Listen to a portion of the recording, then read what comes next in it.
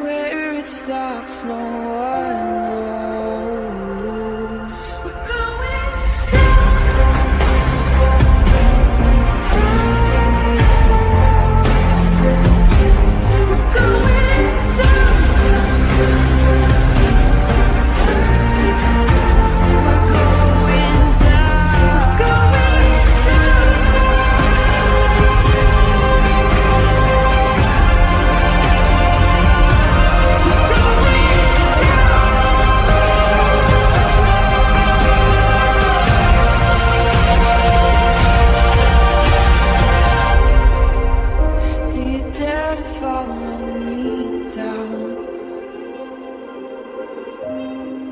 head into the unknown.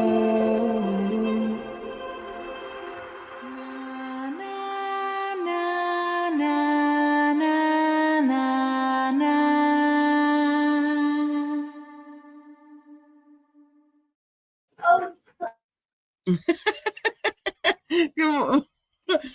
That almost sounded like he said, "Oh, fuck."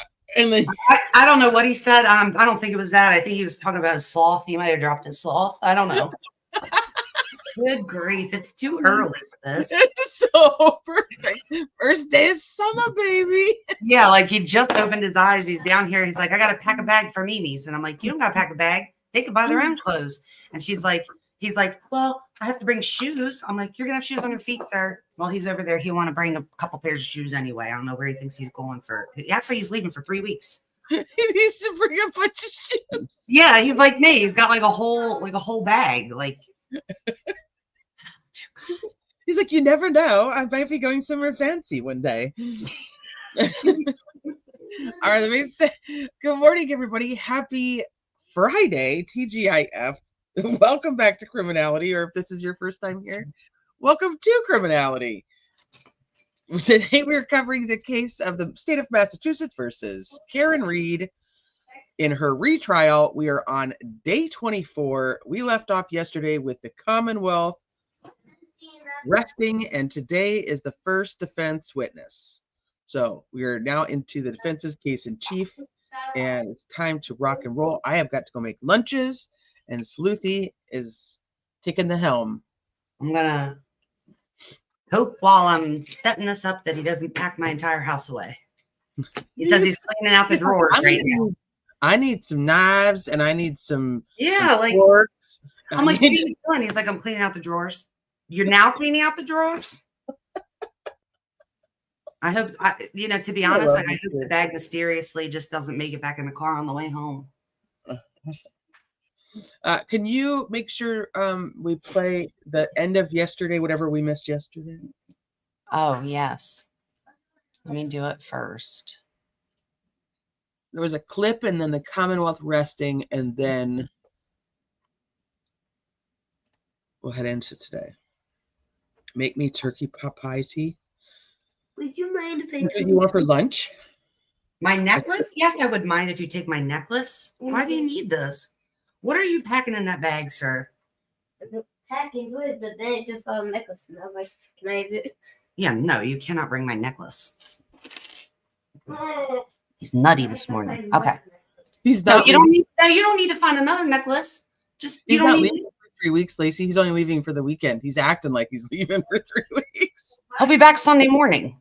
Lacey said, "I don't think he's coming back."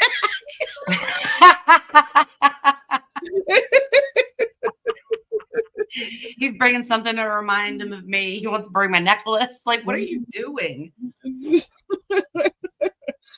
Lacey, she said that he was like he was packing for 3 weeks. That's so. He's like, "Can I take your necklace?" Yeah, like no. What? You know what? Like, I'm on. Oh, okay. Never mind.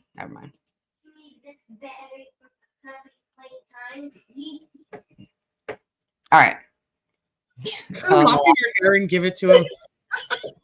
I'll tell you something. I'll tell you my little brother, who's actually, we're gonna have his 30th birthday this weekend, or not this weekend, the weekend of the 12th.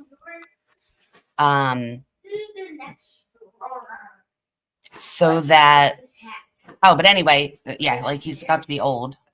Wait, I can't figure out which stream is the correct stream. No, it's not this one.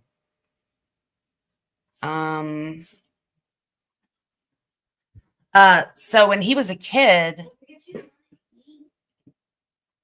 there we go. Sorry, clearly I cannot multitask.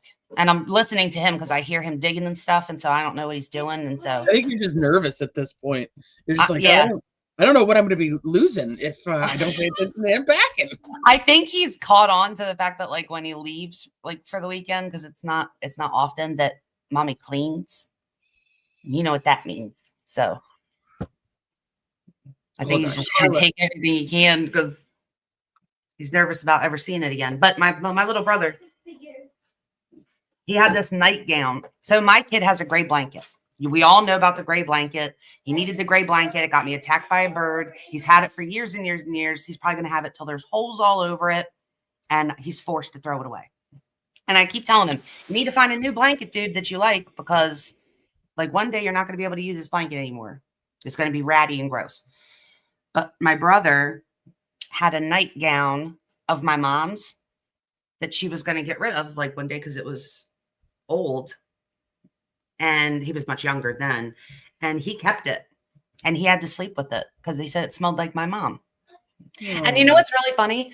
Like I vividly remember how my mom smelled when I was a kid. Like I can smell it in my nose right now. Like I can smell my mom right now. She doesn't smell the same? She does not smell the same. But she also doesn't like put her hair in hot curlers anymore. And like, you know, she's like a different lady. Like she does. Oh yeah. My mom used to really smell like Aquanet. Well, she wore, like, I didn't know till I got older what kind of perfume she wore. So she tells me, and it's this Joe Von Musk or something. So I'm like, okay, like I'm going to go get this because like it smells like my mom and I'm going to keep it. I'm not going to like open it or anything, but I want to have it, you know, forever. But I wanted to make sure that that was correct. So I did spray one. It did not smell like my mom. And we finally came to the conclusion that it was because she smoked when I was a kid. So the smell that I was smelling, it didn't smell like cigarettes, but it wasn't. It was a mix of the cigarettes and the musk. And that's what made her smell the way she smelled. And so like, I can't ever get that. Like, God forbid. Like, well, I mean, my mom, obviously one day I'm not going to have my mom. You know what I mean? I mean, she's going to get old, but like that won't work. And I was like a grown ass woman. Then I was like, I was so sad because it didn't smell like my mom. Aquanet. Well, I could smell that in my nose holes too. The Aquanet. Like when we talk about it, I could smell it. Same with my mom didn't really smell like Aquanet. I was just kidding. But my mom's smell has changed. My mom's smell has changed as she's gotten older. I could say that because there's a smell that. No, maybe it's just a change in perfume. But even if you get the perfume mixed with your own skin oils, it's always different anyway. So it's hard. I have my grandma's like lotions and perfume. Well, they're really old now, but I just kept them because that was like, you know, she was a fancy lady. Yeah. I want to smell like vanilla perfume. Oh, and cigs. Well, that's the point. Like I want to smell like vanilla perfume and cigs. I love that combo. I never ever thought my mom like smelled like cigarettes. I'm like, I know now as a grown up what cigarettes smell like. I never thought she smelled like cigarettes ever. But I guess in combination with her, like it could have even been a combination of her hairspray plus her laundry detergent plus her. It's just her. You can't made her smell like her. Yeah. So that was you gotta like, try to trap it in a can and keep it. I wish I could, but you don't smell like that anymore. But it's just crazy how smells work that way. Like it's something I'll not ever forget. My mom hasn't smelled like that in probably 2 decades, you know? Aww. All right, we should get started. This all happened because my son's going around my house, packing up everything he can find. He's put a roll of toilet paper in the bag now. What else is in the bag, bro? You can eat that banana right now. Go ahead and eat it right now. Don't pack the banana. What? You want to put it in the bag? Why? Because when I have fruit. You don't think she'll have bananas? Well, I just want a banana for the car. For the car ride? Okay, whatever. Put it in there. I just take a little. You'll take a nibble. Well, if you take a nibble from it right now, you ain't gonna be able to eat it in the car. It'll be nasty. Can I have a nibble? All right, How I'm about you eat going to this pack lunches. You guys have Okay. fun. Okay. How about you eat this banana and you can pack another banana. You can have 2 bananas. Okay. Can I open it for you, please? Thank you. I need to put some power into it. Put power into the banana, but I just put my forehead onto it. All right, we gotta get the show on the road. Here. Yeah. There you go. Sit at the counter, though, please. All right. So T wanted me to play. This was at the end of the day yesterday. This was the final clip, and then he rests. Turn this on. I wonder what stable volume means, and I wonder if we want it turned off. We'll experiment with that later, if I remember. All right, people. Here's the final clip of the day yesterday. So I thought, could I have run him over? Did he try to get me as I was leaving and I didn't know it? I mean, I've always got the music blasting. It's snowing. I got the wipers going, the heater blasting.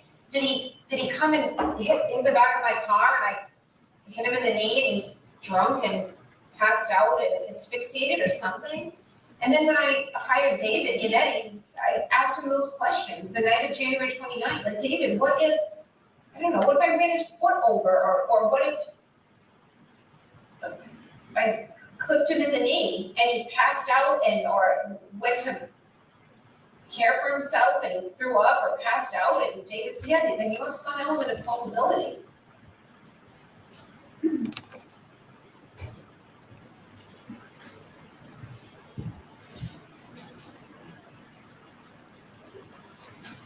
See the 207?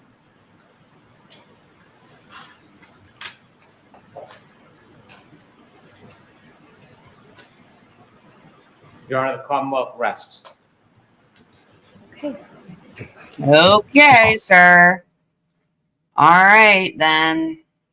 Not real impressed. Oh, damn it. Rude. I gotta reshare.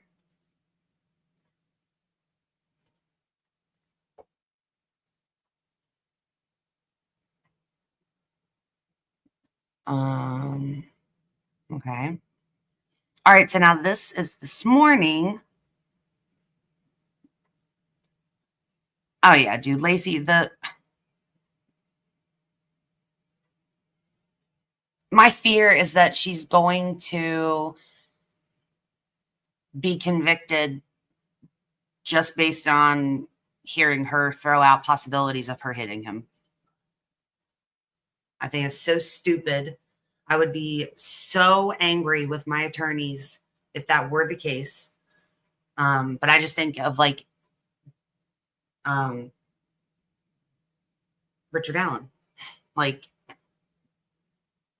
they don't even care what kind of mindset you're in when you, or what situation you're in when you say things. So like, I mean, it's just scary, but all right. This is this morning now, today, and they're going to start with a motion that was filed. Basically, the defense wants her to Let's start with the say that it's not guilty. required finding argument.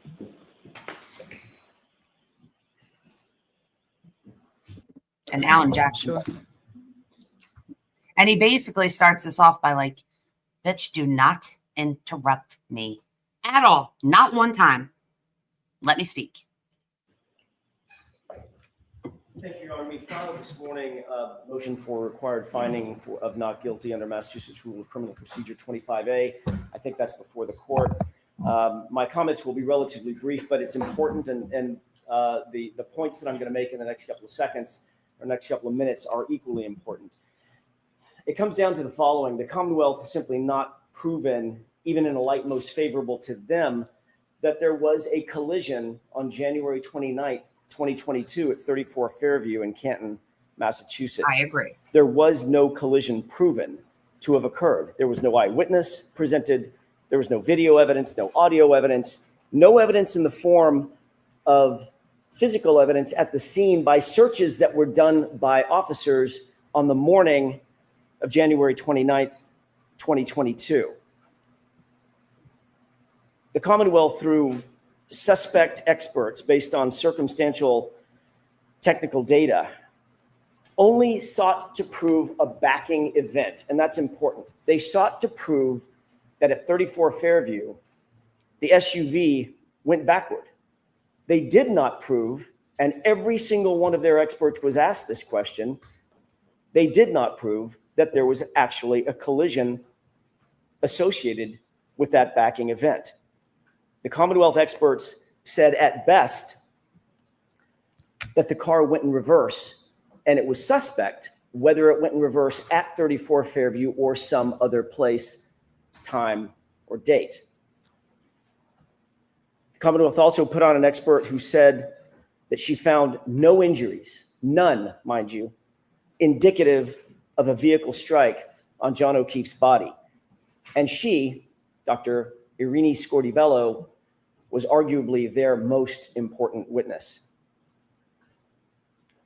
The Commonwealth cannot and did not say or prove a collision at a particular time, a collision at a particular place, a collision with a particular person, or that a collision even occurred on January 29th, 2022 at or around or at or after 12:30 in the morning.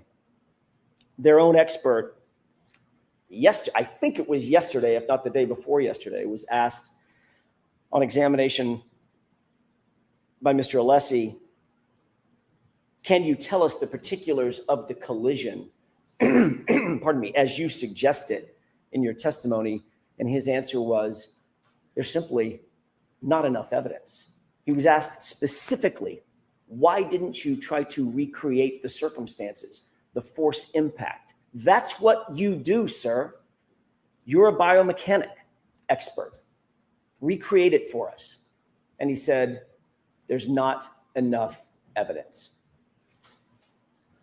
There is evidence, however, that Brian Higgins and Brian Albert were sparring at 34 Fairview. There is evidence, however, that was just minutes, not hours, not days, minutes before John O'Keefe ultimately met his fate at 34 Fairview.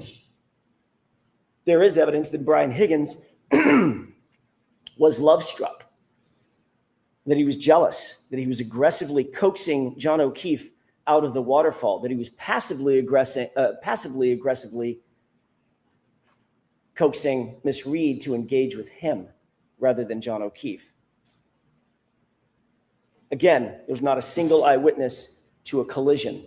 There was not even a single eyewitness to a backing event at 34 Fairview. The court will recall Jennifer McCabe testified that she basically watched the SUV the entirety of the time it was in front of the location at 34 Fairview with Miss Reed in the driver's seat. She saw it pull up once. She saw it pull up twice.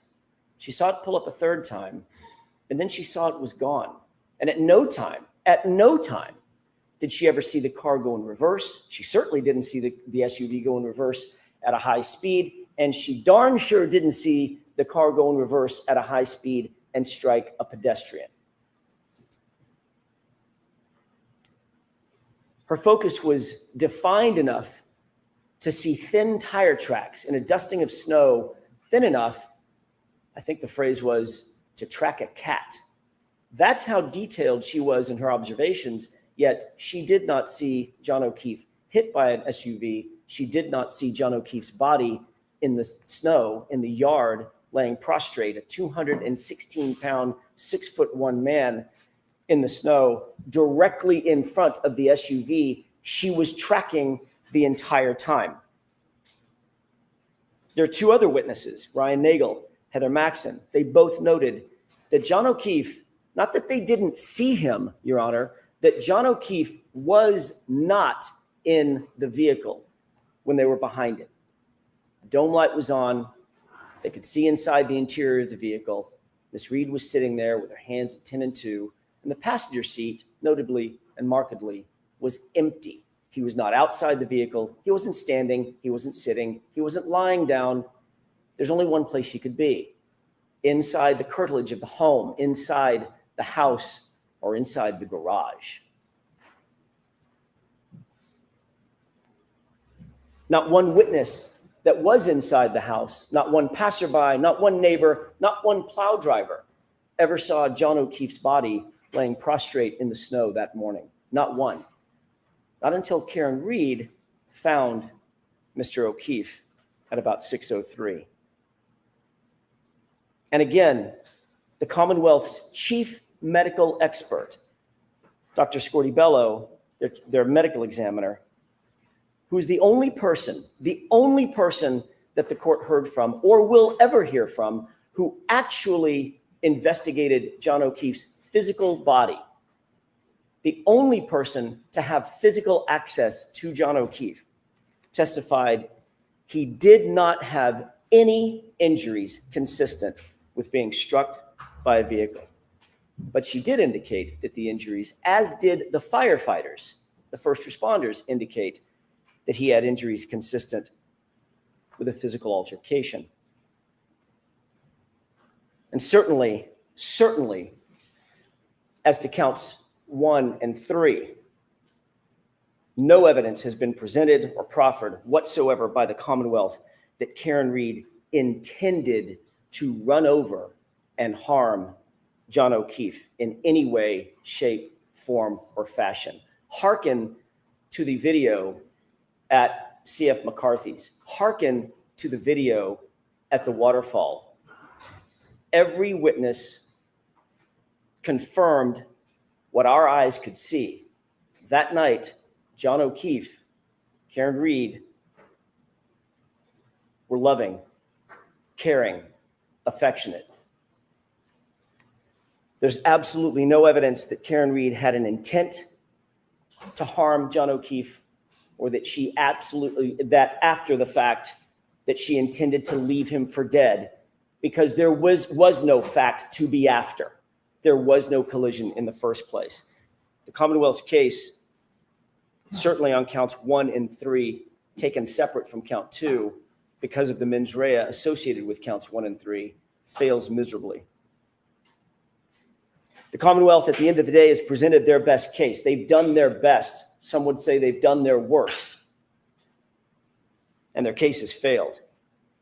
No reasonable jury, hearkening back to the standard under Rule 25, no reasonable jury could find Karen Reed guilty of count 1, count 2, or count 3.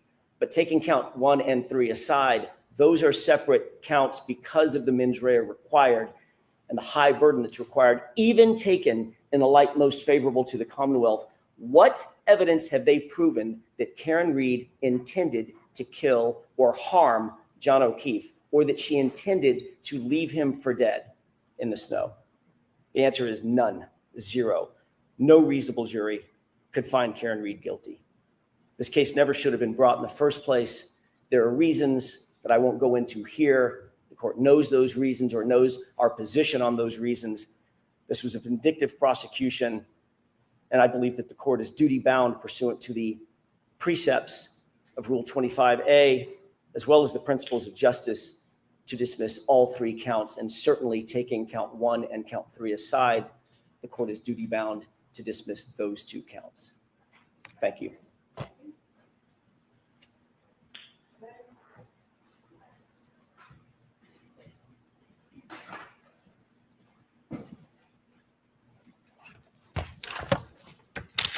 He really doesn't say shit. In a light most favorable to the Commonwealth, the first issue the court should look to is intoxication.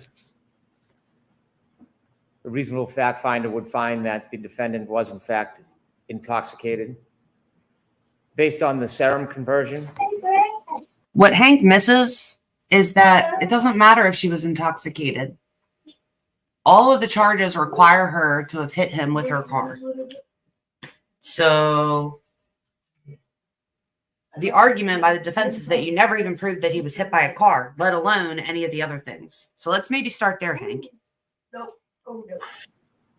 And based on Karen Reed's statements herself, you've heard many, many admissions by the defendant about her level of intoxication, which far surpassed the statutory mandate that she consumed alcohol in a way that would affect her ability to operate safely. Those are just two of the cornerstone pieces of intoxication, which are clear, light, most favorable to the Commonwealth, a reasonable fact finder could find beyond a reasonable doubt. The evidence of collision is abundant. I do not want to go through an entire closing argument. You mean you can't? If it's abundant, give us some, sir. But suffice to say, there are taillight fragments from the defendant's own Lexus, from her shattered right taillight, that are found in Mr. O'Keefe's clothes. Guys, did they confirm that the plastic found in the clothes were actually from the taillight? Like, did they put it back on, or did they just say the same thing about like how it was consistent in color or whatever? Mr. O'Keefe is left at the very spot where she expects to find him, according to her statements, where her car... Nope, I gotta correct that, and I'm sure the defense will, but in her statement when she's talking on the interview, she's talking about not finding him mortally wounded where she left him when she found him. Does a backing maneuver at least 24 miles per hour. He is left with injuries on his arm consistent with the damage to her Lexus right rear taillight. The scientific data is substantial. Telestream data, Apple Healthcare data, battery temperature data. Telestream data and Apple Healthcare data? Does he even try to say the correct words ever? Telestream? Seriously? And again, Ms. Reed's statements herself about clipping, hitting. The evidence of a collision in this case is overwhelming. It is a public way. Lieutenant Gallagher told us about Fairview as being a public way. And so as to the operating under the influence of alcohol, manslaughter, the conduct of driving in that forward and backing maneuver after being intoxicated meets clearly the standard for OUI manslaughter. Regarding second-degree murder,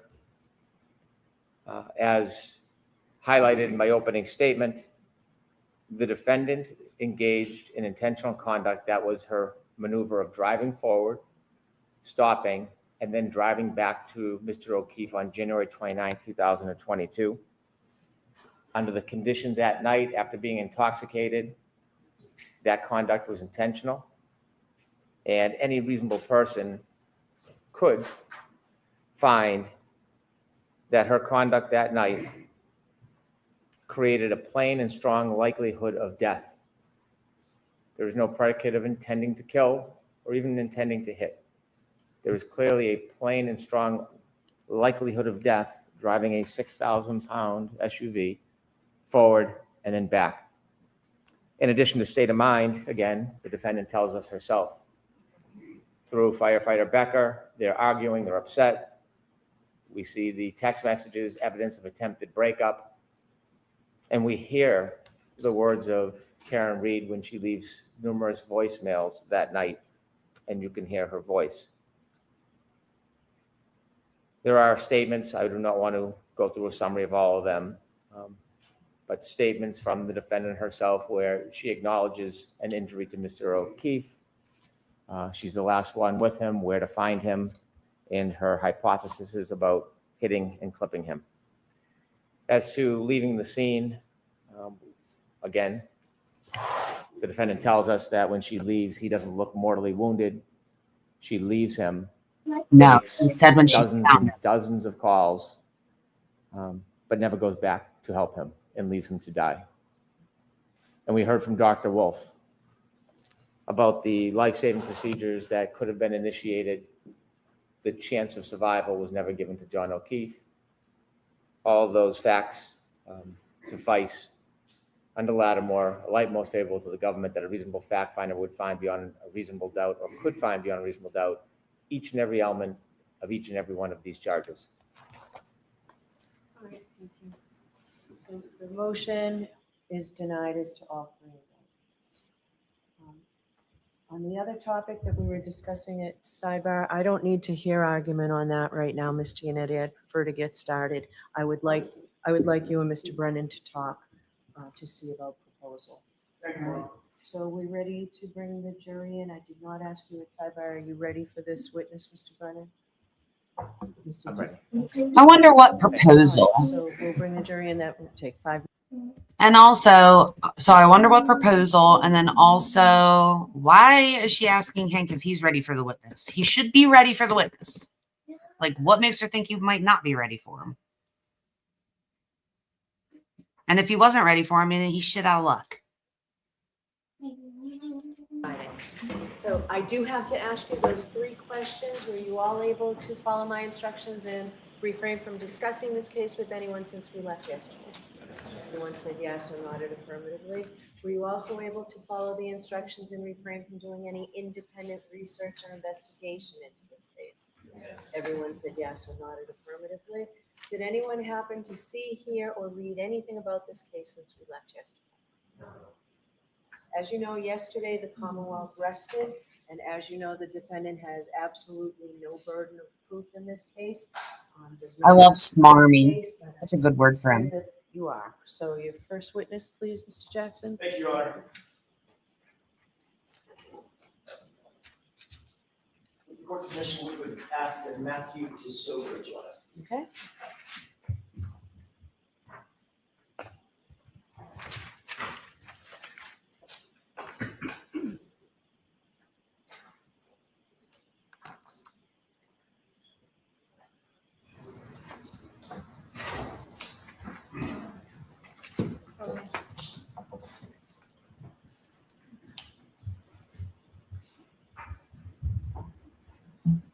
So you're gonna step up, face the clerk, and raise your right hand. You solemnly swear the evidence you give to the court and jury in the case down here is for the truth, the whole truth, and nothing but the truth, so help you God. Yes, I do. Thank you.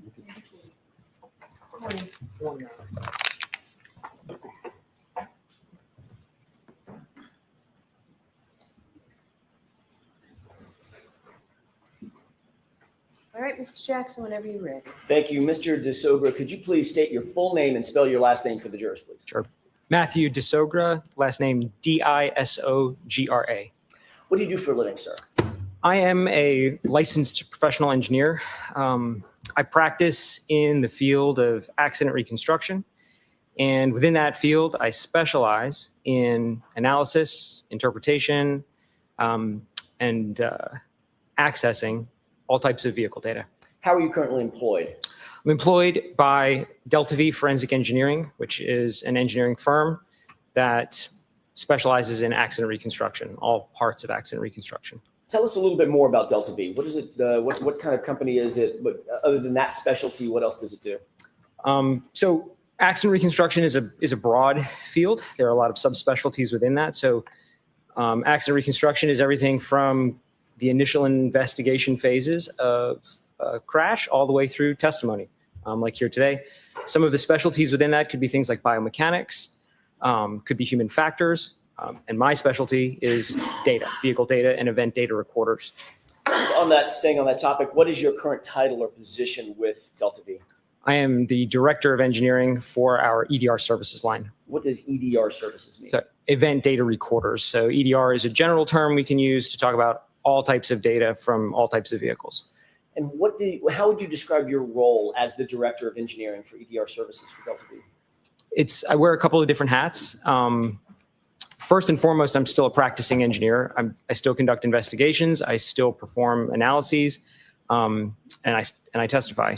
On top of that, in the director role, I oversee a group. It's not just me doing this kind of work. I have 3 other engineers that work with me, all specializing in EDRs. So I oversee that group and focus on kind of the day-to-day operations as well as the direction we're going.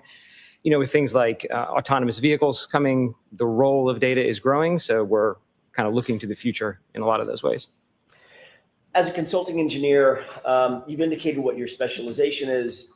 Do you specialize in motor vehicle accident reconstruction as well as vehicle system analyses?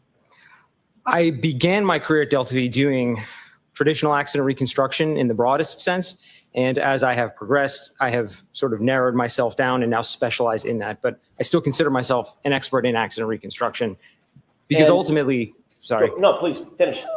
Ultimately, anytime we're doing EDR or data analysis, it is in support of an accident reconstruction. You talked about event data recorders. Do you also engage in the specialty of advanced data recovery methods? In other words, methods of pulling the data. It's one thing to have it sitting in a car. It's another thing to pull it out and make it useful, correct? That's right. There are a lot of different ways data can be accessed, all the way from just plugging into a port on a working vehicle, all the way through when a vehicle is catastrophically damaged and even the modules themselves are damaged, accessing the data at the chip level. So no matter what condition a vehicle or the remnants of a vehicle are in, generally we can still get the data from that. Do you have any specific knowledge about Toyota data? I do. Describe that for us. Beyond Toyota being a common vehicle in general, so we run into that data quite frequently. Just this year, we published a paper specifically studying some of the behaviors of the additional data recorder that's in Toyota vehicles. Does Toyota make another sub-brand, for lack of a better phrase? Lexus, I believe you're. Mhm. So Lexus is a Toyota brand. Broadly. Correct. Okay. What is infotainment? It's kind of a combination of a couple of words, information and entertainment. What is infotainment data as it relates to vehicles, modern vehicles? So it's a generic term, which more or less means the thing that's in the middle of the dashboard with the screen on it. A lot of manufacturers implement that a little bit differently, so they all look different, but it's a general term we use in the industry to describe that system. And what about, I'm going to change gears a little bit. What about your experience with regard to GPS as it relates to vehicles on the road, on the common roadways of the country? GPS is a pretty fundamental part of vehicle data as a whole at this point, and we run into it in a lot of different places. We see GPS data from infotainment systems, so we're analyzing that data. Most of that's GPS based. I do a lot of heavy truck work, and almost every heavy truck has some kind of GPS system in it for the fleets to track them. So we're analyzing that as part of data. And then the last area would be when we conduct testing, any kind of research, we're generally going to put our own GPS systems on vehicles so we can study that data. So analyzing GPS is a regular part of my job. GPS, global, I'm going by memory, global positioning satellites? Global positioning system. System, got it. GPS is a mechanism to figure out where on Earth a certain item might be, whether it's this pin or an 18-wheel tractor trailer, correct? That's correct. Is there any difference inherently in the GPS mechanism that's installed in an infotainment center in a Toyota/Lexus, versus a heavy truck or a heavy vehicle that's on the road? The core technology behind how it works is fundamentally the same. What is instrumented testing as it relates to Toyotas and VCH testing and things of that nature? Can you explain that for the jurors? Sure. What instrumented testing means is, let's say we want to study, let's say how accurate some data is that comes out of one of these vehicles. So we need an independent source of that information. So what we'll do is we'll equip a vehicle with one of these GPS data acquisition systems. Basically, we can drive the vehicle around and we know exactly where it is, how fast it's going, all these parameters. We can do some maneuvers with the vehicle. Then we can download the data that the vehicle stored, and now we can compare the two and say, okay, well, if we have really high confidence in our system, how accurate is the vehicle system? Because the reality is there's always some small errors in these vehicle systems. And in a lot of cases, what's important is quantifying that error. So you're obviously familiar with GPS systems in many different platforms. That's correct. Okay. How many cases have you been a part of in terms of investigating and or analyzing infotainment center or infotainment system data? Infotainment specifically, probably around 30. And are you also familiar with engaging in some sort of analysis that's referred to as clock alignment? Yes. What is clock alignment? Clock alignment would mean that anytime we have a timestamp in any set of data, a singular clock value, it there's a good likelihood that that's not 100% accurate. So clock alignment would mean finding an independent source of time to compare that to, preferably one that's more reliable, and then making the necessary adjustments so that time can be considered real time. How many cases have you been involved in that deal with clock alignment specifically? Thousands, over 1,000. That's a regular part of data analysis. Any data set that has a timestamp, it's normal. It's part of the analysis. It's really the first step is let's get that clock aligned. So it's something I'm doing regularly. And how long have you worked for Delta V? It'll be my 13-year anniversary next month, actually. Okay. These things that you've just described that we've talked about for the last few minutes, these are all duties that you perform within the rubric of your employment as the director of engineering at Delta V, correct? Correct. Now let's shift gears real quick and talk about your education, training, and background that qualifies you to perform these duties that you just talked about. Go ahead. The road is open and it's yours. Certainly. So I began my academic career. I got an undergraduate degree in mechanical engineering from the University of North Carolina at Charlotte. I then went on and got a master's degree also in mechanical engineering from the same school. And then when I came out of school, I immediately started working for Delta V Forensic Engineering. In order to get a professional engineer license, I then needed to acquire 4 additional years of work directly under the supervision of another licensed engineer. So then I completed that phase of work. And then in order to maintain my license, I have to complete continuing education every year in the field that I practice. So you got both a Bachelor of Science, correct? Correct, Bachelor of Science. Did you mention the year that you got your Bachelor of Science? 2011. And you have a Master's? Correct. In engineering? That is correct. And when did you secure that degree? 2013. You just mentioned engaging in continuing education. What is continuing education in terms of the engineering field or the reconstruction field in your world? So in the state that I'm licensed, in North Carolina, they define that really as any activity you're participating in that's keeping you abreast with the field, keeping you up to date with what's going on. So taking formal classes counts for continuing education, but also some of the other work that I do, like publishing research in peer-reviewed journals, also counts as continuing education. Do you regularly attend symposiums or symposia, I guess is the right Yes. word? Have you attended symposia related to EDR research and training? Yes. How about advanced applications of heavy vehicle EDR data? Correct. Yeah, I attend. There's a couple of regular conferences in our industry specifically tailored to EDRs as a whole for passenger vehicles and heavy trucks. I'm a regular attendee of those. I'm also a regular speaker at most of those. And I'm usually presenting some of the new research that we have for that year. So not only do you attend, you actually teach. Correct. Have you attended Have you attended events that deal with data, event data recording systems and event data recording system extraction? Yes. What about vehicle crash reconstruction? Yes. What about electronic control module imaging? Yes. What about electronic control model analysis? Yes. Applying automotive EDR data to traffic reconstruction? Yes. These are samples of the type of continuing education that you routinely engage in, correct? All that's accurate. You talked about additional licenses and professional registrations. You're a licensed professional engineer, correct? That's correct. In North Carolina? Correct. You're also a certified IPC specialist? Yes. What is an IPC specialist? IPC is an organization that offers certifications in basically soldering. I could say it in more technical ways, but it boils down to soldering. So as it relates to what I do, when we are recovering data from damaged EDRs at the chip level, that involves some really precise soldering work. And so IPC offers courses in how to do that at basically the highest level. And then they offer certifications for that. Are you a member of the Society of Automotive Engineers? I am, active member.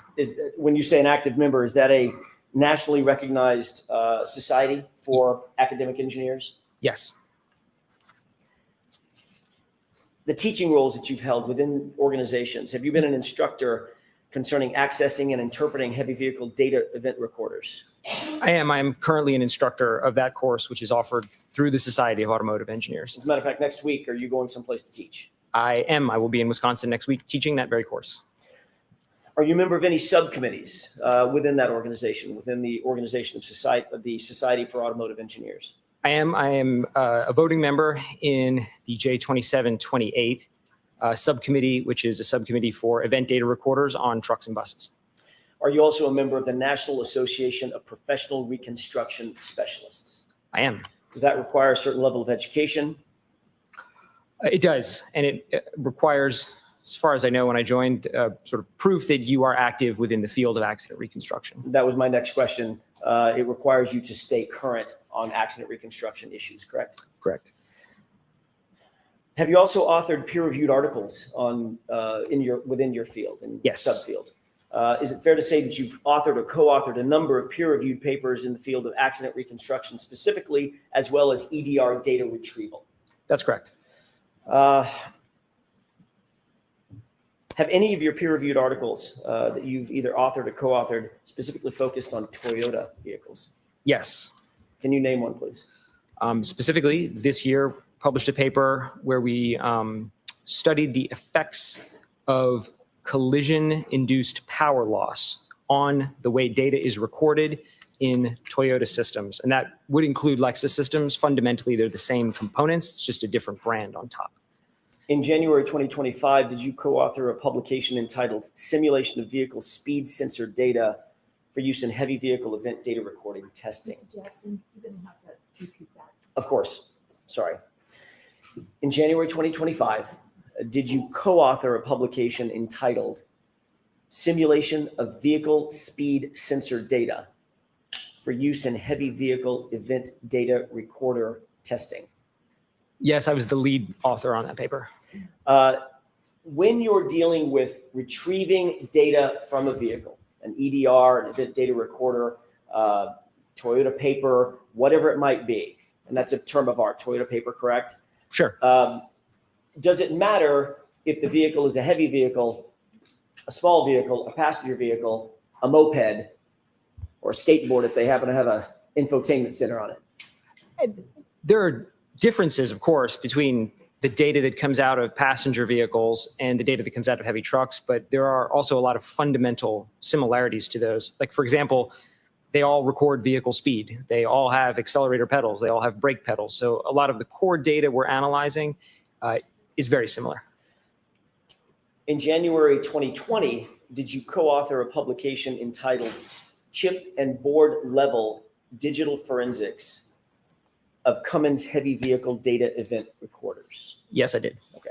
And what was the fundamental, without getting into the granular details, the fundamental aspect of that paper? So, in that research, we introduced a new technique for getting data out of damaged modules. So, you know, they're either burned, they've been submerged in the water, they're crushed physically from impact. We demonstrated a new method to be able to get data less invasively, but still at the chip level. And we also demonstrated that we could translate that data from the chips outside of the software that was provided. So you could use the software and get the data that way. We demonstrated we could basically do it ourselves if we wanted to.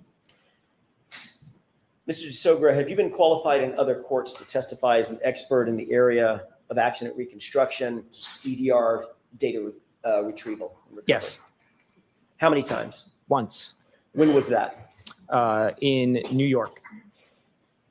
You were deemed qualified as an expert in that court in this field that you're talking about today? Specifically with as it relates to data, yes. I want to talk a little bit about what you were asked to do in this case. We asked to undertake a review of certain work performed by a person by the name of Shannon Burgess with Aperture LLC. Yes. Are you familiar with Aperture? Yes. Before you were asked to undertake that review, were you familiar with Aperture? Yes. Were you familiar specifically with Shannon Burgess? Yes. Were you asked to engage in any original analysis in this case? All of my analysis is fundamentally based on all of the data and the numbers provided in the Aperture reports. So more or less the answer to your question is no. So you were asked specifically to give the court and the jurors clarity on data that Shannon Burgess had analyzed and provided a report about, correct? Correct. And that dealt with data obtained from Miss Reed's SUV, Karen Reed's SUV, correct? Correct. Did you in fact review Shannon Burgess's report summarizing his findings and conclusions regarding clock drift? That report was dated in January of 2025. Yes. And what did you do in that regard? I analyzed the methods that Mr. Burgess proposed for aligning the clocks in that report. Were you also asked at some point to review Judson Welcher's report and PowerPoint presentation regarding the timing of the text stream event known as 1162-2? Yes. Did you determine whether Dr. Welcher had based his report on Shannon Burgess's analysis? Yes. Before we get into that, I want to ask you a couple of questions about text stream events. So we're all talking sort of with the same vocabulary if we could.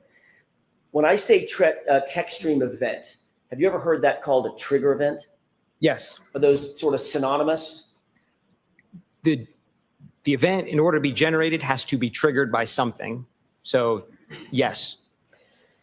You became aware in your analysis, I'm assuming, that Dr. Welcher reported a trigger event at a particular time or span of time, correct? Correct. What span of time was that? I should say, what time was that? For which event? For the 1162-2 event, sorry. Do you mind if I reference the slide? Because I don't have the number committed. With the court's permission. Go ahead. Do you have a copy of it in front of you? I do, Your Honor.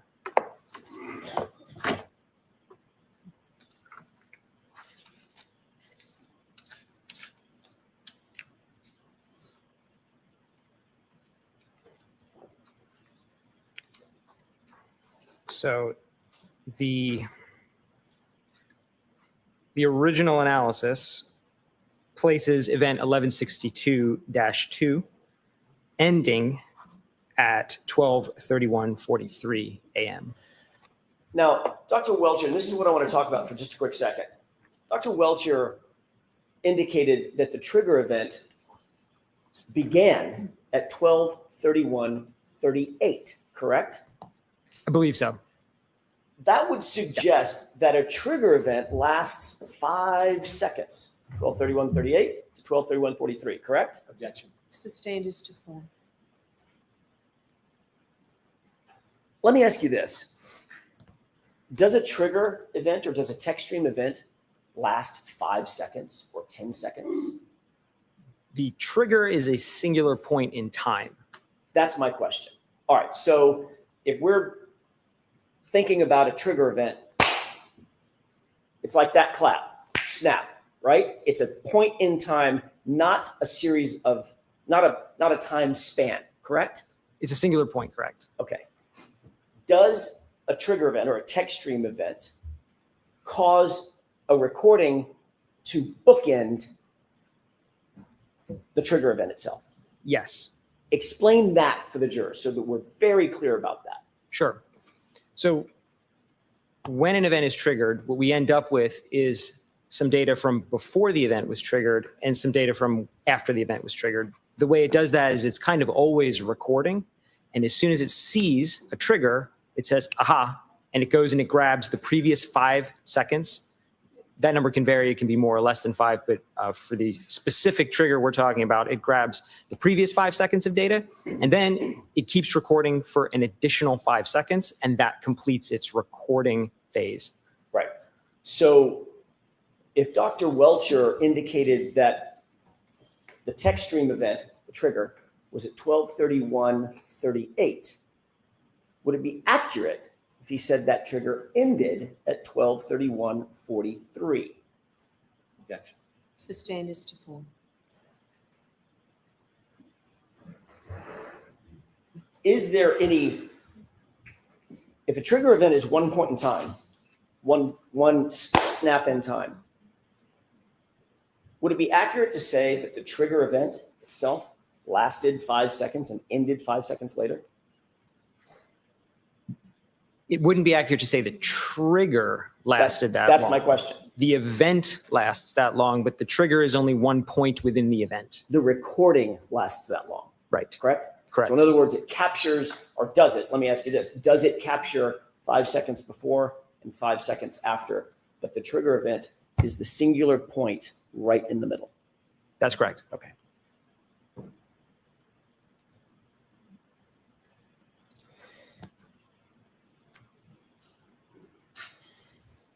If we were to calculate the window between the trigger event or the text stream event and a lock event on John O'Keefe's phone, you analyzed both, correct? Or you reviewed both, correct? Correct. Would you calculate from the point of the trigger, would you calculate from 12:31:38, that point in time, and I'm using the tip of my pen to represent the point, at 12:31:38, or would you calculate it from 12:31:43?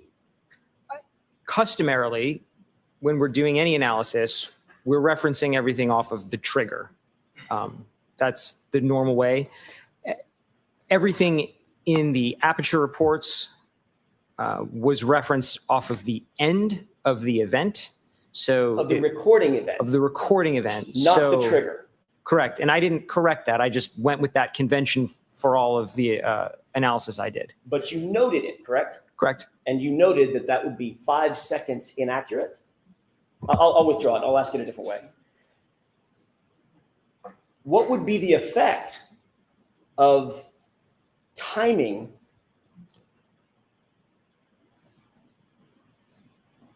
if you were to start at the trigger event, 12:31:38, versus timing the event if you were to start at 12:31:43? There'd be approximately 5-second difference in every subsequent calculation. And if, in fact, there was a lock event, which you reviewed, at 12:32:09, how long would the actual window be from the trigger event to 12:32:09? It would be larger by 5 seconds, approximately. So it would actually be 31 seconds, correct? Did I do my math right? You did. Let's get back, if we can, to the offsets that you identified in Shannon Burgess's, the time offsets that you identified in Shannon Burgess's report. When you applied the potential offsets identified by Mr. Burgess to the text stream event at 1162-2, what opinions or conclusions did you come to with regard to that analysis or that question? Sustained, ask it differently. Did you apply the potential offsets identified by Mr. Burgess in his January 2025 report to the text stream event 1162-2? Yes. Did you also apply Dr. Welcher's analysis based on that same Shannon Burgess analysis to reach an opinion or a conclusion? Yes. And what was your opinion or conclusion with regard to that event and the timing following that event? Based on all of the data in those two original reports, regardless of what adjustment is made or which 2 points are used to try to correct the clock, the phone lock event always occurs after the end of the event, using their convention of referencing off the end of the event, not the trigger, but it always occurs after. And that was based on Shannon Burgess's January 2025 report, correct? Correct. Sustained. What was that based on? Which report? We're dealing with two different reports, May and January. I want to make sure we differentiate. Which report are you just now talking about? I'm talking about the January report. Now, did Mr. Burgess, were you supplied with a supplemental report by Mr. Burgess? Yes, I was. When was that? slightly after he issued it, but I don't know the exact date.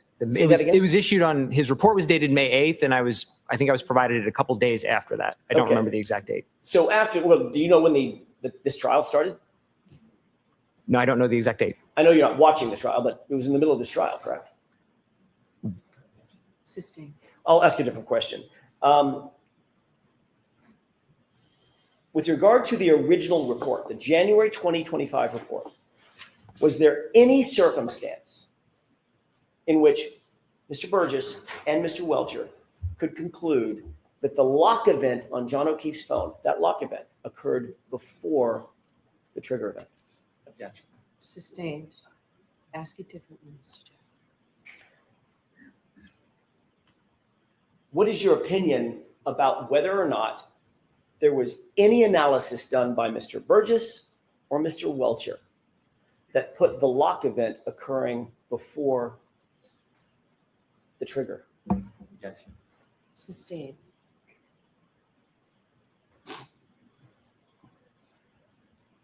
May we approach, Your Honor? Yes.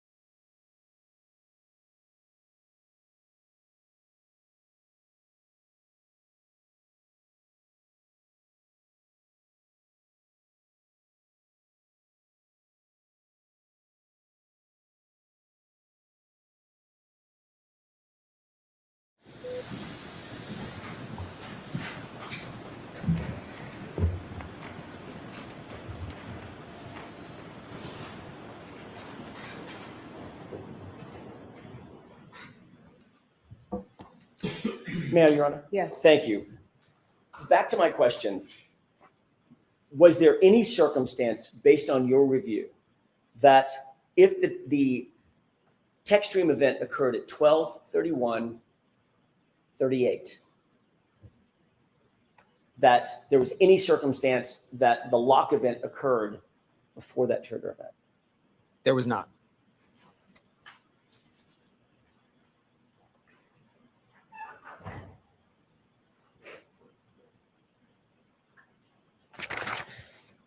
Did you create a PowerPoint for clarity's sake in March of 2025? Yes, Did you provide that to us? I did. What was the purpose of creating the PowerPoint? The purpose of the PowerPoint was really to take a bunch of different data elements that were kind of placed throughout Mr. Burgess's report and Dr. Welcher's report in PowerPoint and compile them into a single source, a single table, essentially, to show as clearly as possible what the conclusions would be if we look at the data as a whole. When you created that PowerPoint presentation, did you create it with the intention of providing it to the defense, which would then be provided to the Commonwealth? Yes. Are you aware of whether or not that was disclosed to the Commonwealth as part of the normal discovery process? No. So the answer is no. The answer is Following your presentation of the PowerPoint to us, at some point, did you receive from Mr. Burgess an amended report, an amended PowerPoint? I received an amended PowerPoint by Mr. Burgess, not from him, though, from you. Fair enough. Fair enough. did that report or did that PowerPoint, however you want to put it, markedly, was it any different than his January 2025 report? Yes. Did you note any conclusions? Did you note the conclusions that he came to in January 2025? Going back to the original report? Yes. Did you note conclusions and opinions that he came to in May of 2025? Yes. Were those two things different? Sustained. Were the conclusions, not his opinions, were his conclusions different? Sustained. Was there any difference in the two reports? There was. Tell me the differences. In the first report, Mr. Burgess did some of the calculations that are necessary to correct or adjust the times based on certain approaches, but never went through the final step of applying those calculations to the times and coming up with a final time. In the supplemental report, he then essentially took that analysis to the end.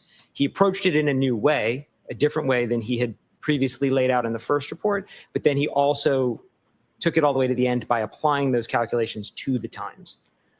What were the main differences? Explain for the court and for the jurors, what were the main differences that he changed in the May 2025 report?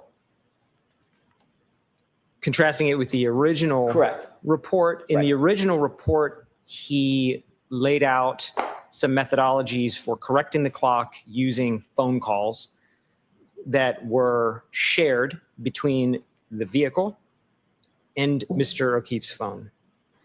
And in the supplemental report, he moved away from the phone call analysis and moved to attempting to align the clocks using a shared maneuver between the vehicle and the phone. What was the shared maneuver? It was a 3-point turn. Was that the same analysis that he had in January 2025? He did not have that analysis in the January 2025 report. Thank you. Based on the new information in the May 2025 report, what was the effect, as you see it, regarding the possible scenarios? So I did the exact same process I did using the supplemental report as I did on the first report. And when I ran all those numbers and those calculations, it turned out there are now some scenarios in which the phone lock occurs after the end of the event. There's some scenarios where the phone lock occurs simultaneously, like literally at the same second. And there are some scenarios where it occurs before. So now there's a range. So Mr. Burgess's report, his new report, his amended report, widened that gap to allow him to opine that there were scenarios that occurred after the phone lock event, correct? Objection. The objection sustained. Did you prepare a PowerPoint presentation in furtherance of clarifying Mr. Burgess's analysis? Objection. Sustained. Did you seek to clarify Mr. Burgess's analysis? Objection. Sustained. Your Honor, may we approach? Yes. God, shut up, Hank. She's a little bitch. Objection, objection, objection. They're gonna call my experts bad, and I don't want the jury to hear that. It's all about the way that he's asking the questions. So he's objecting that he's some of them he's saying are leading, and then he's saying that there's not enough foundation for some of the other ones, and he has to change it to where he's the one that's answering. This is absurd. Hank's just a bitch, dude. Like, shut up. Sorry. I'm tired. I can't fast forward because it's on Sleuthie's screen, so we'll just have to wait, and you guys just have to listen to me talk shit about Hank.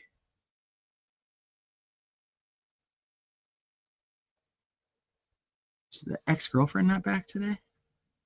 The movie date ex?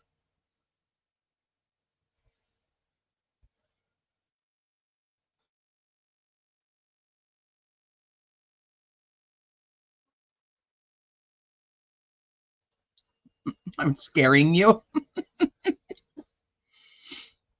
As a juror, it's got to look bad for the state. Yeah, we'll live. I'm fine. I think that the biggest thing about DeSogra's testimony is going to be he goes over everything that Aperture did, and then he compares PowerPoint 1 to PowerPoint 2 of Burgess, and then also corrects Burgess. So it'll be a lot of data, and the jury's going to have to pay attention to that. I can't pause it now. May I? So I'll Yes. type in chat. Did you prepare a PowerPoint presentation in furtherance of your analysis? Yes. What was the reason, and what was the purpose for your PowerPoint presentation? I needed to include in my analysis the approach and the conclusions from the supplemental report by Mr. Burgess. May I have a moment, Your Honor? Yes. May I approach? Yes. If you would mind taking a look at that document, it's a multi-page document I just handed you, and just flip through it and let me know once you've familiarized yourself with it.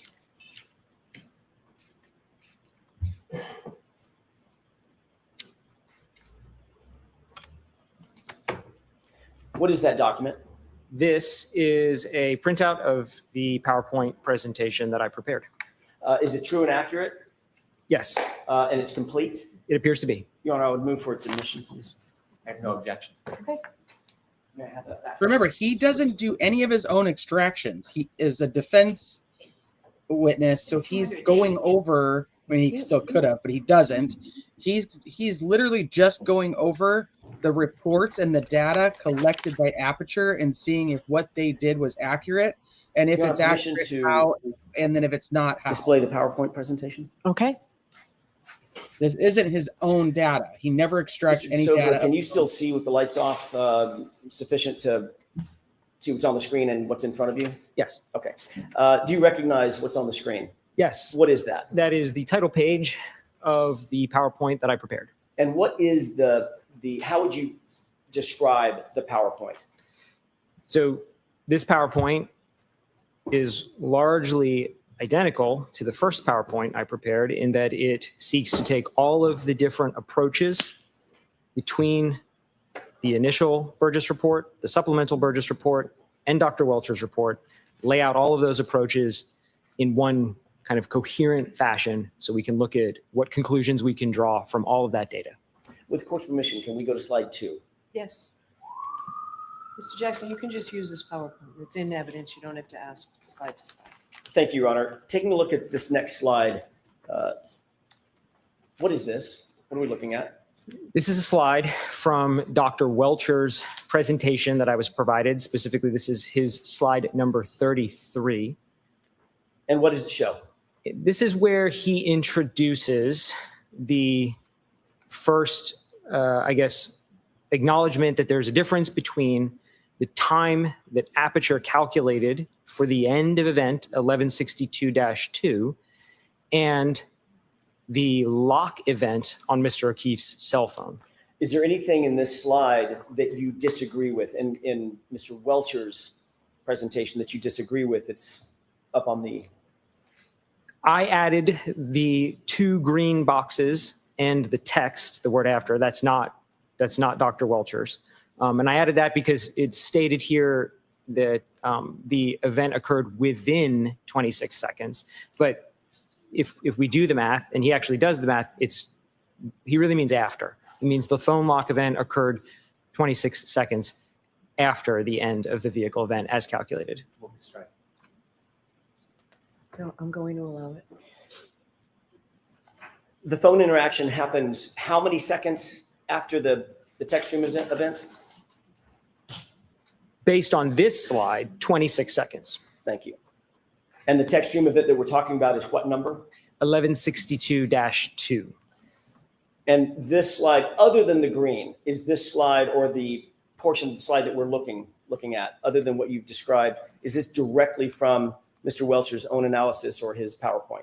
Right. I added the green box around within, the dashed green box around the whole paragraph, the line, and the words after. Those are my additions. Let's go to the next slide. Can you tell us what this is? This is more or less a repeat of what's on the first slide, but just shown with a little more focus. The first slide is a little busy. So I'm sorry, Mr. DeSoger, did you create this or is this from Dr. Welcher's report? I created everything on this slide apart from in the top right. That came from Dr. Welcher's slide 33. Although you created the slide, where's the data coming from for this slide? All of the data on this slide and all of my subsequent slides comes from the Aperture reports collectively, either Dr. Welcher's report or slides or Mr. Burgess's first and second reports. What did their analysis reveal in terms of the time, the exact time of the lock event for Mr. O'Keefe's phone? So in their analysis, in Aperture's analysis, they report the Lexus event 1162.2 ends at 12:31:43. And they also report there's a phone lock at 12:32:09. So if we just simply take the difference in those two times, we get 26 seconds. If you were to add the 5 seconds back to 12:31:38, which is the actual trigger event, what would you come up with? 31 seconds. That's right. Which of the two, in your expert opinion, which of those two numbers is more accurate as it relates to the trigger event? If we wanted to conduct the analysis relative to the trigger, it would be better to use the actual trigger time. However, as long as we're consistent through the analysis, it's not entirely wrong to use the end. It would be wrong if I suddenly switched up and started talking about this relative to the trigger event, but they present it as the end of the event. So I conduct the rest of my analysis using that convention. Is another word for the end of the event the end of the recording? End of the recording. Yeah. When I say event, what I mean by that is the data event, the data recording event. But the trigger event itself, 12:31:38. Correct. Okay. Did you put a name on this gap, if you will, this time frame? Yes, I did. For the sake of the rest of the analysis that I'm going to do, I thought it would be helpful to just refer to this difference in time as John's interaction window. And that refers directly to the interaction with the phone, the human interaction of locking the phone. The 12:32:09 lock. Okay, let's go to the next slide, please. What does this slide show us? So this here, what I'm doing is I'm kind of laying out the bounds of what I mean in John's interaction window, which should make, we have a lot of numbers to go through here. And so this should give us a very easy metric for kind of determining whether we have an event before or after. So what I mean by that is when we calculate John's interaction window, if that number comes out and is positive, that means the phone interaction occurs after the end of the vehicle event. And if we calculate John's interaction window and that number becomes a negative value, then that means the phone interaction occurs before. So now we have just a convention we can use really quickly to say, is it positive or is it negative?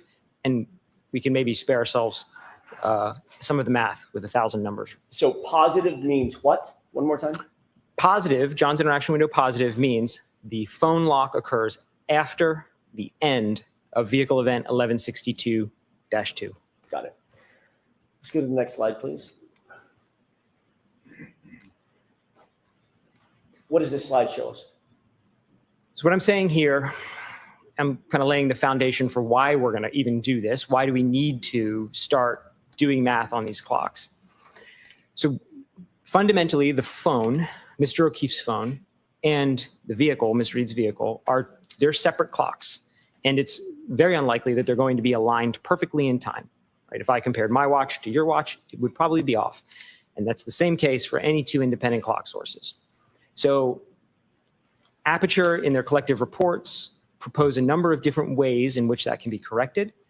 So I'm going to go through all of those ways that Aperture has proposed and show if we align the clocks based on how they laid out, does John's interaction window stay positive or does it ever become negative? Where does it end up when we run all those analyses? Or another way to put it is, does the phone interaction always occur after the end of the vehicle event. And what did you determine? Based on the initial reports, Yes. the phone interaction always occurs after the end of the vehicle event.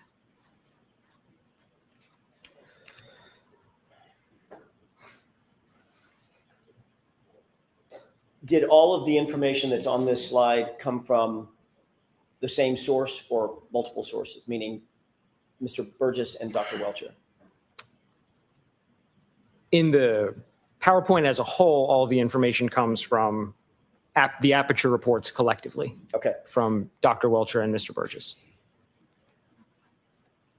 Did Mr. Burgess make any adjustments from his original report to his subsequent Exhibit report in projection. May of 2025?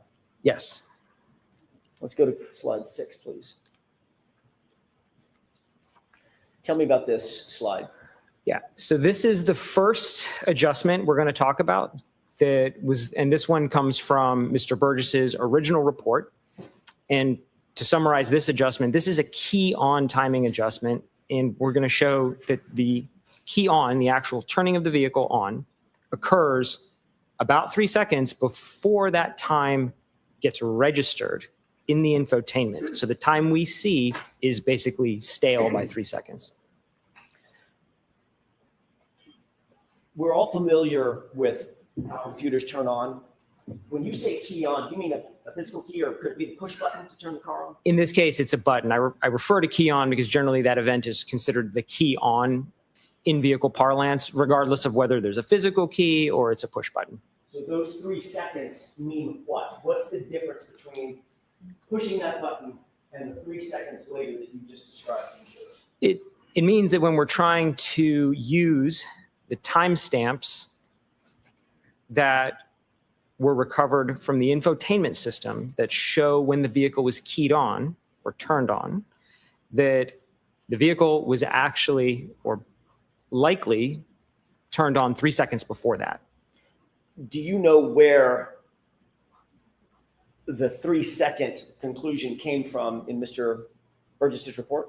That came from the testing that Aperture conducted with the exemplar Lexus that they purchased.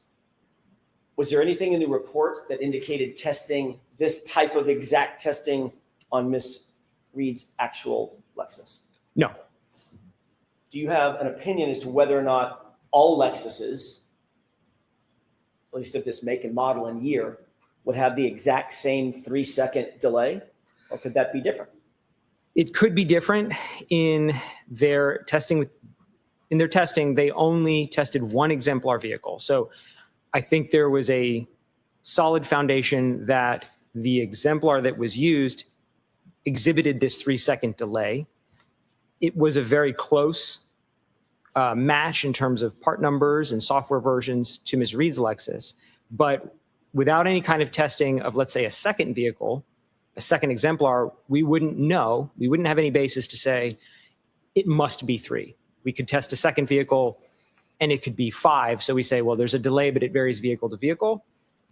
They could have tested a second vehicle and found it's also 3. And then you start to build some confidence that maybe it is 3 across every vehicle. But with only testing one and not testing the subject vehicle, it is difficult to say with absolute certainty it would be 3 seconds. What is your opinion about best practices with regard to trying to create this gap for purposes of coming to an opinion or an analysis? So because we don't know whether or not this specifically would apply to Ms. Reed's vehicle, the best way to conduct that analysis would be to do the entire thing with the key switch adjustment at 3 seconds. Because if we're going to use a value, 3 is the most reasonable one because that's the one shown in testing. But we should also do the entire analysis without it in case we feel that that's the most appropriate. So in fact, that's what I do and will show is I ran the analysis both ways, with and without, to be as conservative as possible. Did your review of Mr. Burgess's report indicate that he ran the analysis both ways? He did not. Let's go to slide 7. What are we looking at here? This is an excerpt from Mr. Burgess's original report, his page 28 and his page, there's a screenshot also from his page 30 at the bottom. And this is where he states in that report that when they were doing the testing with the exemplar, they observed across 4 different key-on cycles this 3-second difference. So what I mean by that is they had a video camera in the car that had a timer on it. And so in the video, you can see the button pressed. So in their testing, for example, they pressed the button at 21:48:05, and that's sort of nailed down. When they went back and downloaded the data from the infotainment, the key-on was logged in the infotainment as 21:48:08. So there's the 3 seconds. That's where they're getting that from. And that's what he states highlighted in red there. It's a little hard to read, but it basically says the average across 4 runs was 3 seconds. The 3-second delay, was that actually in his report? This is the only point in the report it's mentioned. I guess what I'm asking, it was an inartful question. The portion to the left, is that his report or your report? That is his report. Everything on the left-hand side of this slide comes from Mr. Burgess's report. So the 3-second delay was noted in his report? It was noted. Did he apply the 3 seconds in his analysis? He did not. Did he indicate in his report why he ignored that 3-second delay? He did not. Sustained as to that question. I'll rephrase it. Strike the answer. Did he indicate in his report the reason that he did not apply the 3-second correction? He did not. When you do apply the 3-second correction, what do you come up with as it relates to the 26 seconds from the end of the recording? So the positive 26-second window, if we only apply the 3-second key on, grows to positive 29 seconds. If you applied the same 3 seconds to the trigger event time, now what does the gap? That gap would grow to a positive 34 seconds. Between the trigger event and what? The phone lock.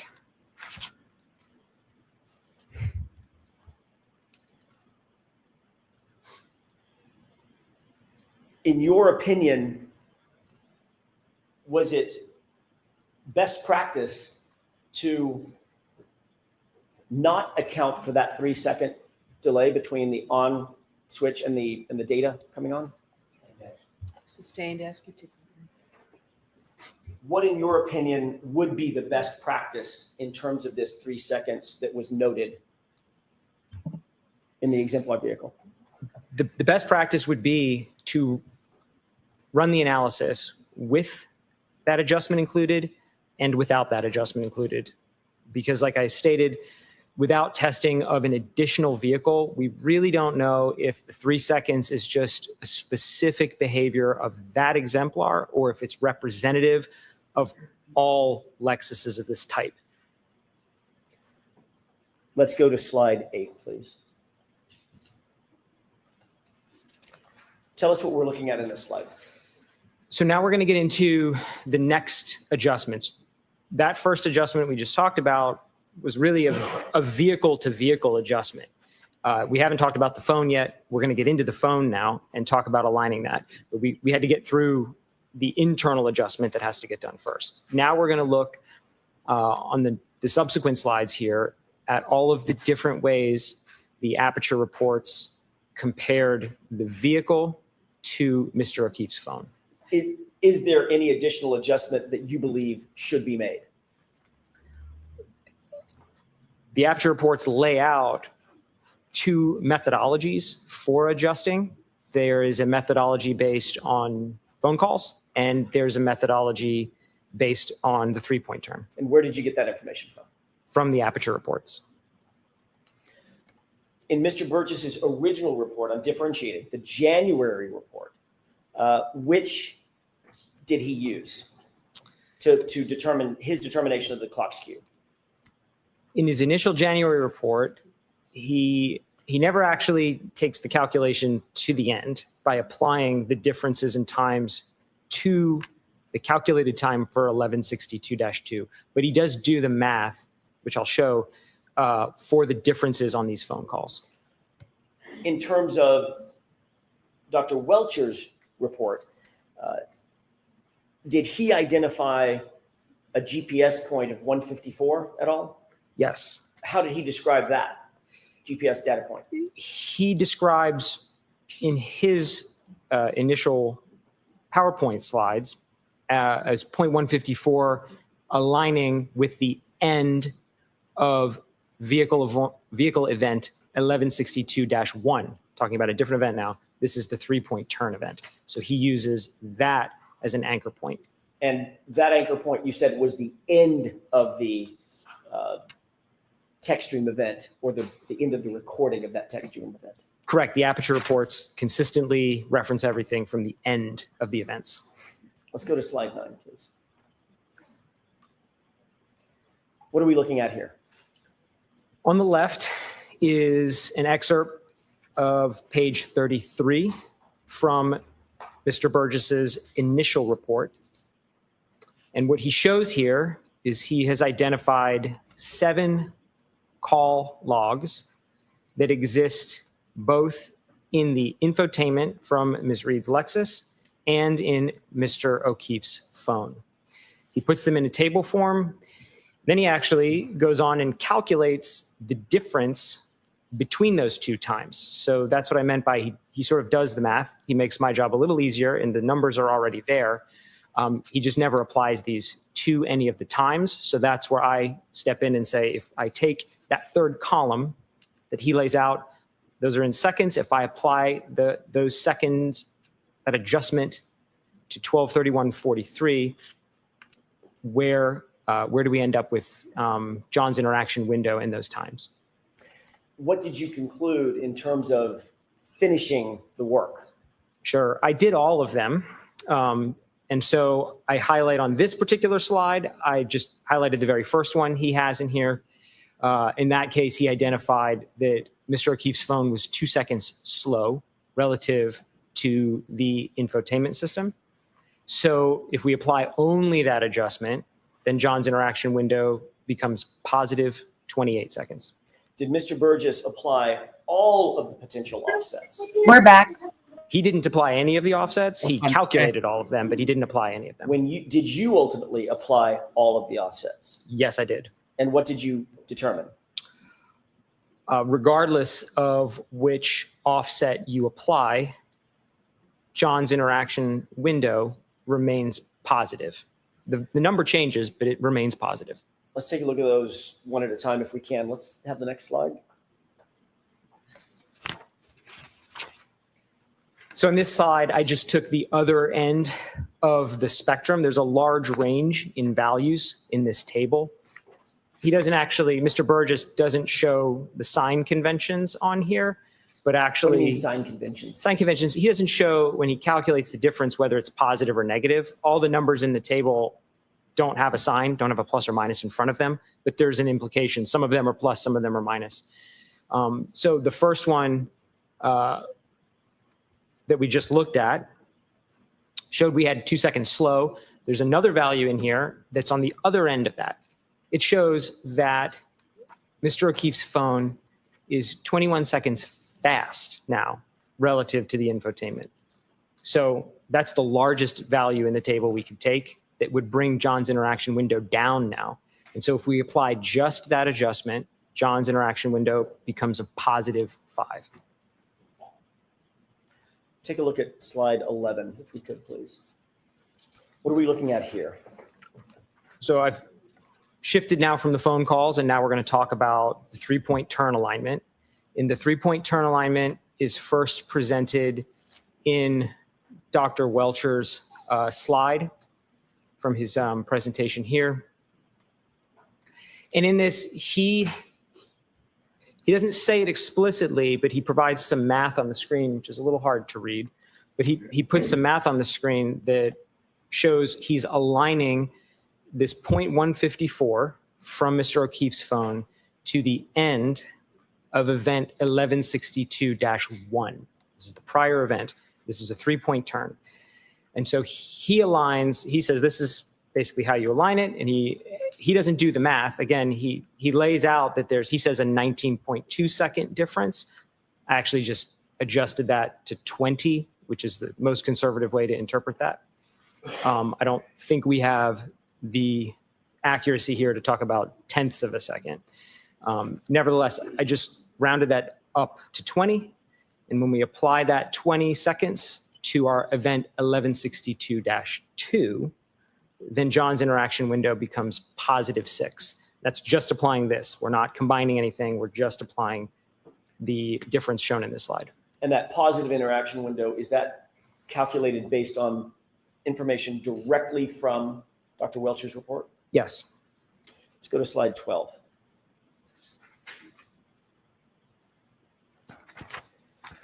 What are we looking at here? What is this table? This is a table I made.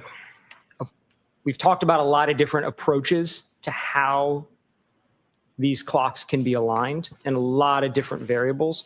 So I tried to summarize them in one table, put them all together, because some of them we can combine. We can combine the key on with either a phone call or a 3-point turn, but we can't combine, for example, a 3-point turn and a phone call. That's not valid. So I put all the possible combinations, all of them, with, without key switch, phone calls, and 0.154 on one table. And I calculated John's interaction window for all valid combinations from the aperture reports. And when we do that, the result is that regardless of what adjustment we make, all of the numbers are positive, meaning regardless of what adjustment we make, the phone lock event always occurs after the end of event 1162-2. Did Mr. Burgess, in your review of his report in January of 2025, did he ever undertake all possible offset calculations? No. In his May 2025 report, did he undertake all possible offset calculations? No. What is your opinion in terms of best practices regarding calculations of this sort? I think if there's sufficient data, if there's testing or research or literature that in a specific case supports there is a best path or a best method, then we should use that. In this case, I don't think there is a best practice. There isn't any literature I'm aware of that would specify exactly the best path to align all of these. So in the absence of any external data to support one path, the most valid approach is look at all of them as a whole and then draw the conclusion from the totality of that data rather than cherry picking a single point. Can you testify to a reasonable degree of scientific certainty whether all potential offsets that were described in Aperture's original report, January of 2025, result in a positive interaction window? Yes. And what is that opinion? Regardless of what adjustment or combination of adjustments we make from the original reports, John's interaction window remains positive. Does the positive interaction window mean the lock event occurred after or before the text stream event? It means the lock event occurs after the end of the text stream event, 1162-2.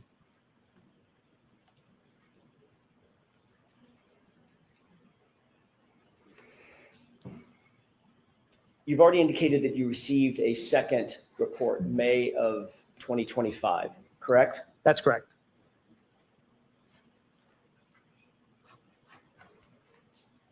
In that report, is there the same clock skew alignment or a different clock skew alignment that Mr. Burgess now undertakes?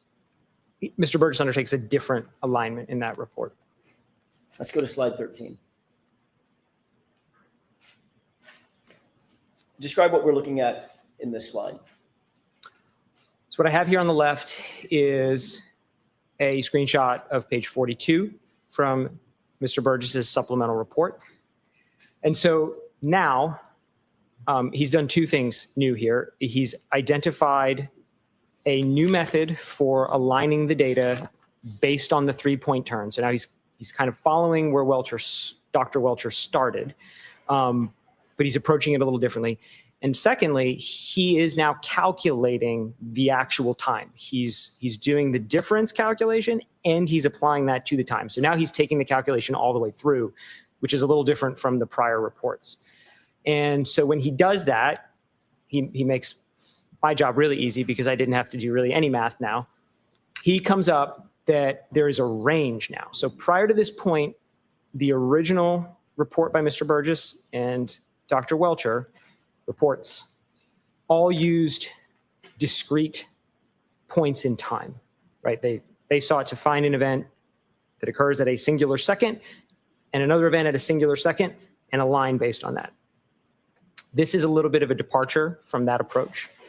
Mr. Burgess is now using a range of times, a range of uncertainty. He basically assesses that the 3-point turn data from the phone and the 3-point turn data in 1162-1 cannot be precisely aligned down to a single point. Rather, they overlap in this range of seconds.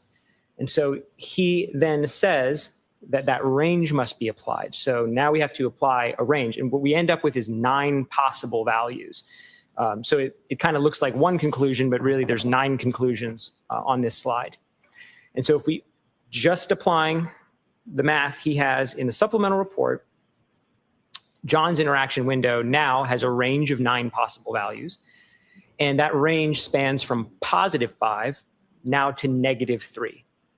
So we have 5 positive values. We have 1 value that's 0, and the 0 would mean it's simultaneous. And then we have 3 negative values. Does Mr. Burgess indicate in his report that any one of those values is more likely than any of the other values? He does not provide any data or analysis to support 1 point being preferential over the other 8. And are there more or fewer positive results in his analysis than negative? There are more positive numbers in that range of 9 than there are negative numbers. Does Mr. Burgess's new data indicate anything about Dr. Welcher's analysis about the GPS data point 154 being at the end of the 3-point turn? He opines in that aligning the 3-point turn on a singular point is not, and I'm paraphrasing because I don't know the exact way he states it, but not the preferred method. Is Mr. Burgess's analysis consistent or inconsistent with Mr. Welcher's determination that GPS point 154 was at the end of the text stream event? Objection. Sustained. Does Mr. Burgess in his report indicate whether he agrees or disagrees with Dr. Welcher's analysis? I don't remember specifically.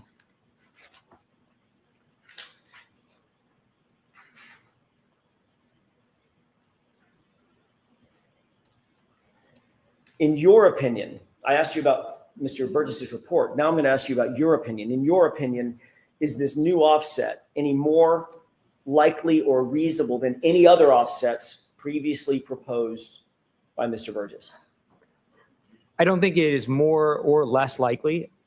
I think it is a valid approach, certainly. And so I think the results from the additional analysis should be included with the analysis of all of the results so far. And none of those results are more or less likely than any of the others, correct? Sustained. Are any of the results, in your opinion, to a reasonable degree of scientific certainty, are any of the results any more or less likely than any of the others? In my opinion, they're all equally weighted. Did Mr. Burgess account for the 3-second offset that we talked about earlier in his May 2025 report, his new report? I did not see any mention of that in his supplemental report. And certainly the 3 seconds isn't present in his math. I don't see it there. Let's go on to slide 14, please. Describe what we're looking at here in this table. This is very similar to the table we looked at previously. where I look at all possible combinations. Now, however, I just have a lot more data points to show. So I've had to break the table into two tables. So we're going to look at this, and then we'll look at slide 15 next, which is the second table. I just couldn't cram 30 lines onto one slide. Let's move to the next slide then. Is this a continuation of the second half? So think of these as a singular table. I just had to split them up. If we head back to slide 14, we'll start there. So this slide, I'm not accounting for the key on, and that's the main difference between my two tables. Table 1, I'm not accounting for the 3-second key on. In table 2, I am. When you say key on, you're talking about that 3-second delay. Correct. Okay, go ahead. But again, I want to make sure we're thinking about this as a singular table because that's where we'll draw our conclusions from. So the first lines of the table, we've already seen those. Those were in my original table. I haven't changed those. That's the same math that's been there. All I did was I added the 9 points now from Mr. Burgess's supplemental report using the range he shows.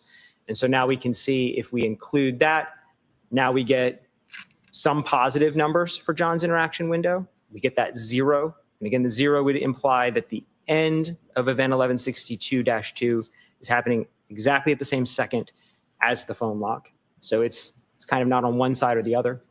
So I think it should be thought of as separate. And then we have 3 negative values, which would imply that phone lock occurs before the end of 1162-2.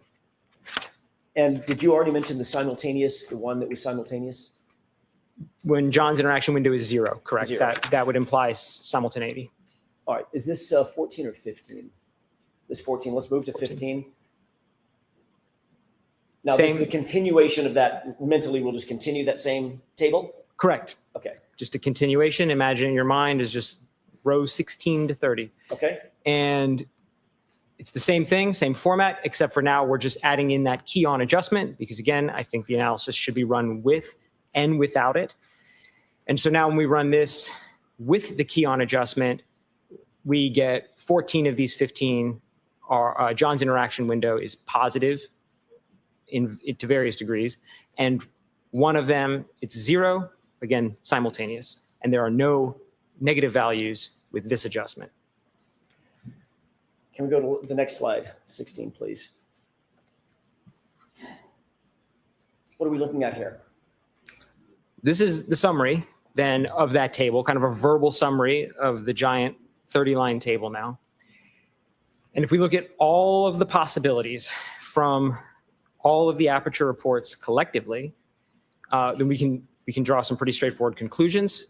25 of those 30 possibilities result in interaction with the O'Keefe phone after the end of event 1162-2. Looking at all the possibilities, 2 of the 30 result in interaction where it's simultaneous. That's the zeros, they're present in both tables. And then looking at all 30, 3 of the 30 result in interaction with the phone before the end of event 1162-2.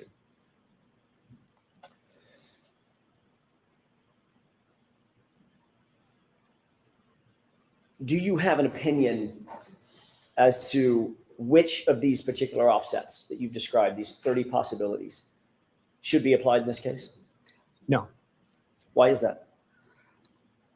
Each of the approaches have their own individual strengths, and each of them have their own individual weaknesses. And there is not really any published literature, any research, or any testing done that I'm aware of that would suggest one really stands head and shoulders above another one of the methods. So I think the most fair way to present it is to look at, again, if we combine everything together, then we can draw some conclusions like this in terms of how many of the total result in one outcome or another. Is every data point that we're looking at and that you've been talking about, are these all drawn directly from Aperture's reports? That's correct. I have not proposed any methods for aligning the clocks myself. All of the methods that comprise these 30 are from the Aperture reports themselves. Based on your analysis of the Aperture, or your review of the Aperture analysis, Is there any ability to say to a reasonable degree of scientific certainty that the text stream event occurred after the last physical interaction with John O'Keefe's phone? Yes, there would be three out of the 30 possibilities would result in that. Do you have an opinion to a reasonable degree of scientific certainty that it did happen after the text stream event? Okay. Sustained.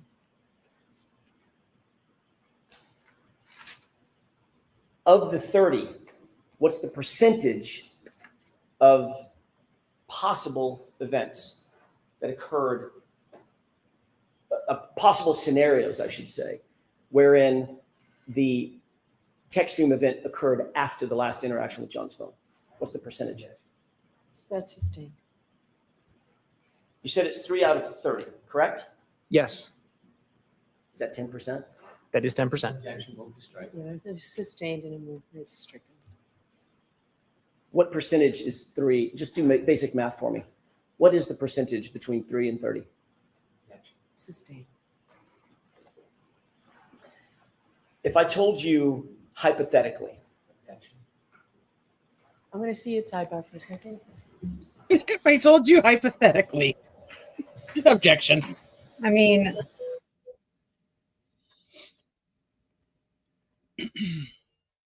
it's pretty simple. I say positive or majority. What were you saying? I'm saying it's pretty simple math. So like the jury can do it. It's not like, Yeah, it's not necessary. You don't need it. right. Just go move on. You just need them to know to do it. Following your analysis of the totality of the possible scenarios, did you come to a conclusion that the vast majority, let me rephrase that. Did you come to any conclusion about the numbers as they relate to the positive interactions versus the negative? And when I say positive versus negative, I'm talking about the phraseology that you used. John's phone interaction being in the positive side versus John's phone interaction being in the negative side. Yes. And what were those? Of the 30 possibilities, 25 of them, it's a positive. John's interaction window is positive for 25 of them. And only 3 were negative? Correct. Only 3 of the 30 were negative. Okay, we can take that slide down. Is there a data recorder on the Toyota SUV that we've been talking about, that 2021 Toyota SUV 570, that's designed to record impact? Yes. What is that? What is that mechanism? That would be the airbag control module. The ACM? ACM. Did you look at that? I was provided a copy of the download from the ACM. What did the data recorder indicate, if anything, related to any impact on January 29th, 2022? There were no recorded events whatsoever on the ACM. Pause it real quick. Did the vehicle control history record whether there was any history of a collision on that car, ever? No. What does the... So this is what my husband was talking about when I sent him the Bosch report. So he was like, there's nothing to do with the Toyota. He's like, it's a, let me actually I'll pull up his message and I can tell you exactly what he said.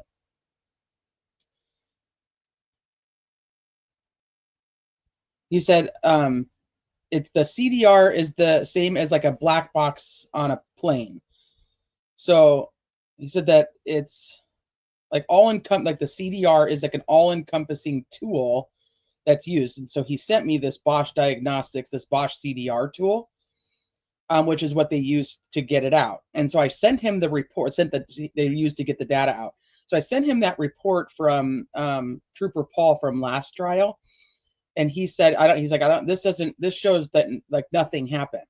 This report is like useless to show anything happened because it literally says on the report that nothing happened with the car, that there's no interaction with the car and anything. It's not been in any accidents whatsoever. So that's what he said the Bosch report showed. That was yesterday when I sent it to him. So for anybody who wasn't here yesterday, my husband works for Bosch Automotive, it's just Bosch North America LLC. It's the same, same as where they're talking to these people from Bosch and getting this tool. It's a Bosch CDR tool. So, and then he said the CDR is the black box, like on a plane. So that's what he told me yesterday. He's all, this report's useless because it literally shows nothing happened to the car. Well, did he say what, like what would be required for it to show? Like No, would but airbags have to deploy? I'll ask him that now. Yeah, what's the minimum threshold for it to show some type of data of a collision or whatever? I wonder if he sent me that, because he did send me he sends me all kinds of literature, and then it's car stuff, and I get really fucking bored. Yeah, like, because I'm thinking, like, if one of the requirements, like, if the minimum requirement, like we talked about the other day, if a minimum requirement is the airbags have to deploy, well, obviously that's not going to happen. Hold on, let me grab him real quick. Okay. You want me to play? Or wait for him? Wait for him, because I want to ask him, right, because he's coming over here now.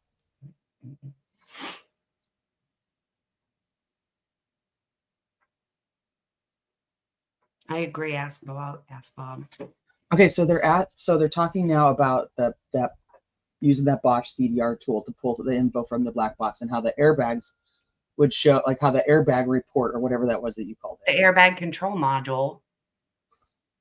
Don't be smarter than me, Sleuthie. He's looking for a new wife, you know. I'm just joking. You don't want me. I'm here to tell you. So what would be the threshold for it to show up on the report? What would have to happen for it to show up on the report? Does the airbag actually have to go off? Oh, so what if it's a rear impact and there is no airbag to go off? Would that show? Would that report even matter? I mean, you would think the airbag control module would require the airbags to be deployed. There'd be no event for it Even if it goes backwards. Like if the car's going backwards and hits something, the airbag doesn't come off. There's nothing recorded on this information anyway.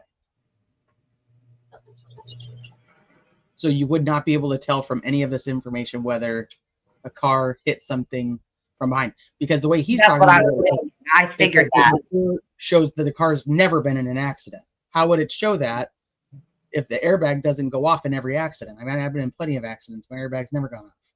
Well, I think that's the caveat, is that But I don't know if there's any other system that would indicate an impact, like the airbag would indicate an impact. So you'd be able to at least have an event that you can look at. Without that, I don't know what other modules would show an impact. Okay. So there's no impact, then Like a sudden brake slam. so basically it not showing that there was a collision of any kind doesn't necessarily mean that there was not a collision Of any kind. Like, is that right? Well, then how can you say that? You would have to say this report would not include any collision of any kind. It would only include. Well, the defense isn't going to say that. They're just going to say it doesn't show any collision, right? And he's going to say, yeah, it doesn't. But the Commonwealth can come up after that and say, what's the minimum threshold for it to show some type of collision? Oh, the airbags would have to deploy. Oh, okay. Well, we already know that didn't happen. You agree with that assessment? He said most likely, yeah. Yeah. If I were the defense, I wouldn't clarify it, you know? Okay. Okay. A true crime addicted. I'll take care of it right now. Get him on mic. He's I would think unless it affects the system inside the car, such as the airbag control module. He says there's going to have to be some other like part that would have to trigger. Have been affected. Exactly. That's exactly what I was thinking. If it didn't damage, well, so, but if it damaged her taillight though, but the taillight was still functional. So even then, I don't know that that would, I don't know that that would. He's essentially saying that the report that he looked at yesterday, if it doesn't have to do with the airbag, it's not going to show it unless there's something else that would like, what did he say? That would record or trigger it to record. Right. Yeah, sensors. Like if it destroyed a sensor somewhere, it might record somewhere else that a sensor was destroyed at such a time. That's unless there's something else. And we know nothing was destroyed. Like the tires didn't go flat, nothing got bent, the taillight didn't stop working. We know the airbags didn't deploy. I'll ask him about the taillight, but I still think he's, if the taillight is hit, they're talking to you, but you left. And damaged, but not rendered unfunctional. I mean, it still worked. The lights all still worked. Okay, hold on. He's typing something into my computer so I can. Supposedly they still worked. You have be in trouble saying that when you remove that one like reflector piece, the one with all the little nipples on it, that would like make it not be able to disperse the light. But I guess the light would still have to be on. Okay, so he said the crash data can be retrieved from vehicles, even if the airbags do not deploy, but the data is not always permanent and may be overwritten. What about when you do a chip off thing? Would that destroy some of it? I wonder. Because it did destroy the whole car. Like when they did that, they destroyed the whole car.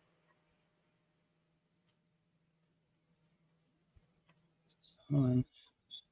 He came and like typed me into an article. He's like, just look at this. Because I'm thinking like her car did get towed rather quickly. So there were a limited amount of driving by the time they took it. So in terms of overwriting, I don't know that there was enough going on for it to be overwritten. What? And you asked a question. I told him not to walk away so he could hear your question, but I don't remember your question now because I was reading. Oh, I don't remember it either. Oh, great. Okay. He's leaving then. Sorry. I'll probably remember it in an hour. It'll come out of nowhere. It says can be retrieved from a vehicle's event data recorder, the EDR, if a specific event triggers the recording. Mm-hmm. Well, if it triggers the text stream stuff, wouldn't it trigger that? I mean, so while that's why I'm just going to keep reading it. So if you want to play, I'll read and see if I can come up with an answer on it. But okay. The vehicle control history record specifically. It records. Watch, he's probably about to answer every question we just had. Like probably a lot of operational parameters about the vehicle. What I mean by that is it records things like what the driver is doing, for example, steering wheel angle, accelerator pedal position, whether the brake is being pressed. It also records what the vehicle is doing, for example, speed or the engine RPM or the accelerations of it. Mm-hmm. Like, where's the thing that shows all the very little tiny details, such as if your seatbelt's plugged in, right? There's a sensor for that because most cars will beep at you until you want to wreck the car, until you put your seatbelt on. So, like, what records that? Whether the seatbelt's plugged in. By the way, if I disappear for a second and you tell me to pause and I don't, it's because they've picked him up and I'm just running him outside. Yeah, that's fine. No worries. Does the text stream data event indicate that there's and I'm talking about very specifically the text stream data, does that indicate whether or not there's a collision in the car? No. Does the text stream data event mean that if you find a text stream data event or a trigger event, does that mean that the airbags are deployed? No. Does it mean that he's already impacted with something solid? No. Does it mean that the vehicle impacted with a pedestrian? No.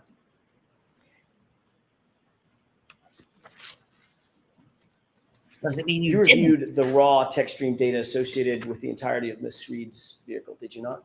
Yes. How many text stream events or triggers were found on Miss Reed's vehicle during the course of the 8-month period prior to January 29th? So can you narrow that, Mr. Jackson? Sure. I object to the whole line. And I need to see what's up.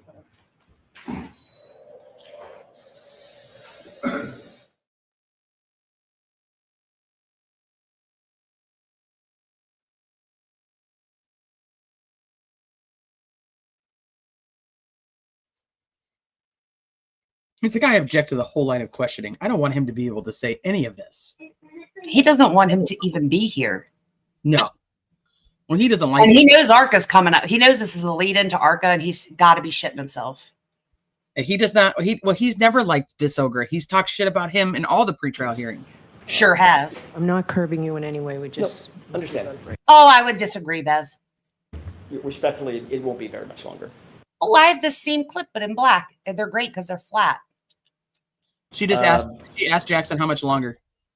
No, she didn't. Yeah, she did. That's what she asked him. Why, said, Bev? We have hours. There are many that's why hours. She said, I'm not. Well, she said, I'm not curbing you. I'm just trying to find the time. And he said, I understand that. Listen, her, she's like compelled. Like she can't help it. She has to make people feel rushed. I know. It's like if I were to like stop what we're doing right now, pause every like maybe 15 seconds and say, Teresa, did you read the article yet? I'm not rushing you. And you're like, no, and I click play. I can read it if you keep talking to me.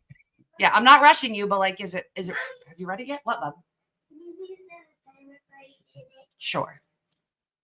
All right, I'm clicking play. I can't stand her. Yeah, she didn't do it to Hank. No matter how long he droned on, she never really did it to Lally either. And Lally would ask the same questions over and over and over again. You reviewed the text stream data, otherwise known as the triggers, for the entirety of Miss Reed's vehicle, correct? Yes. How many I like the pinstripe trigger suit. events did you find in the life of the car? Not counting 1162-2. Let's stop there. Yeah, Prior to 1162-2, there were 19 prior events. So in the 8 months she owned it, there were 19 events, which I feel like is way less than what I remember them saying before. Didn't they say it was like 30? Because didn't we do the math to see if that was a lot? I'm sorry, I wasn't listening. 19 trigger events through the life of the car, and she had it for 8 months. So 19 trigger events in 8 months. Oh, that's right. I remember that now. But wasn't it more? I thought it was more before, because we did the math. I thought it was like 30. I might be misremembering it, but and you were like, no, 30 is like not that much if you think about it. It's like, especially when something as small as like a 3-point turn can trigger it. I'm surprised there's not way more than that. Yeah, I'm actually surprised there's not more than that. I wonder if he has a classification of what he's. Well, no, he was just saying the number. So I don't know. That's weird. I wonder if we're going to get Arca today. He's already at cross-examination. So. And 19 total events, correct? Correct. And how many collisions? 0. I'm sure. By any recorder on that car? None of the events were triggered by a collision. Oh, so a collision would trigger an event, which makes perfect sense. But a collision. Right. Well, that's what I was saying. There's different ones. Triggered. So that's active. It will be activated by specific events like an airbag deployment or a significant change in the vehicle. So that's what's going to trigger it. So he's narrowing. This is why I said he's not saying all of it. He's only talking about the stuff with the airbag. So a collision, even without the airbag, just a collision period, because it would be some type of abnormal whatever. A collision will trigger an event, but just because an event is triggered does not mean that there was a collision. Correct. Yeah. That's how I gather it too. Yeah. An example would be a 3-point turn, which is obviously not a collision. Right.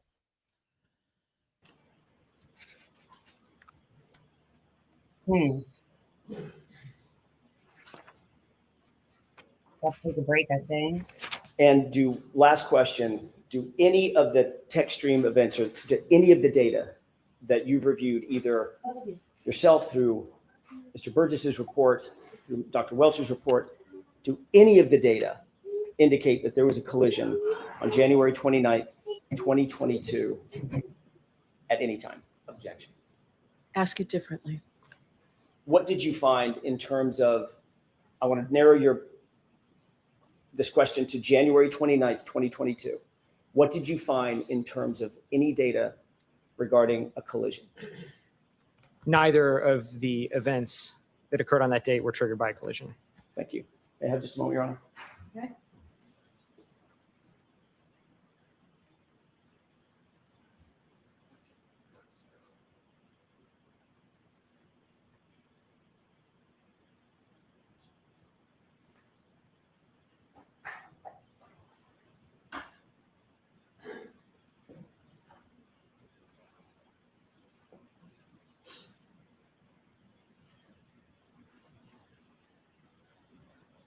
He reminds me of Larry, the DUI guy.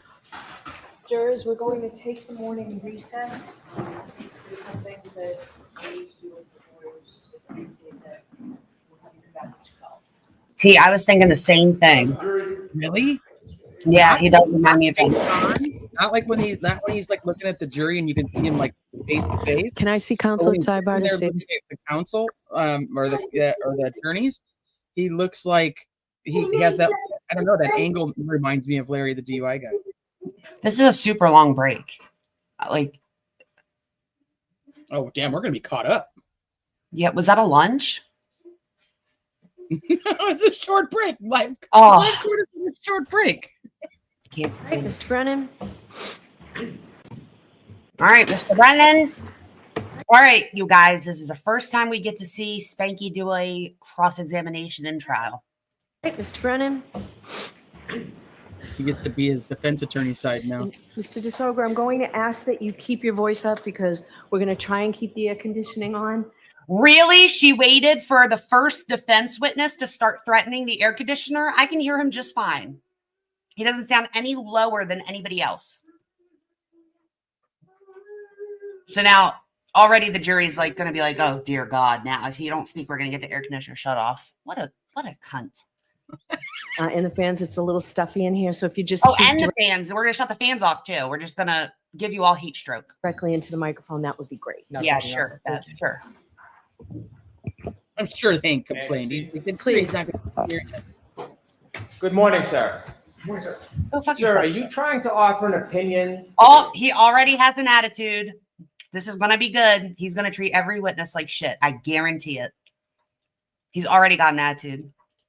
Suggesting that Miss Reed's Lexus never hit John O'Keefe on January 29, 2022? Objection. I'll allow it. Is that what you're doing? Is that your opinion? No, sir. Are you offering an opinion that Miss Reed's Lexus never got in a collision before?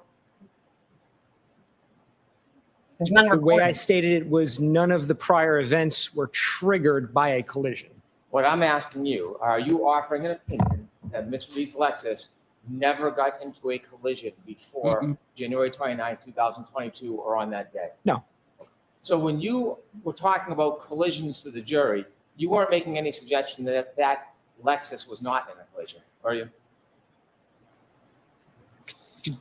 I think you threw a double negative in there. Can you just? Yeah, like if you don't have data that's showing a collision, then you can't say there was one. Like he's wanting him to suggest that even though we can't see one, there may be a one that happened.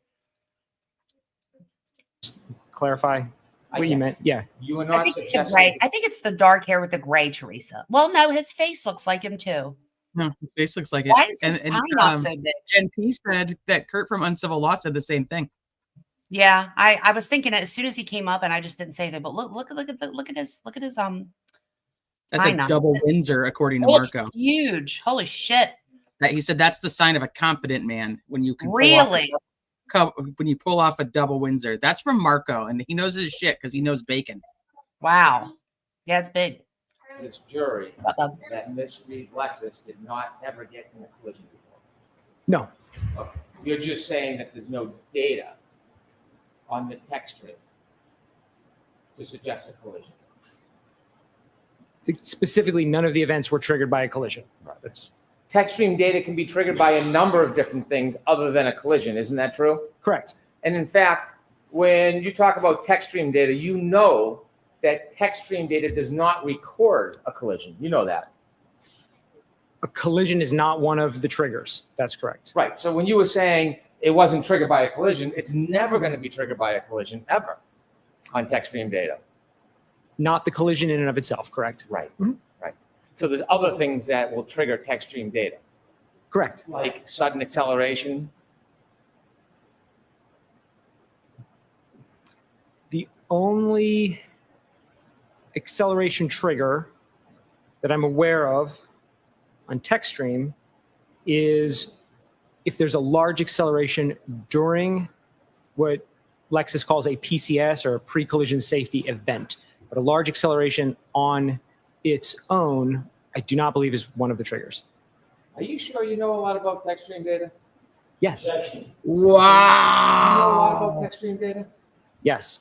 And you're saying that if a He is an actual piece of shit. Now, he has had witnesses up here that deserve that kind of attitude, and they didn't get it.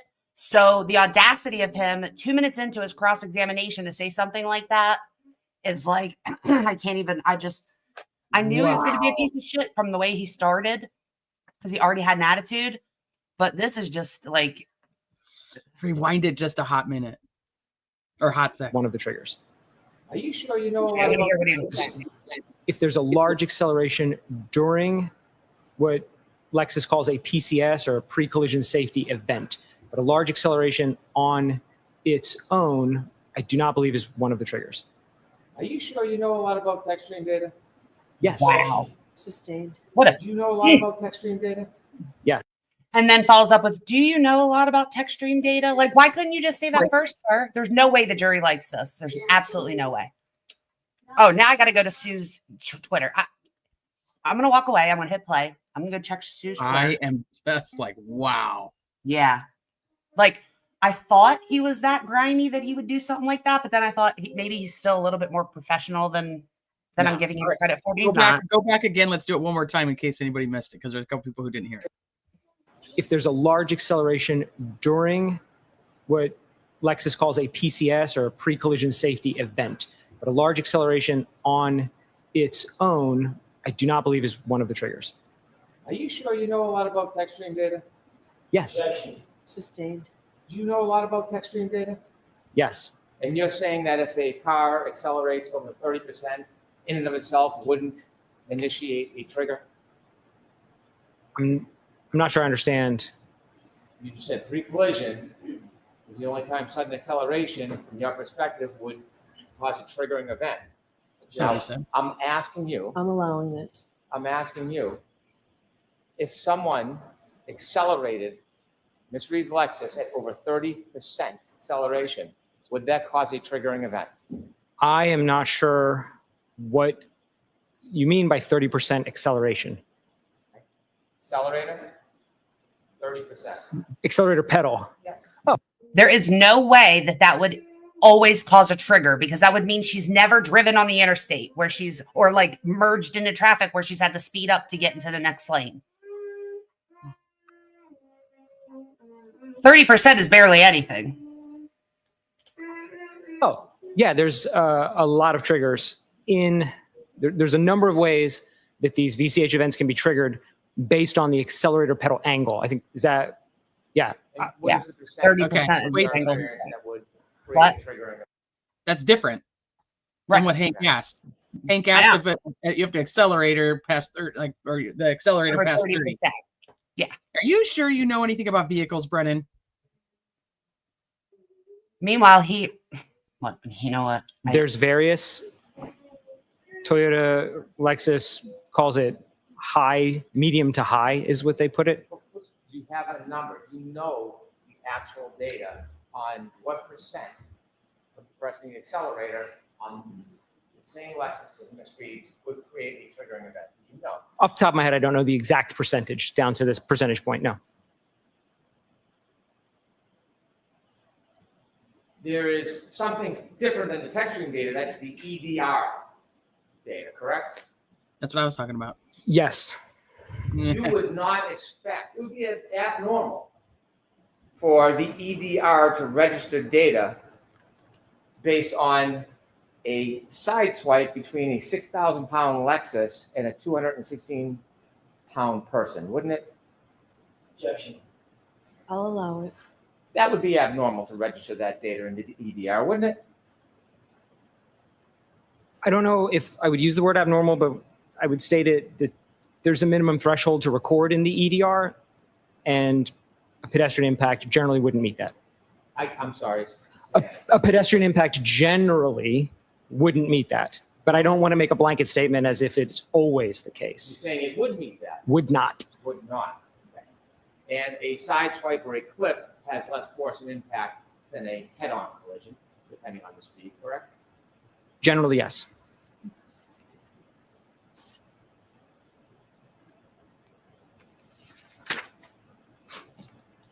When you are discussing the triggering event, that is the moment that something registers to the car to capture data in the text stream, correct? Correct. So if I was to suggest 30% of depressing the accelerator pedal would cause a triggering event, would the triggering event be when it reaches 30%? Yes. The event data captures potentially part of an event, doesn't it? I think we're into semantics a little bit, and I think it depends on what you mean by event. Exactly. Because previously we'd been talking about an event as the data, but event can mean a lot of other things. If an event's only 3 seconds long and 10 seconds of data is captured, then the data will capture more than the event, correct? Correct. If the event is longer, 15 seconds, 20, 25 seconds, and the data is only captured for 10, the text stream data only captures part of the event. Correct. Fair to say? Very fair. So when you're looking at the data, it doesn't tell you about the entire event, correct? The data only tells us about the window of time the data captures. There's no way to know beyond that from the data. All of your equations and pluses and minuses and graphs you're talking about deal with the 10-second text stream data that was captured, correct? They deal with event 1162.2, right, and the 10 seconds it's comprised of. Actually, they really just deal with the end of the event. That's what everything in the Aperture reports referenced. Fair enough. But it doesn't deal with anything that could potentially happen after those 10 seconds, does it? No. Or anything before? No, it does not. The triggering event is spot in the middle. It captures 5 seconds before, 5 seconds after. Approximately 5 seconds. It's not exact. And you would have to look elsewhere for evidence to know what might have happened before. Yes? Correct. Yeah, You'd did have you to do look that? elsewhere for evidence to see or determine what happened after. Yes. His own experts didn't do that. Do you know at the end of this triggering event, that 10-second window of data, do you know what happened with the defendant's Lexus after that 10-second of data? No. You have no idea, right? I don't. Okay. I want to just ask you some questions about your No one background does. It's so and weird. then leading into this case, if I could.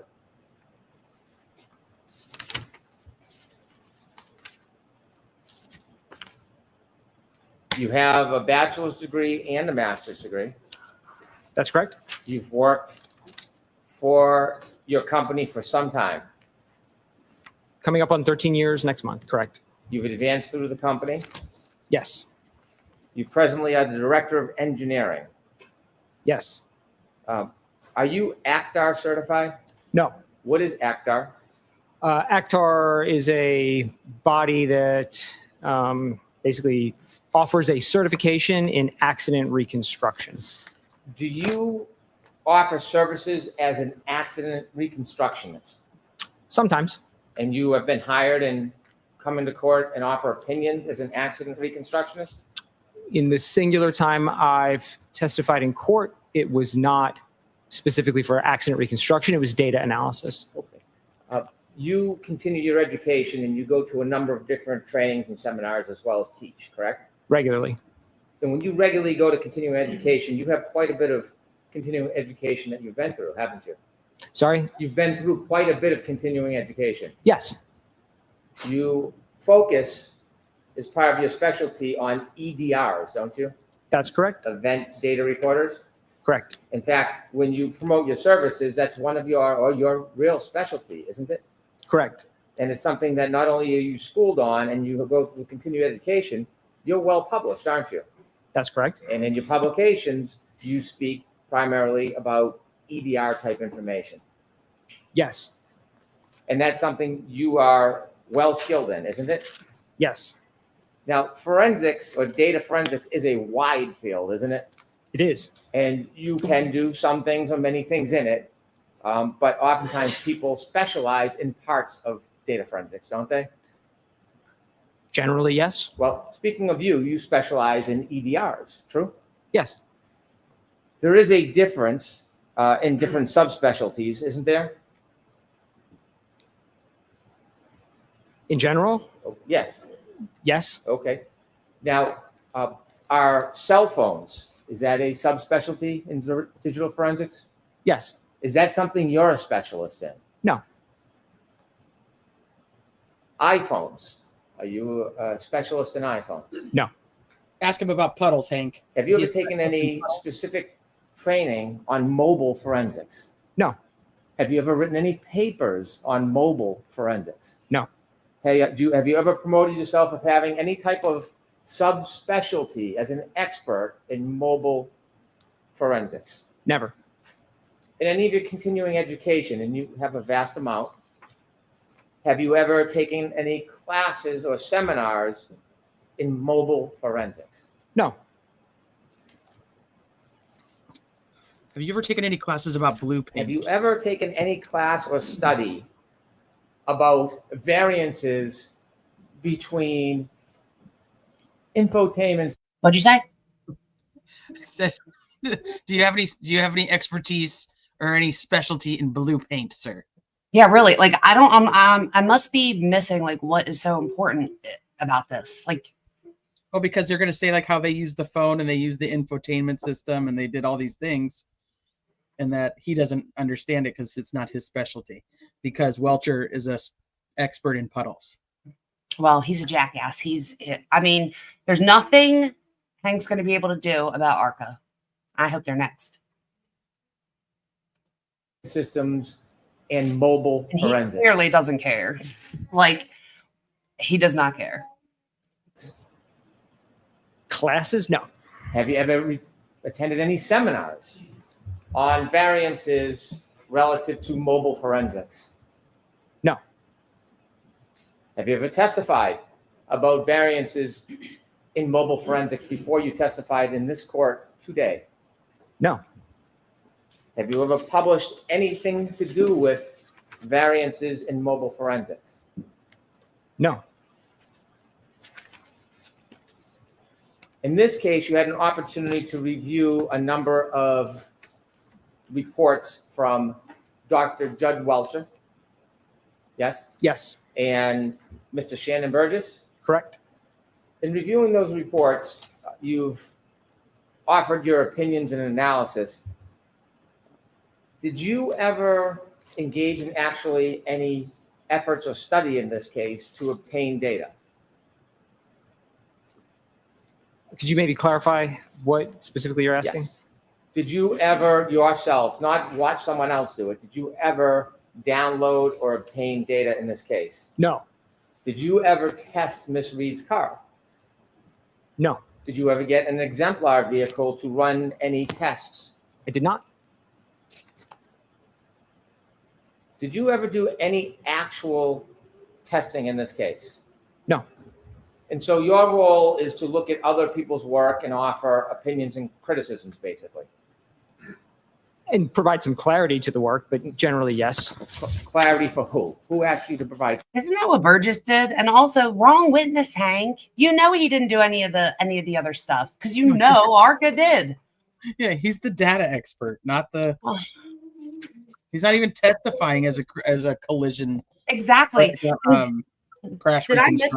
expert. Did I miss where he somewhere mentioned? First of all, Welcher's entire presentation is full of other people's work. Secondly, did I miss this guy's testimony where he's talking about like mobile forensics or whatever? Because I don't remember him even testifying about that. No, Is that- he literally only testifies about, he says, I am only going over the reports that I was given from Burgess and Welcher. Right. Everything that he has is from Aperture. And then he looks at the data and analyzes it. That's all he does. Literally. Clarity. My clients in this case, You what? Mr. Jackson, my client. Did you ever speak to me? No, Did you ever I would- call him, Hank?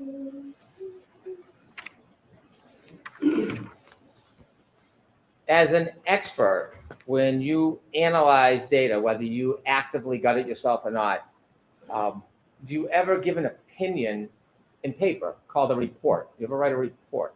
yes, And you've seen reports in this case that you've looked at, correct? correct, A number of reports by Mr. Burgess, correct, report by Dr. Welcher, also correct, reports that you're critiquing, right? correct. Did you see Ian Whiffin's reports? It did not. How about Jessica Hyde? Did you see her reports? You were asked to consider information from Mr. Whiffin's report. No, Well, you were asked to assume that the last user interaction on John O'Keefe's cell phone was 12/32/09. that was stated in Dr. Welcher's report, so I started my analysis at that level. So none of the information did you actually personally go and vet or analyze or make any determinations about? You're going to just destroy your own critiquing experts here, Hank? Written reports. Correct. Well, as an expert coming into court and testifying and having opinions, you put together a PowerPoint, didn't you? Yes. Why didn't you ever put together a report to share the basis of your opinions and the process you went through to arrive at your opinions before you came into court? Primarily, I wasn't asked to, so I didn't do it. I wouldn't commission work without being asked to do it. And number two, the extent of my work beyond building the PowerPoint was just basic addition, just adding numbers together that already existed in the Aperture reports. So there. I think it's hilarious that he literally just said, no, I would not like create a report unless my client asked me to. Whereas Hank tried to say his witness just wrote random reports. Yes. wasn't a tremendous amount of complexity to what I engaged in. Yeah, because I can add. Can you add, Hank? No. What about Hank your can- work product and your calculations? Did you do all this in your head, or did you type it out and go through a computer program? How did you do it? I used a calculator for most of it. And Okay, Hank's going to be like, why didn't you use a calculator that prints it out? Why didn't you use one so I could see your CVS receipt long math? He's going to, I know he's going to say, have you ever heard the term show your math? That's what he's going to say. Guarantee it. the tables in my PowerPoint were generated in Excel, which has some calculation capabilities. Were you ever asked not to write a report? No, You had provided an initial PowerPoint, yes, and then you received information from Mr. Burgess, yes, and then you added new slides to your PowerPoint. that's correct. Mr. Burgess's report was May 8th. Yes, You provided your PowerPoint on May 25th. correct. Did it take you that long for the calculations between when you got the report and May 25th to put together the new presentation? No, it didn't. Why did you wait until May 25th to provide the new information? That's when I was asked to do it. What do you mean by that? I just want to see what the date is today. Today's the 30th. When you finished your PowerPoint on May 25th, did you send it to the defense on May 25th? Yes, I did. They had a copy of your PowerPoint on May 25th. Don't be shy. No, I'm pretty sure it was the 25th. So it's sustained. He just told him not to be shy. What a little bitch. Yeah, if it wasn't the 25th, it would have been maybe the day after, but it's dated the 25th. I'm almost positive I provided it on the 25th. Yeah. No reason for you to hold on to it for a couple of days. No, I think it was the 25th. Do you know what was provided to the Commonwealth that report? No, I don't. In the 25th, the report that you provided to the defense on the 25th. Talking to the microphone, It Hank. had new information, didn't it? It had the information from Mr. Burgess's supplemental report. That was the additions. Why did you wait until the 25th to put it together? That's when I was asked to do it. Who asked you? My clients, Mr. Jackson, He said, please have this on the 25th. we had a phone call on the 25th and discussed Mr. Burgess's supplemental report.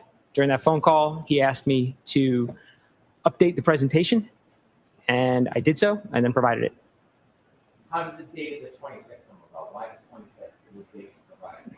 That's when he requested it. I think it was a Sunday, actually. Okay.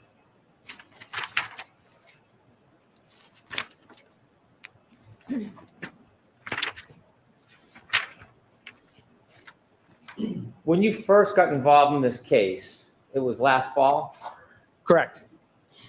and at that time, you received some information that Mr. Burgess wanted to look at the text stream data or the different modules on what you later learned was the defendant's Lexus, correct? Correct.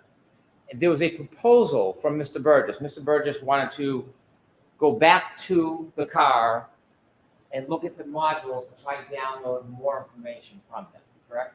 Correct. And you then got involved to look at what his request was, the procedure that you wanted to follow. Yes. When you did that, were you given any materials about what had happened before you and Mr. Burgess both got involved?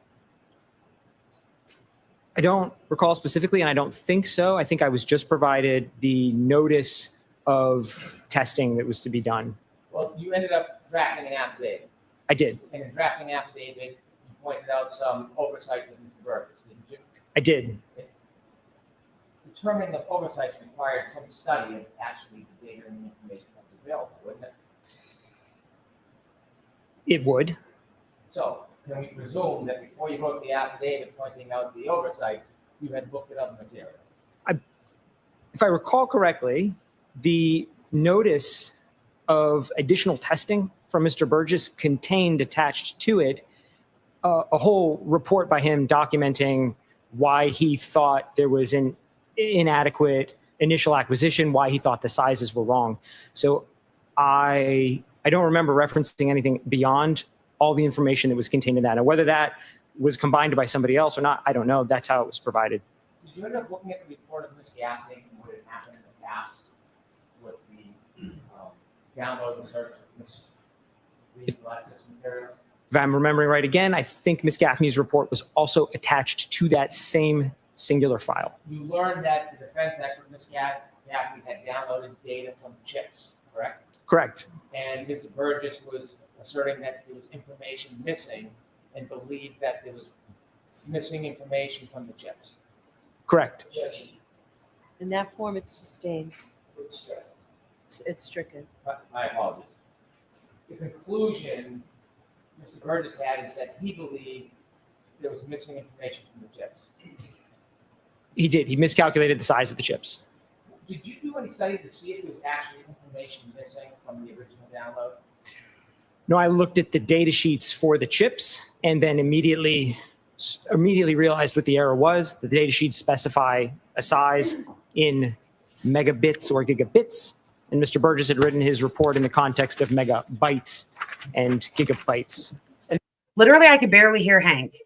Like, why is he not at the podium? Or speak up? He's probably just over there yelling at the jury. Literally. Probably. I cannot hear him. And then you asserted, or you took the position in your affidavit, that there should be no further chip off, no further study of those chips, other than to ensure the amount of memory was sufficient. It's not how I recall specifically what I said. Well, let me read it because I don't want to try to malign your words. Please. Mr. Burgess proposed protocol labeled reattempt chip-off acquisition is unnecessary because the file size of the acquisition performed by Ms. Gaffney already matches the. And that was true, wasn't it? Didn't Burgess actually say that because he confused gigabytes and gigabits, that he said there was additional data when really there was not? Mm-hmm. Expected memory storage capacity of the components. That sounds accurate. And if you want to see this, I don't want to read from the document. If you need to see it for action, just let me know. That's fine. I trust your reading. However, an acquisition may be conducted for the sole purposes of ensuring the contents of the memory chips have not been altered since the last testing by recording the checksum. Yes. Did it cross your mind at that point that there was important data in those modules that was not seen or recovered or obtained by Ms. Gaffney? No. Did you want to know when Mr. Burgess was looking for more data, more information, what he thought was missing? He stated, I think in his report or affidavit, I'm not sure what it was, but he stated what he thought was missing was there was a physical size difference. So he thought there was not corrupt data, but just missing chunks of data. Log on information, you've heard of that. Ignition on, ignition off information. Yes. And infotainment system. That's important information when you're reconstructing an accident, isn't it? It could be. Well, you read information in this case. Pretty important in this case, what you said. Yes. He wasn't reconstructing an You don't accident. want to engage in that process without this pretty important information, would you? Which process? Of an accident reconstruction? Sorry, so can you restate it, the whole question? Bro, he didn't do accident reconstruction. Like, what are you even talking about right now? Yeah. Yeah. You said you have some experience in accident reconstructions. Yeah, but he Yes. didn't do that You here. want all the data available, the more data the better? Generally, yes. You wouldn't want to ignore data on purpose, would you? No. I mean, as a data analyst, the more data, the more you get to look at. Yes. And so the power log on information that actually has date and time, that's critical in an accident reconstruction, isn't it? In some accident reconstructions, in some, there's no debate about when a vehicle was on or off, but if there is, then yes. Not just on and off. The power log on and off gives you the date and the time that you can match with the text stream data, correct? Yes, it Because does. you know text stream data itself doesn't have date and time. It can, this vehicle didn't. It can, but this vehicle did not. And this had a running time instead. Like a That's stopwatch. correct. So this data that was not found during the initial process, that was critical data at the time. I don't think prior to the process, anyone knew that this particular Lexus infotainment system stored those key on and key off times. Right, the only person that found this out was Shannon Burgess. He found it in the process, but I don't think anybody knew in advance of this case. There was nothing out there about it. So to my knowledge, this is the first time that this specific data has ever been released into the wild. But it was on the board there, if someone knew what to look for or got creative, they could maybe find it. Yes, trying to use more this so to guy your if got creative, because I don't think validate. He's trying to use this guy, this witness, to validate his experts on how well they did accident reconstruction. Well, he should ask Arca that because this guy did not do accident reconstruction. But he is an expert in accident reconstruction. Not testifying here about that, but that's what his specialty is accident reconstruction. Okay, I guess. So he's just using. I bet he won't ask Arca this. Well, that's why he went through the whole, like, you're educated and you do all this further education and you have all of this in accident reconstruction and EDR systems. So tell me, like, you would want this and you would want that and how good my guys are. That's where that's my thought on what he's doing. I think anyone would have been able to have the foreknowledge that there would have definitely been that. Shannon Burgess did. Sustained. There you see. I'll strike it. And when Shannon Burgess went to obtain that data that everybody else overlooked or didn't know about, you went with him. It didn't exist. Yes. So you had a process where he was going to now control the data and take the information that was left behind and remove it from the infotainment board, correct? He actually never specified anything about the SD card in that initial notice. So it was a departure from his protocol, and it was a little surprising to me when I got there that the protocol was written with a specific focus on a number of other chips. And it became very apparent to me very quickly that the focus was not on those chips, and the focus was on this SD card that had previously been unmentioned. There was nothing in there about that prior to that. Did it offend you, or were you impressed that he had found that? I was a little confused because I went into it with an expectation. Generally, if we write a protocol, we adhere to the protocol. If we're We're going here, to I'll be deviate, right we have back. a discussion about deviations. So I was just Okay. surprised. It's not customary to sort of shift out of nowhere. But other than that, I did not know what to think of it because I'd never heard of that. Did you give any input? Did you have any knowledge about the SD card and how it worked? No, So when you watched Mr. Burgess remove the SD card, did you appreciate he'd have to engage in what you call reverse engineering? he did not elaborate to me exactly what his whole process was at first. It sort of came out as time progressed through the first day in his office in Texas. And then I learned more as we moved to the second testing in Massachusetts. But he didn't explain it to me in one go.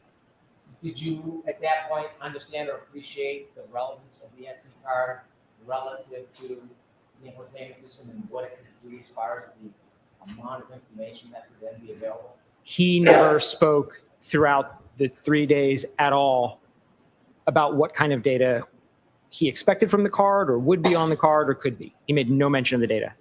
Not what he said to you, but given your expertise, did it ever dawn on you the significance or importance of this SD card that was sitting in plain sight? Objection. Sustained, you can ask it to.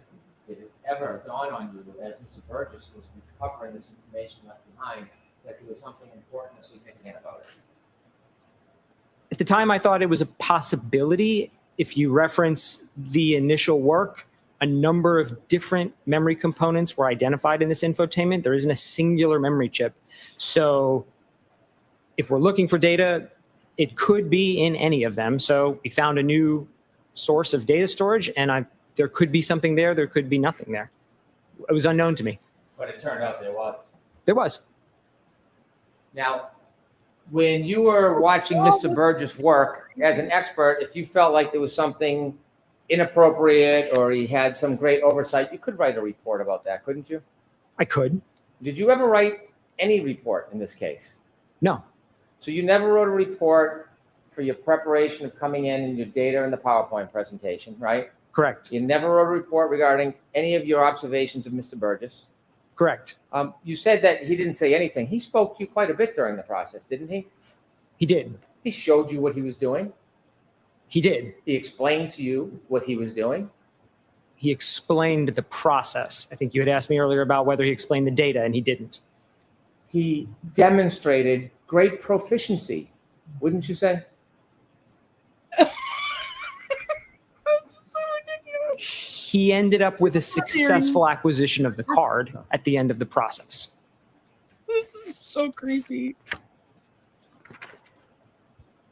When you are considering all your equations, did you consider the timing information taken from the SD card that Mr. Burgess found regarding power on and power off of that car?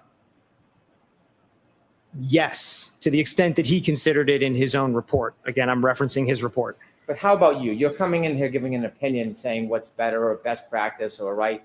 How about you? Did you consider, you personally, the one who's giving the opinions, did you consider the significance of the power on, power off data as it relates to all these times? Yes. Yes? Are you sure? Yeah. Okay. I mean, I considered it. If that's the question is, did I consider it? I considered it. Did you do any study yourself? No.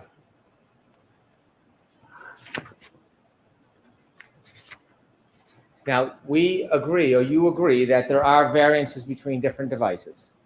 Yes. So a Lexus clock that comes from the infotainment system is very common that it would be different than a different device like an iPhone. Specifically this Lexus, I don't know if we can make the statement that it's common or not, because again, this is the only time that I know of that this specific data has been analyzed. So I don't know the answer to that question. Did you say on direct examination that variances between devices are common? Variance between devices are common. In a variance of 45 seconds, that wouldn't be remarkable on the different devices. It's common in the industry. Correct. And in your business, that's an accepted amount. I'm not sure what you mean by accepted. The amounts are what they are, and we have to correct for them. I've done analyses of clocks that are anywhere from completely correct, 1 second off, I've done analyses of clocks that are 25 years apart. So it's a wide range of possibilities. I understand your point. Yeah. If you see as an analyst a 45-second variance or 30-second variance, that wouldn't shock you, would it? No amount of variance would shock me, is the answer. I want to ask you questions and go through your PowerPoint. And I want to ask you your specific opinions and how you arrived at certain claims that you've made. Sure. Okay. If we could put up Mr. DeSorga's new PowerPoint, 52525.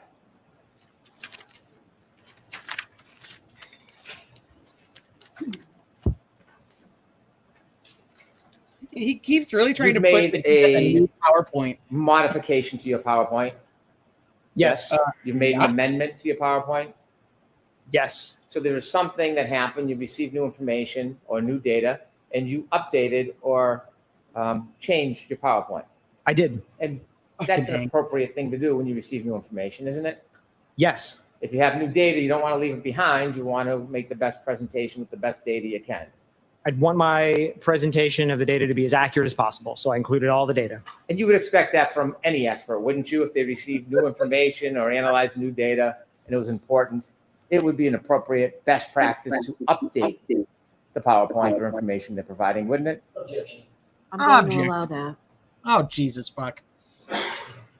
I don't know if I would tell other experts what their best practices are. I would say generally as experts, we do work that our clients ask us to do. So if we're asked to do it, we do it. If our clients say, hey, don't do that, we don't do it. Well, you like the phrase best practice on direct, so I'm just wondering if I can borrow that phrase. Sustain. Wow. Okay. Would you turn to page 2? Now, this is taken from Dr. Welcher's report. Yes. And again, you did no testing whatsoever. You just read I did reports. Did you read all of Dr. Welcher's data, the gigabytes and gigabytes of data? Did you go through it all? Not every slide, no. Not just the PowerPoint. I mean the actual massive amount of data in his study. Did you go through the data? Oh, no, I didn't look at any of the data. Did you ever speak to Dr. Welcher? No. And so when you are making assumptions on what he thought or how he analyzed, you're just guessing. It's off of Burgess. It's off I of am Burgess. looking at what Dr. Welcher put in his trial presentation, and my assumption that's baked in there is that All right, I'm here. he's going to stand behind the things he says in a presentation. So I'm taking them at face value, but as being correct. It's not a matter I'm of not guessing. It's not a matter if he's going to stand behind it. You don't know why he put something in here. You just see it on the paper. You don't know what his thought process was, did you? Isn't the purpose of like making the presentation to be able to explain your thought process? Yes. Oh, okay.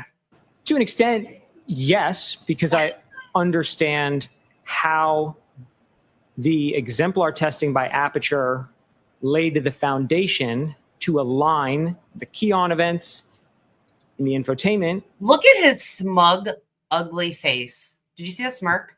Yeah, I hate him. To the Lexus VCH events. When Dr. Welcher made his PowerPoint, do you know whether or not he was relying on 154 on Mr. O'Keefe's phone, stamp 154, as the end of the event as opposed to the beginning of the three-point turn, 1162-1? Based on the math he uses, that's the implication. He puts a number on the screen that the only way you could reach that number is by making that assumption. So when I looked at the math, yes, that assumption seems baked into the math he did. So this seems like it's baked in that he was assuming 154 on John O'Keefe's phone was the end of the three-point turn. Not on Correct. the slide, on a later slide, but yes. Okay. Yes. And you said that I'll pull up Sue's things, Chelsea. variances, 30 seconds, 45 seconds, they're very common when you're comparing two different devices, right? Yes. Okay. Turn to the next page, please. You point out 2 times for the jury, the Lexus event 1162-2 ends 1231-43, right? Yes. And that's based on the clock in the infotainment system. That time is based on 2 things, the clock in the infotainment unit and the cumulative key-on timer in the text stream data. So it's a combination of 2 values. Which is the running clock. Correct. Right. And that is compared or contrasted or coordinated with the log on off time that was found on the SD card. Yes? Yes, And without that SD card, we wouldn't have that time now, would we? correct. Okay. 123209 isn't something you analyzed, but you just read in a report that that is information from Ian Whiffen suggesting or taking the position that was the last user interaction John O'Keefe had with his cell phone, 123209. That's how I understand it. There was a phone lock at 12:32:09. I did not look into the underlying reports from where that came. And you know those are two different devices, two different clocks that will have a variance. Yes. You mentioned trigger event, and you said that your preference is to, when you're doing times, to point it from the actual trigger event, and there was a little slap for emphasis to target you on that, right? The trigger event. That's not a standard practice or a protocol that is supported by any type of literature, is it? It's the methodology I teach, especially in the class I teach on the analysis of heavy vehicle data. We have the exact same problem with heavy vehicles. They all have clocks on them. And so in fact, I do a lot of clock adjustment on heavy vehicles relative to other sources. And the way I teach it, the way I'm not the only instructor, collectively, the way we all teach it is we generally start the analysis at the trigger, which is not to suggest you have to do that. It's not wrong to do it a different way, but that would be let's call it the default methodology. The default methodology, do you have any professional literature that says that is the best time to start the analysis? Not literature. I mean, that's sort of my opinion, because that introduces the least amount of variables. Once you start trying to align events off of subsequent times, you just introduce more addition and subtraction or math you have to do. So it's easiest to do T0 and align everything from there. If you're lining up the end of one event with the end of another event, it's more coordinated than if you take it from different spots, isn't it? That could be a scenario where then you wouldn't use it. Right. Like I said, it's not the only way, but it's the default way. I don't disrespect your method, but there are other ways to do it that are just as legitimate as the trigger knot. He said Absolutely. yes. And that's why I didn't change the convention here. I used their convention, So you're apertures. not suggesting that Mr. Burgess was being misleading by using the endpoint when he pronounced that's exactly the point he was considering, right? No. And so the word cherry picking, you're not saying he was cherry picking, are you? I don't remember the context in which I used the word cherry picking, but I don't think it was with respect to a trigger alignment. So there's no legitimate professional basis of suggesting your way is better or worse than going from the front or the end of the event? No. So you're not offering criticism on that, so just so I understand. Not criticism. I pointed out that it's Yeah, he's a not dumb motherfucker. typical, and I pointed out not even to say specifically that it's not typical, because even that, to your point, might sound critical. I just want to be clear that I adopted their convention. It's not the way I would have done it, but I kept that convention consistent in my analysis. So I wasn't changing in the middle, trying to obfuscate what I'm saying. I appreciate that. So if someone's looking end to end, you're not going to add 5 seconds. It's if someone went from middle to end. Could you give me that? Yeah, What? you were suggesting those questions about, well, since you're looking at the end instead of the middle, then you got to add another 5 seconds on. That's not really an accurate analysis if you're looking at a comparison from end to end. You wouldn't then add the 5 seconds to the time to trigger because you're starting at the end. in both devices. Objection. I'm going to allow it if you can answer it in that form. It's going to depend on if you're doing an alignment with something that is a range of values, then you have to be consistent on where you're doing it. If you're doing discrete points, then that's just a single point in time. There's no beginning or end. It's just a single second. So the best answer I can kind of give is it depends on what you're doing. Well, in this case, they were basing it off the end of the event, the end, not trigger, the end, comparing it comparatively to the end of a different device. So you wouldn't just add 5 seconds just for that. You would not add 5 seconds for the heck of it. No. Why would you? So dumb. you see 12:32:09 minus 12:31:43, the middle line equals 26 seconds. Isn't that in Dr. Welcher's slides before, let me phrase it more cleanly. Before Shannon Burgess analyzed the data more closely on May 8th, in his May 8th report, isn't this the exact difference in time that Dr. Welcher cites in his PowerPoint, 26 seconds? I'll sustain it in there. Did you see when you reviewed reports that Dr. Welcher uses this exact number plus 26 seconds in his report? I got the number from the PowerPoint. I'm sorry, not the PowerPoint. report, but that is all of the numbers here on this slide are from Dr. Welcher's PowerPoint. And on the previous slide, I show that. So these are all just copied straight from that. And you've labeled this John's interaction window. I did. Okay. Interaction window. Do you think it might be confusing when you use interaction window to make it seem like the event was limited to 10 seconds? No, and that's not the implication there at all. That's not what you're trying to say. That's not what I'm trying to say. Fair enough. Fair enough. If I can clarify what I mean by interaction window is that there's Please do. a range of times that we end up with when we start running these adjustments. So we never land on a singular point of alignment. We end up, like I showed at the end, with 30 points. That's the window that I'm talking about. That's the window that I mean. So if we could put up page 33 from Dr. Welcher's PowerPoint, just to illustrate the point you're trying to help us with. Like that a little for me.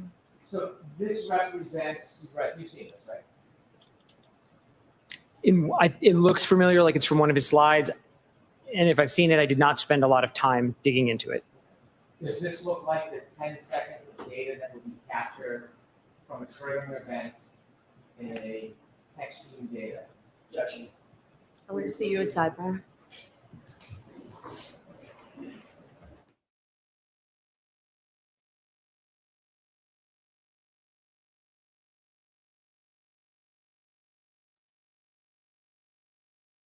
I mean, he just looks like a total jackass, in my opinion. Hank does. Well, he can't discredit this guy, so he's just going to try to use him to credit his own guys. Wait, what is she saying? So jurors, we're going to release you for the luncheon break.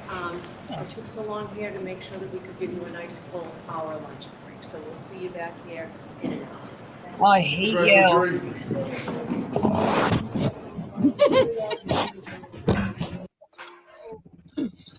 I hate you.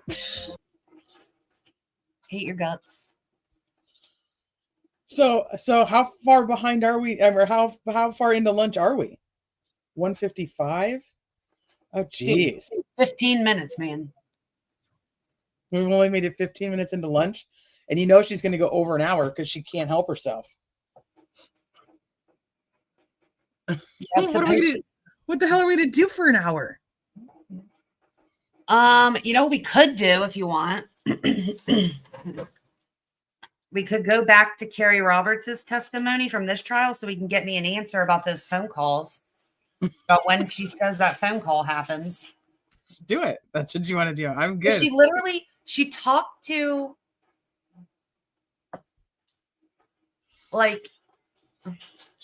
Peggy. I need to know what she talked to Peggy O'Keefe about. You want to know when the phone call was that she overheard with Peggy and Karen? Yeah. Yeah. Because Karen talks to Peggy for 2 minutes at 6:37:49.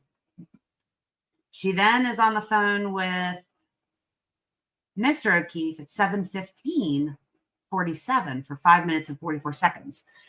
And I only remember Carrie testifying to one call, and I believe she said that it was when Peggy and Mr. O'Keefe were in her car. because she could hear their side of the conversation, not necessarily Karen's side of the conversation. See, I still think that doesn't make sense to me. Well, I don't remember her saying that they like. I do not remember 2 calls.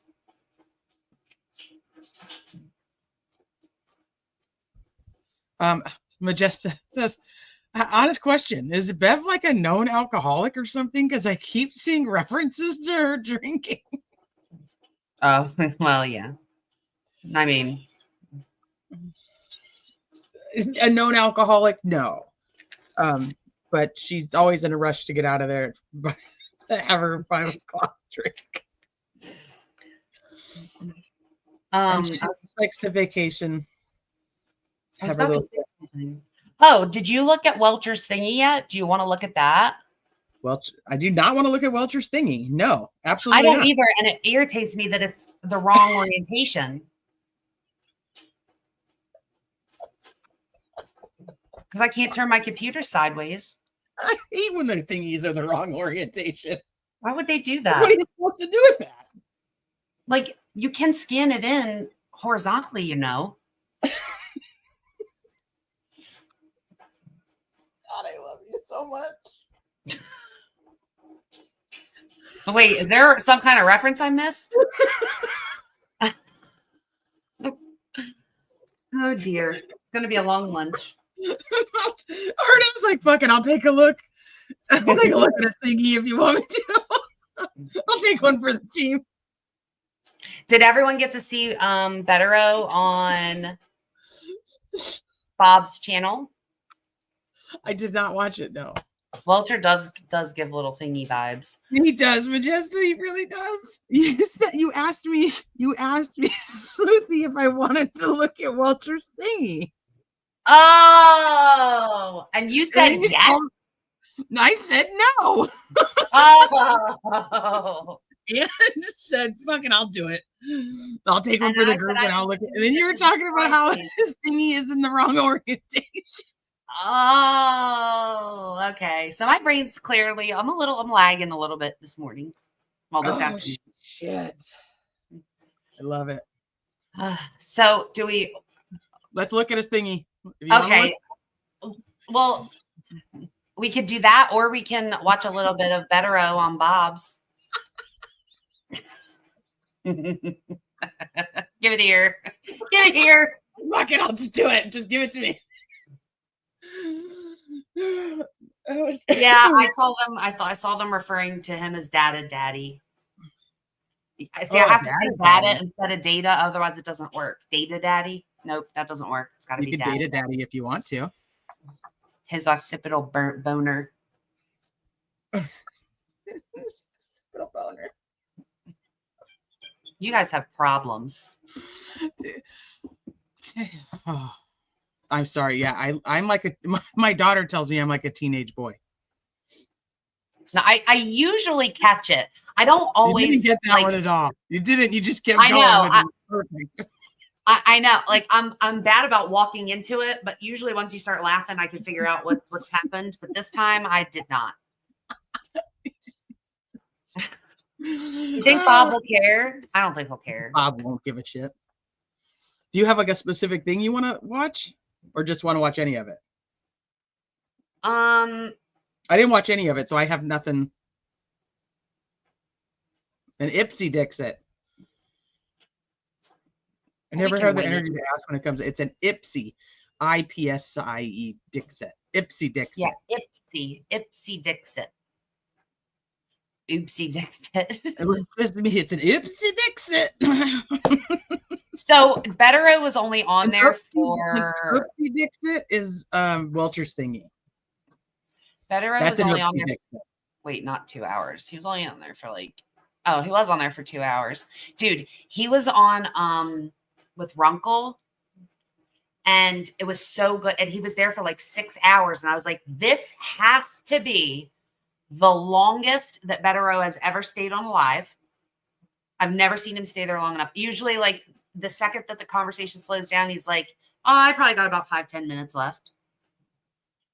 But he stayed on with Runkle for hours and hours and hours and hours. It was adorable. I thought and their conversation was great. I'm not saying that he's not great on bobs, but I want you to hear some of it since you haven't. We'll watch some. There's a bird in my grass. Get out of my grass. He's probably trying to eat the seeds in the grass seeds. What happened with the birds, the baby birds? They have not hatched. I think they're dead. They're dead. I'm going to pay a neighborhood kid to take them away. Because, I was thinking about this. They poked little holes in the eggs, right? Mm-hmm. Just the one, right? So what happens when it rains? They drown.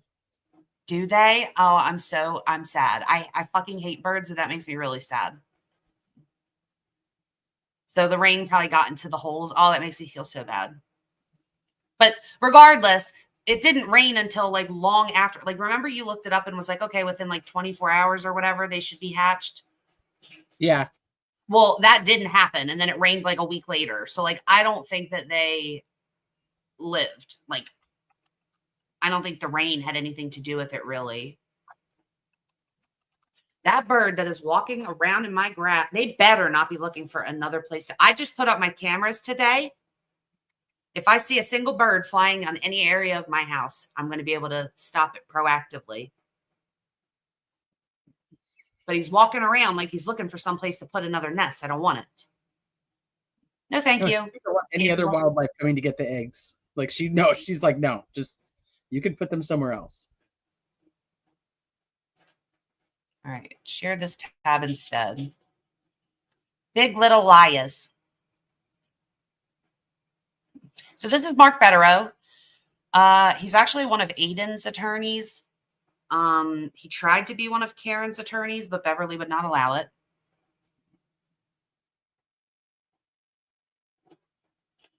I know, Angela. I've been a trooper. It's only May. So yeah, he's a lawyer in New York. He follows the case very closely. He tweets about it on Twitter. He tried to be one of Karen's attorneys. Beverly would not let him. He does represent Aiden in his witness intimidation stuff. And that's where we're at. Bob's hair looks fuller than usual, doesn't it? Does it? Did he spray paint it? Or is he trying out like a... I could totally see Bob using it just for men. Oh, fuck yeah. He's pretty like that. Yeah. But I'm all about salt and pepper, so I don't think he should. I like the salt and pepper. Yeah.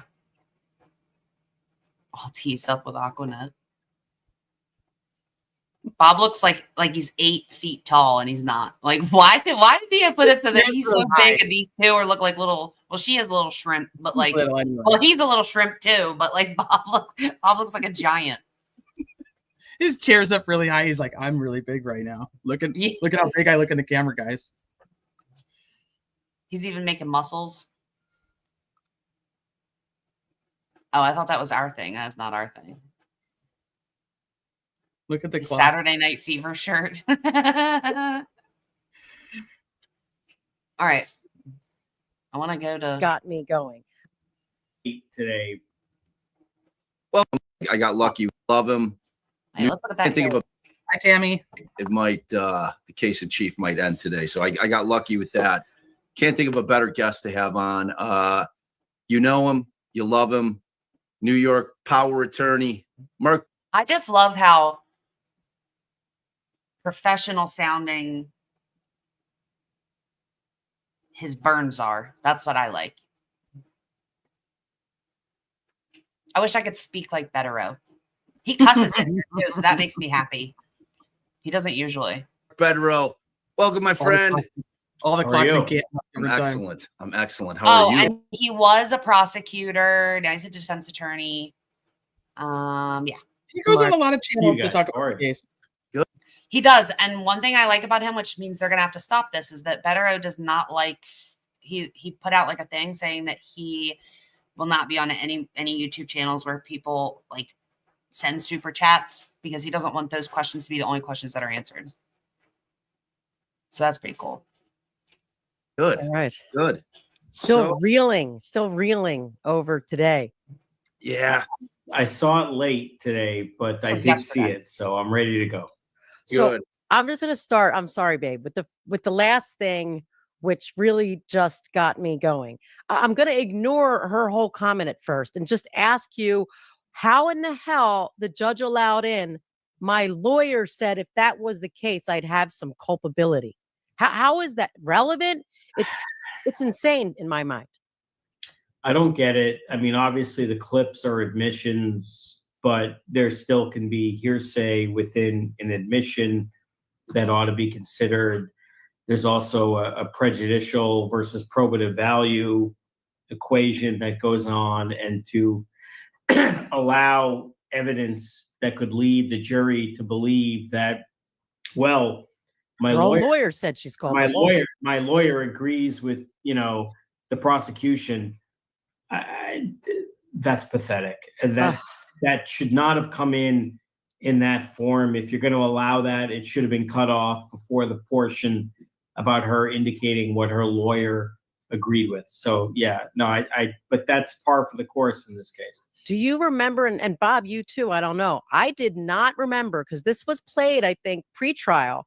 I do not remember that end part, because I would have been just screaming my head off then. But maybe I missed it, or maybe they snuck it in. I don't know. I don't remember it as part of the clip, as part of the evidence that they wanted to play. I think it was part of their piercing attorney-client privilege on what they, wanted to say, which I'm sure we would all agree was a ticky-tack violation, if any violation of attorney-client privilege, as a basis to examine all their communications, which I think is disgraceful as well. But I don't remember them suggesting that we were going to, end our case with this dramatic clip of, she's guilty because David Yannetti says so. I mean, that's just and embarrassing. The funny thing about that is that's a lawyer when he's first consulting with his client, wherein she's throwing some possibilities at him, and like all of us do in that first initial, before we have any discovery, before we know anything about the case, we're kind of just going through the potential pratfalls for that particular client. We're like, oh, well, if they've got this on you, you might be looking at some criminal liability. You know what I mean? You're trying to give your client or potential client kind of the straight dope in terms of what may happen. And that conversation has been taken completely out of context and bastardized in order to try to convict this woman. I mean, look, I hate all of the interviews. It's moved from it was a bad idea to like, I hate the fact that she did them all. And it's not even that I think that they're particularly effective in the way that Brendan's used them. If it turns out that she's convicted and we hear from a juror that it's those clips, it's going to kill me, because they're just not evidence, So I agree with you. Context is everything, obviously. The idea that we don't know what the circumstances of the statement, what led her to say that, what she said before, what was asked of her, what she said after. And, it's not a statement of her lawyer, which in many ways would be more compelling as an adoptive admission, as opposed to a straight admission if you heard it from the lawyer's mouth. It's her giving a, regurgitation of what she claims is a conversation, by that point, a couple of years ago, that, my lawyer said, if you hit him, you could have a problem, whatever the hell that means. Yeah. The reality is that's the last piece of evidence he offered. And, we all understand how prosecutors work. I was one. Primacy, recency. You want to end big. And that's what he chose, to end big. And if that's your big ending, it's kind of a big dud. Right. Yeah. If you're going to play the clips, I guess you offer that clip because, again, it's her claiming her lawyer told her you could have a problem.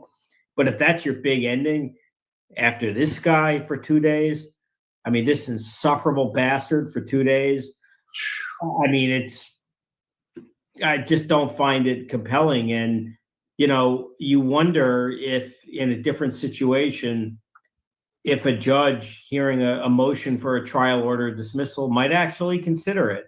Yeah. I don't think she will, obviously.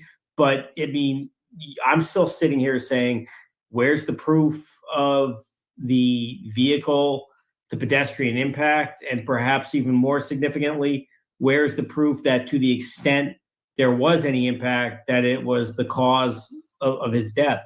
And I got to tell you, I think the evidence is, I mean, it's hard to say this. It's almost shocking, but in many ways weaker than the first go around, if that makes sense. And it totally makes sense. Because I want to kind of get into that pretty heavy duty, because in my estimation, well, I'm going to save that. Like, let's go back. I agree. I think in terms of the way that Brennan decided to try the case, I'm left wanting anything in terms of scientific evidence as to that there was a motor vehicle pedestrian strike. I didn't see it.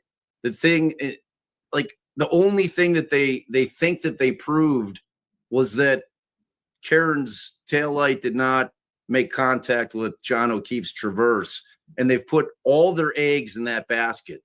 They didn't give a shit about proving any of the science from 34 Fairview. They've said, okay, here's what we're going to do. We're going to show that the vehicles did not make contact in terms of her taillight being able to be cracked or smashed or what have you, whatever the case may be at One Meadows. And once we prove that, it leaves the jury with, well, if not there, then it must have been here. And we don't even have to prove that over here, because if it didn't happen at One Meadows, it had to have happened over here. And to me, it's insane. And I don't think that they proved it at all. I don't think they did either. But what's kind of surprising is, you know, the One Meadows thing, they at least, Welcher, you know, he used laser optics and other things, which at least are, you know, science, if you accept that. As it relates to the ultimate issue, which is what happened in front of Brian Albert's house at 34 Fairview, there was no science. None. I mean, there were these kind of fakakta experiments that were not really impressive. And then beyond that, everything else he did, to me, wasn't scientific as much as he was like a data analyst, as much as he was presented with a series of facts as the prosecution believed and asked to analyze them. And he said, okay, well, I think this. And it feels like they bootstrapped their theory of the case by putting forth an expert who did not offer a real expert opinion, but had the aura of an expert to kind of, you know, shock and awe and impress the jury with a so-called expert opinion. But I mean, what's the real takeaway from what they did in front of the house? That they were, you know, using paint and doing all kinds of things and talking about, you know, Lexuses blasting off into space as a possibility. I mean, at the end of the day, after 2 days of this guy, I feel like the best case scenario for the prosecution is that the jury says, I don't know. I mean, you know, there's a lot on his direct, a lot on his cross. His demeanor was the worst I've ever seen in my life in an expert witness. And that goes with 26 years of doing this and watching this stuff. I've never seen anything like an expert who it goes out of his way to say, I have no dog in the fight, act like such an asshole. I mean, let's just call it what it is. There's no reason for it. I mean, he just acted like a complete dick.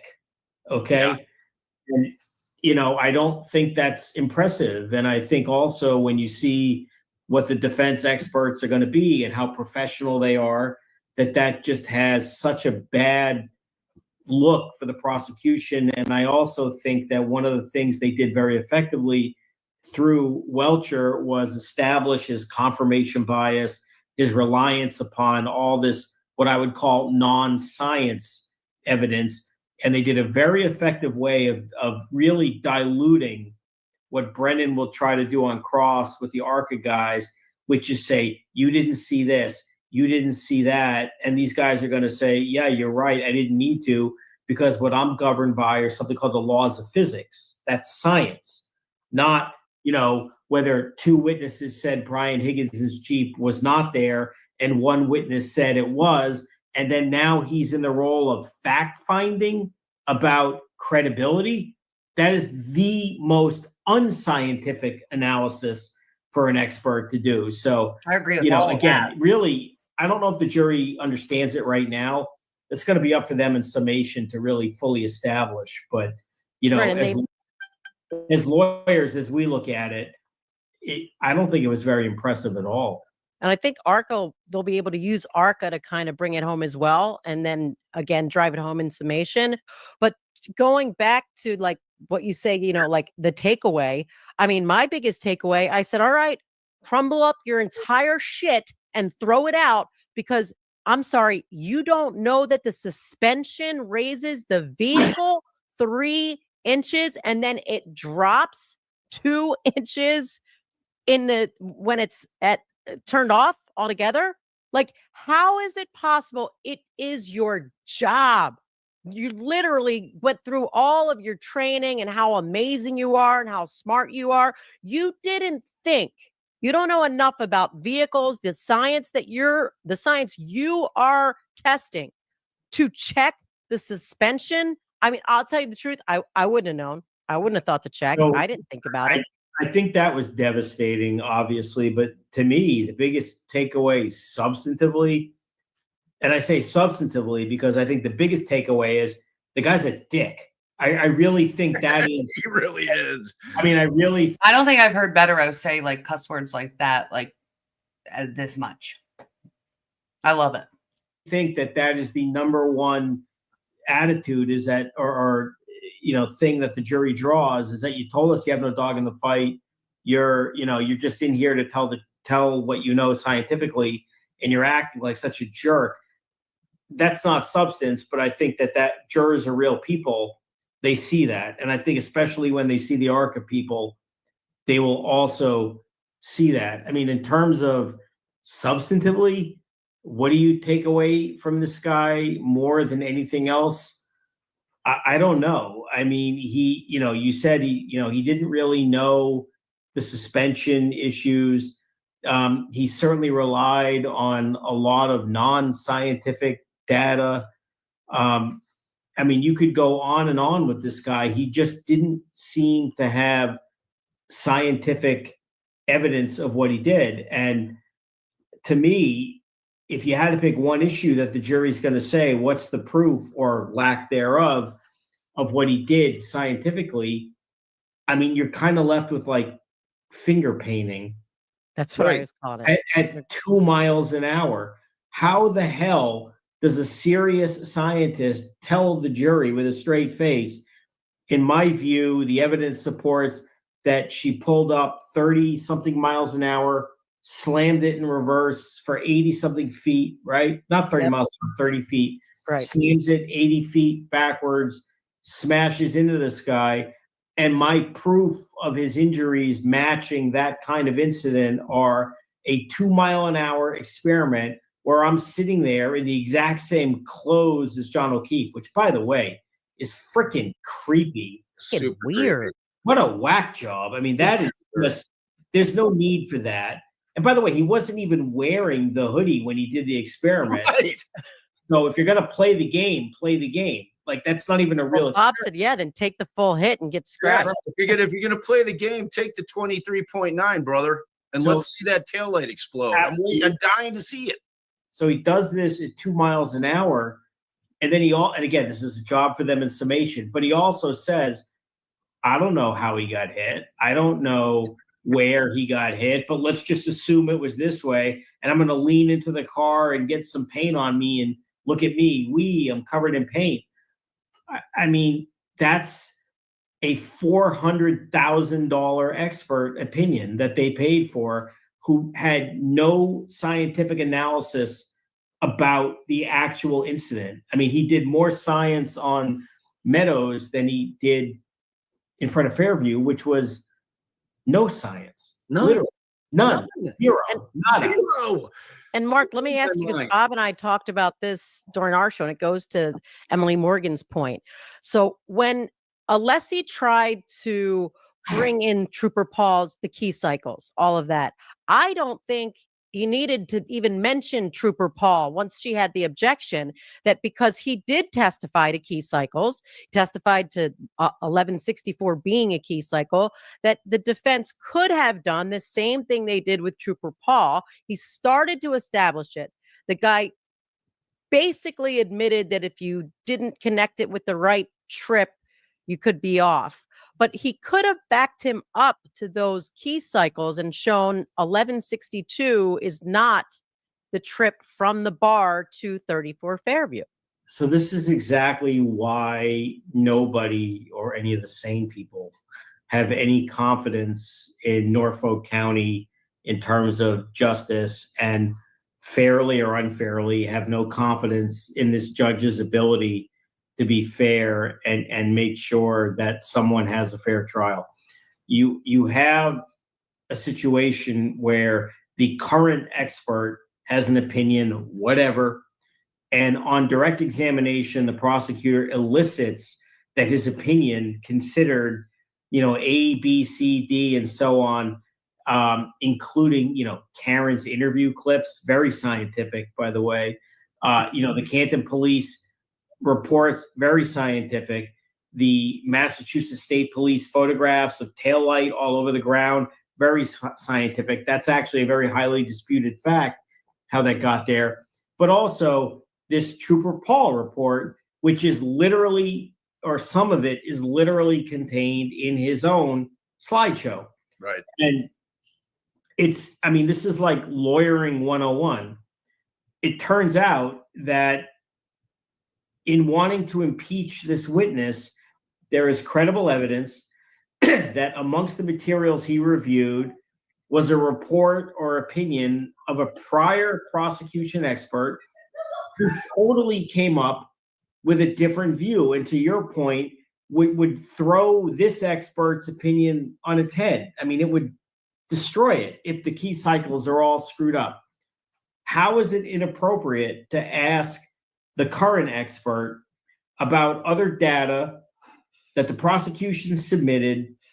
You don't have to mention a retrial, whatever, just some other expert before you that says that that's not accurate. And did you accept that, reject it? Did you not consider it? Number one, it goes to the credibility of the current expert just to show what it is in terms of what he considered. And even beyond that, it's a fair attack on his credibility, because one could argue that the prior expert was more correct than you are. And for her to exclude that evidence through this witness is ridiculous. I can't believe you're sitting here in America and seeing a judge, not a woman's fighting for her life in a murder trial, and the prosecution a year ago was trying to tell you that something happened at 12:45 and the key cycles are all messed up. And it's now been conclusively established that the first expert had the key cycle that you claim was in front of 34 Fairview at a time that the vehicle was in police custody. That kneecaps the whole prosecution case. And for her to say, I disagree with you, it's just pathetic. It's ridiculous. She's playing hide the ball, which I just don't get. Like we're trying to get to the truth here. You're trying to get to the truth. And in my view, even more importantly than that, on issues like this, you have to err on the right of the err on the side of the person who has a constitutional right to a fair trial. And that's not the Norfolk DA. That is Karen Reed. And if the DA wants to deal with that on redirect and they can establish it's a bunch of nonsense, they're entitled to do that. But to deprive the defense of even suggesting to the jury that this is a shit show and they're just hunting for experts to say whatever it is on any given day, what they want, and that this guy actually cited portions of that report, the prior report, in his own report, and not bring that up in front of the jury, that's ridiculous. This is basic due process. 100%. It's basic confrontation clause stuff. And so, like, Joe Flipperhead had a tweet yesterday where, like, this dude actually used the exact document that Trooper Paul had in his. So yeah, I believe that the ruling was way before where she said that they could play clips for context. So I think it's like those clips, but maybe extended, like before and or after Hank stopped or started them, or both, you know. But not like, I don't know that they can provide like random other clips that, you know, it has to be for completeness. Report and merely change the times. I mean, it's identical. Like in terms of, it might be an Excel spreadsheet. I don't know, but the two forms look identical. And really, Alessi's point about the picture of the dash, wherein it's showing the mileage, is everything, because that's the jump off point for that guy. Like, he had me like, oh, Alessi just nailed it right there immediately. As soon as he made that point, I thought that Bev was going to have no choice but to allow it in. I mean, the crazy thing is, she listens to it. Normally, when she's going to rule in favor of the defense, you know, it has to go under advisement for a day. Right. She ruled from the bench within 30 seconds and basically offered no analysis other than, I disagree with you, Mr. Alessi.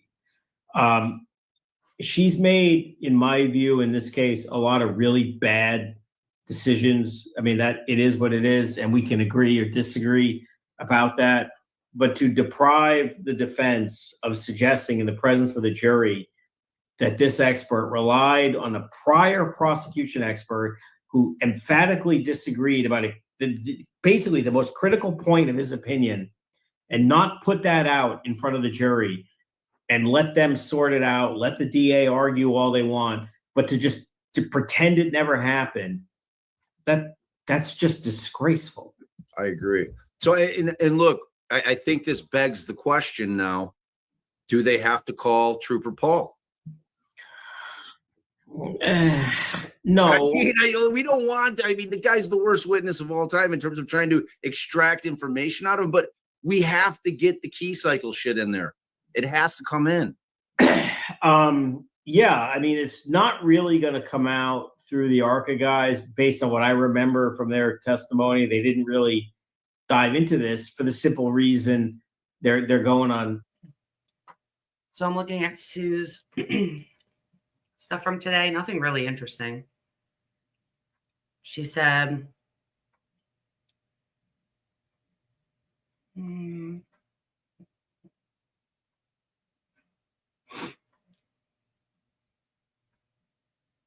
I don't see anything here about the direct. But starting with the cross, she said, jurors now getting their first look at Brennan doing a cross. He's a defense attorney. Jurors are paying attention, many taking notes. Juror who pays attention to numbers and math is writing. 12 jurors taking notes, all attentive. During the discussion of what an event is, a few jurors have pensive looks as they ping pong between DeSogra and Brennan. One of the jurors who was nodding and looked entertained during yesterday's Alessi cross is doing so again during Brennan's cross. 4 jurors are writing in notebooks as Brennan lists the things DeSogra hasn't done. Interesting to compare the witness on yesterday's cross with today's. There's activity at the defense table. The entire defense table and ADA Adam Lally are very attentive to this cross. Another day of very technical, likely unfamiliar testimony, and the jurors are all attentive and awake. 15 jurors write in their notebooks as Brennan asks DeSogra about clock variances. Brennan publishes DeSogra's analysis on the screen. Jurors are looking.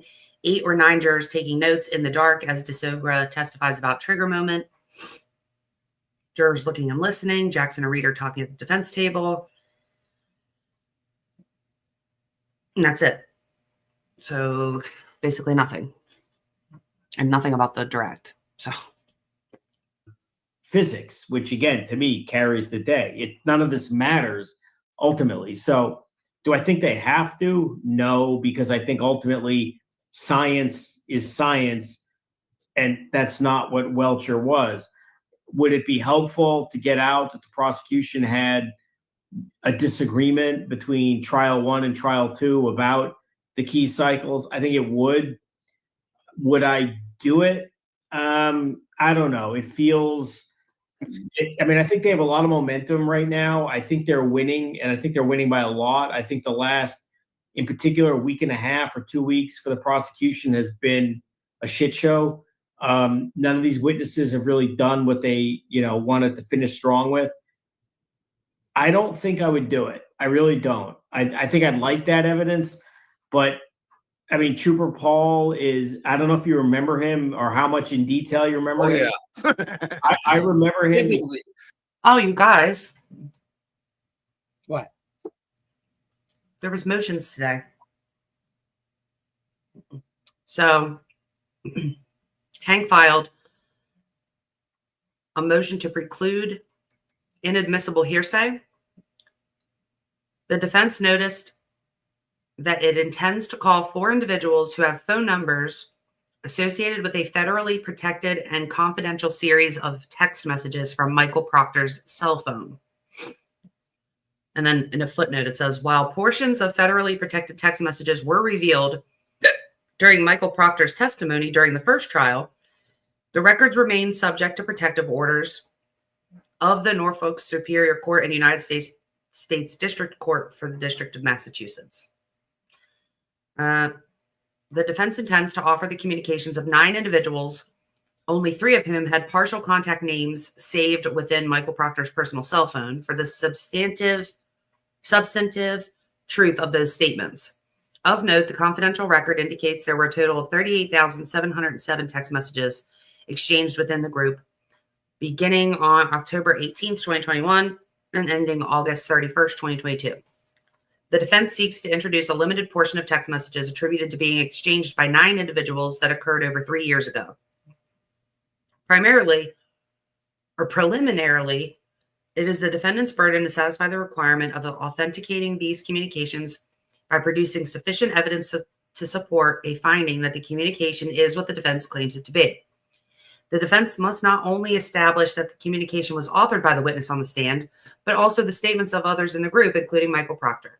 This will require the judge to determine relevance and admissibility of each communication, depending on who authored the communication and whether it is sufficient for a reasonable jury to find by a preponderance of the evidence that each and every communication was authored by the individual member of the group. Of note, prior to authentication, no communications should be displayed or read to the jury.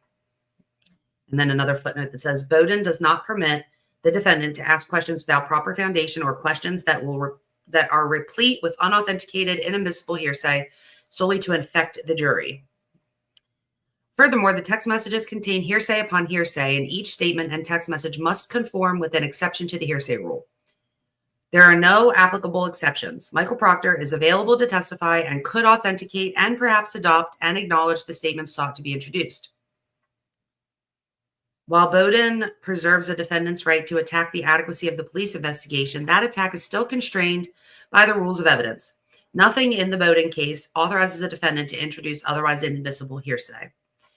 Further, the exclusion of evidence of a Bowden defense is not constitutional in nature and therefore is examined under an abuse of discretion standard. Moreover, the statements are inadmissible for the purpose of showing Michael Proctor's state of mind nor the state of police knowledge. Hearsay testimony to explain the reasons for police action, however, carries a high probability of misuse because a witness may relate historical aspects of the case replete with hearsay statements in the form of complaints and reports, even when not necessary to show state of police knowledge. Therefore, out-of-court statements to a police investigator, in this case attributed to Michael Proctor, in his capacity as the case officer assigned, are permitted, 1, only through the testimony of a police officer who must testify only on the basis of personal knowledge. 2, is limited to the facts required to establish the officer's state of knowledge. 3, is allowed when the police action or state of police knowledge is relevant to an issue in the case. I think it's pretty fucking relevant to an issue in the case, which is that he's biased.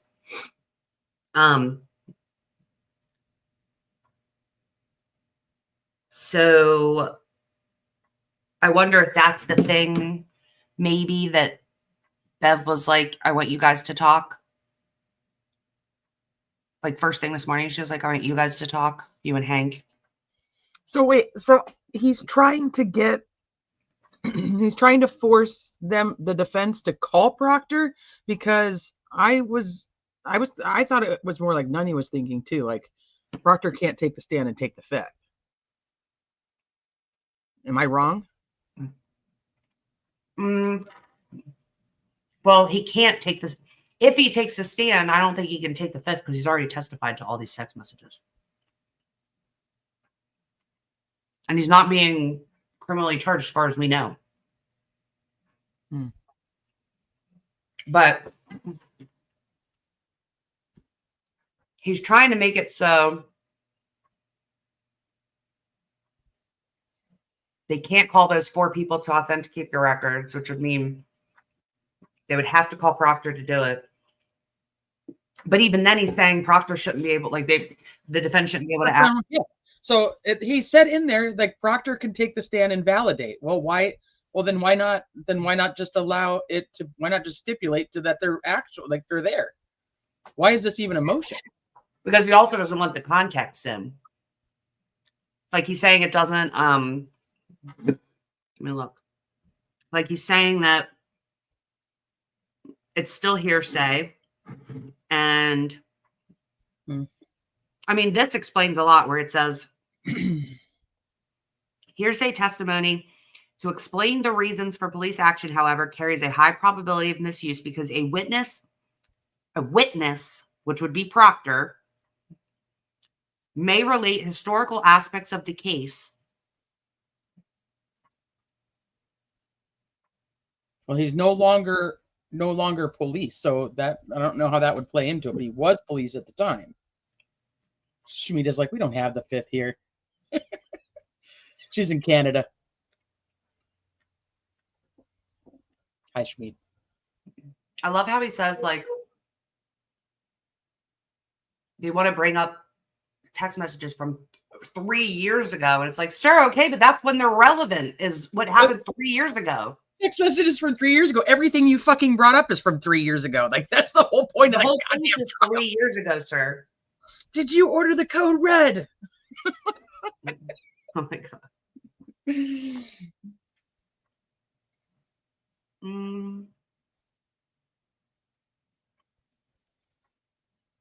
know, Aiden's in court today. Is he? Mm-hmm. Somebody tweeted that John's dad has been sitting with the defense team. What? I don't really. Let's be clear. Honest here. I don't pay a lot of attention to the defense side. Well, I'm looking at his tweets, and I find it really funny because he keeps tagging that John DePietro or whatever. No, because John's not in there. In every single tweet, he's like tagging him at the end. No, he's not. Uh-huh. Oh, So God. I don't know. Again, these are all opinions, just like Sue's are. So an hour ago, Aiden said, one juror has her head in her hands and looks like she's had enough of this bullshit. She frequently took notes while Jackson was asking questions. Not sure what Spanky thinks he's accomplishing here. The media has suggested the public opinion is split on the Karen Reed case, and the supporters of John O'Keefe are outside in blue. Thus far, the only person we've seen in blue is Judd Welcher. Trying to use the defense's witness to say how awesome the Commonwealth witness is seems like a desperate move by Spanky. To be clear, no one is impressed by Shannon Burgess. To be clear, that's not true, Aiden. Hanky is very impressed with Shannon Burgess. There are 18 jurors. One is taking notes during this cross-examination. One can infer that they don't believe anything Hank is getting out of this witness is something they should take note of. Oh, meaning only one juror out of 18 is taking notes, and so he's implying. Nobody gives a shit, Brennan. Compare the composure of Matthew DeSogra to Judd Welcher on cross-examination. DeSogra remains calm and takes a few seconds to think before answering pointed, bad faith questions. Welcher interrupted, ranted, and acted like he owned the courtroom. That's true. Hank Brennan tells the witness not to be shy. Look of shock and horror. All right. On the faces of several jurors at this rude and condescending tone. One juror mouths, "What a little dicked weasel." No, he didn't. No, see, that's why I said, like, you know. But if you don't know how he is, then you know what I mean. Like, he's you can't take that as like I mean, he's satire. He is 100%. but he's really serious good. sometimes too. So it's really hard.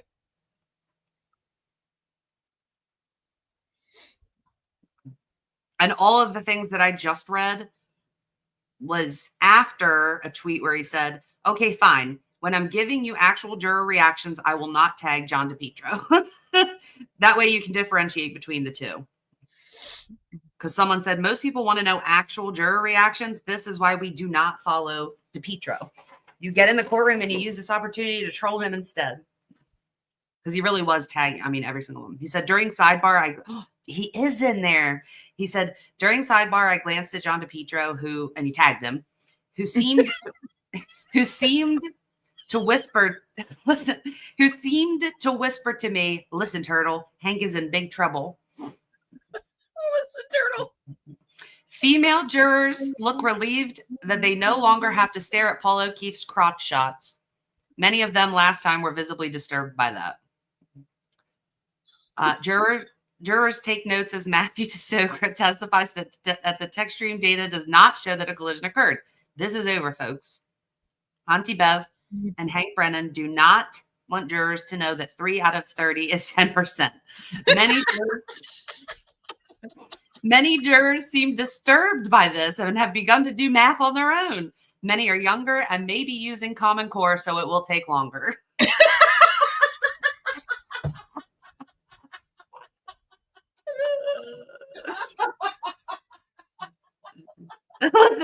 Jurors sat on the edge of their seats after Matthew DeSogra testifies that it's most likely that John's phone was interacted with after Manshannon claims he was hit by a car. One of them seems to mouth, "Feed me more PowerPoints, Daddy Jackson." Wow. Fucking math one, dude. I'm fucking dead. Jurors look aghast, like they have just realized they've been lied to this whole time by Hank Brennan. Jury seems enthralled by these slides showing that Manshannon completely fucked up the data. Many of them seem to be thinking, this is much more compelling than painting yourself blue. Hard to come back from this for Hank Brennan.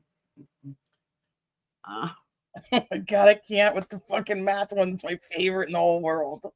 That is the best one. You know what? I'm going to retweet it while we're literally. Do it. Tag me in it. And so all these that I've been reading now. This is Turtle Boy. Turtle Boy's tweet. Yes, but John DePietro's tagged in all of these. the one that he tags John DePietro and John is in the courtroom. Yes. And he's like, he just looked at me and said, Turtle. Turtle. Hank is in serious trouble. Wow. I like Turtle Boy, dude. I think he's fucking funny. I don't know. Oh, I think he's fucking hilarious. Matthew DeSogra found out that John's phone was actually 20 seconds faster, not slower, than Kara Reed's Lexus data. Hank Brennan looks to be on the verge of tears. Lally seems completely checked out. Not good for Commonwealth, and then tagged at John DePietro Show.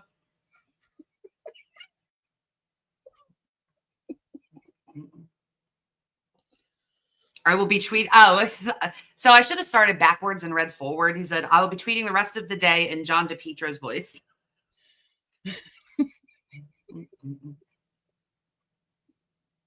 Matthew DeSogra applied all of the offsets between John's phone data and the Lexus data. Manshannon calculated them, but did not apply them in his report. I haven't seen this jury in a month, but considering how much more technical and dull this trial has been, I'm impressed by how much they pay attention. Tornado watch. Who are you? I just sent my kid down there, and I just now got a notification for a tornado. I mean, they're still driving. And it's just a watch. Tornado watch and flood watch. Let me send it to her.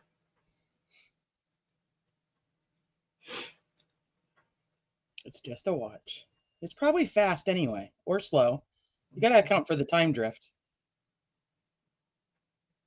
True. Where the fuck was I? Oh,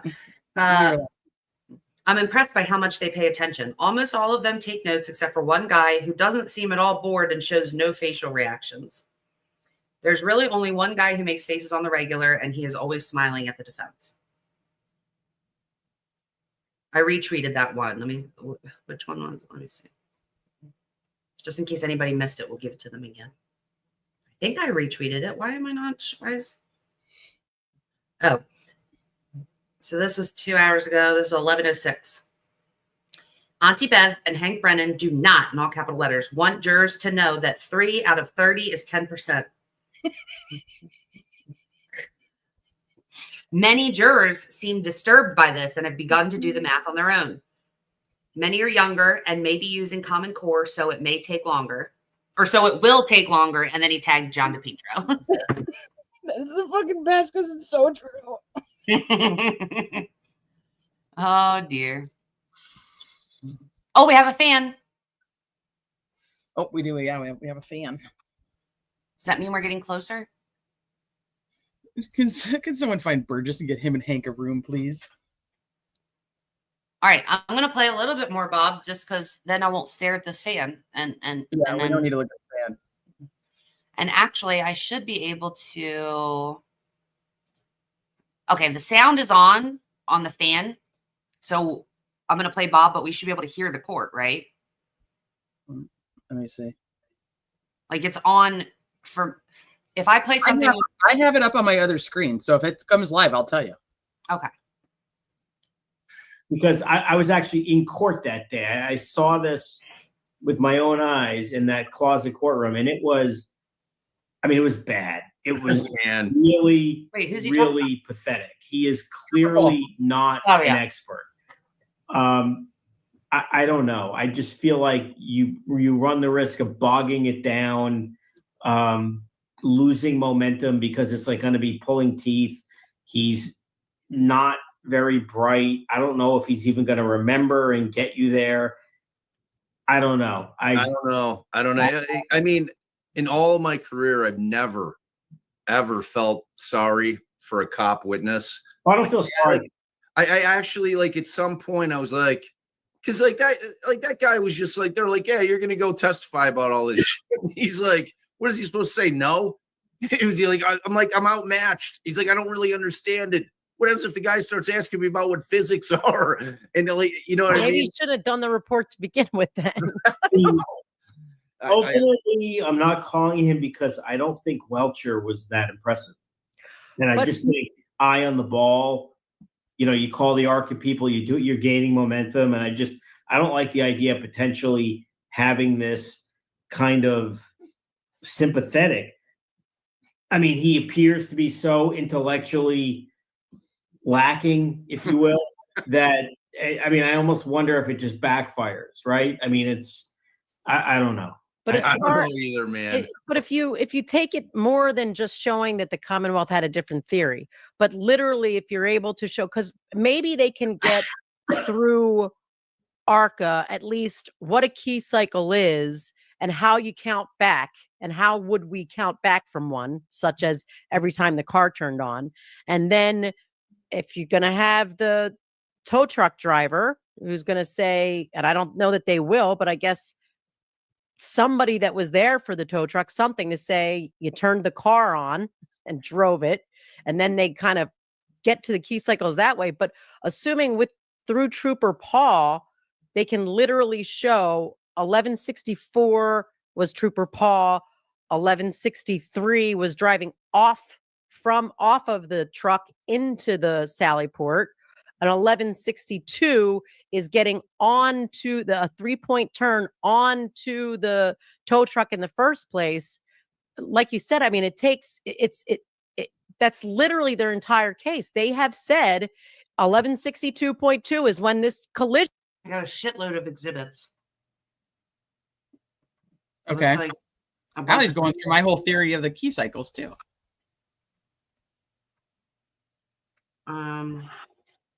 Oh, they're back. They are? Yeah, here's something. They're still on the fan. Do you hear? Well, I just unmuted mine so I could hear. Yes, you hear court it is now? in session. Yeah. Court is in session. Dr. Turtleboy. It seems like I only got all of these are the clips. So I'm gonna put them in the spreadsheet. Okay. I don't really care about them. I wanted the other shit. Whenever Why you're with ready, these Mr. hiccups? Connor. My God.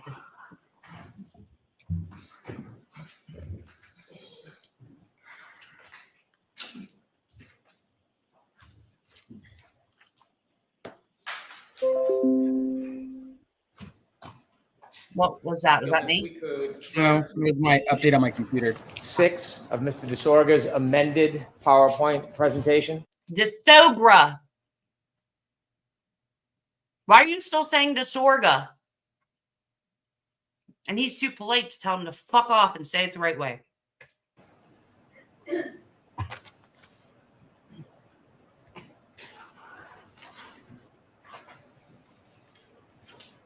Sir, I want to ask you about your opinions, and inevitably, some of the slides that you've presented to this jury regarding adjusting the clock in a time period of 3 seconds. You have given an opinion Why does he sound that so there's mad? a difference that you see in the reports between when the defendant's Lexus is powered on and the infotainment system begins, correct? Yes. There's a 3-second difference on the exemplar vehicle between when the power is turned on and then the screen lights up, the ignition, the infotainment system. The 3 seconds I'm referring to is the timestamp in the data from the SD card. So I'm referring to the timestamp in the SD card. It seems that that's coupled to the screen, but I just want to make it clear I'm referencing the data from the SD card. The data from the SD card correlates directly to the infotainment system itself. The date does, yes. Because the SD card is with the other chips part of the board that makes up the infotainment system. Yes. That infotainment system powers the screen that goes on after a user presses the button to start the vehicle. Yeah. You know what it doesn't do though? It doesn't prove that there was a collision, Hank. I mean, that would be great if you could have got to that while you were in your case in chief. Yes. So the time that the infotainment system is registering is when the infotainment system goes on, not the power on event. Correct. So that 3 seconds that was tested with the exemplar vehicle between pressing the button to turn the car on and the time the infotainment system turns on, the infotainment system clock does not accommodate that 3 seconds. Correct. So when we're talking about time on infotainment system, we're talking about after the 3 seconds when the screen comes on. Yes. Okay. Now you've made some slides and you've made some assumptions suggesting that that 3 seconds should be added to your analysis. And I want to ask you about your analysis regarding the 3 seconds. If we could turn to page 7, please. If you could zoom in on the left side. Sir, you told us that you didn't do any testing or data vetting yourself. You simply relied on reading and reviewing Mr. Burgess's report and Mr. Welcher's report. Correct. And really, the information you're reviewing is Mr. Burgess's report. There's only a few references in Mr. Welcher's report where he cites Mr. Burgess's findings, correct? Most of it is from Mr. Burgess's reports. There's really nothing in any of Dr. Welcher's reports that you are considering that is not in Mr. Burgess's report. The .154 alignment methodology, I think exclusively is in Dr. Welcher's and is not present in Mr. Burgess's. Did you read both of Mr. Burgess's reports? Yes. You're not aware that Mr. Burgess talks about that timestamp in his reports? He he mentions it in the second report to say that he doesn't think, basically, he doesn't think Dr. Welcher should have aligned it on that. That is exactly not what he said. Where in the report, State. where in his report does he say exactly that not Dr. what he Welcher said. should not? He needs to That fuck doesn't make all the way. sense. That is exactly not what he said. Hi, Oksana. Not if I he love you lied. and I miss you. He's just a horrible person. That's all. He's a horrible person. On 154. Where does it say that in his report? I have it here. If you can give me the page, we will take a look at it. I don't know the page, and I'm paraphrasing. By no means am I conveying that as I'm directly quoting it, but I remember that as something I read in there. Well, I was careful in your affidavit not to paraphrase you, right? Oh my God. Okay, but does he have whatever it is you're reading from right in front of his No. face? You do No. have it. Ew, what the fuck? So when you just made that assumption or that suggestion characterizing Paraphrasing? Dr. Welcher's state of mind or thought process, is there anywhere in the report you can cite or show me where Dr. Welcher said that? No. Okay.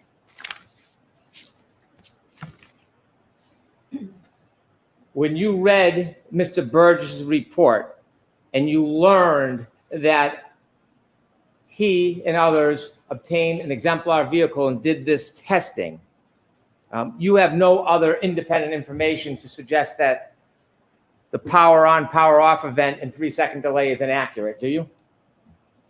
I just want to make sure I heard you. Did you say accurate or inaccurate? Inaccurate. I'm sorry, the fan's on. I'm trying to I know show. that's the only reason I couldn't hear that. So can you state it one more time? I'll rephrase it. When you reviewed Mr. Burgess's report and reviewed the information about his exemplar testing regarding the 3-second difference between turning on the car and the infotainment system going on, you have no other information. Why does he sound like that? The infotainment sister going on. What? That you looked at. Listen. Exemplar testing regarding the 3-second difference between turning on the car and the infotainment system going on.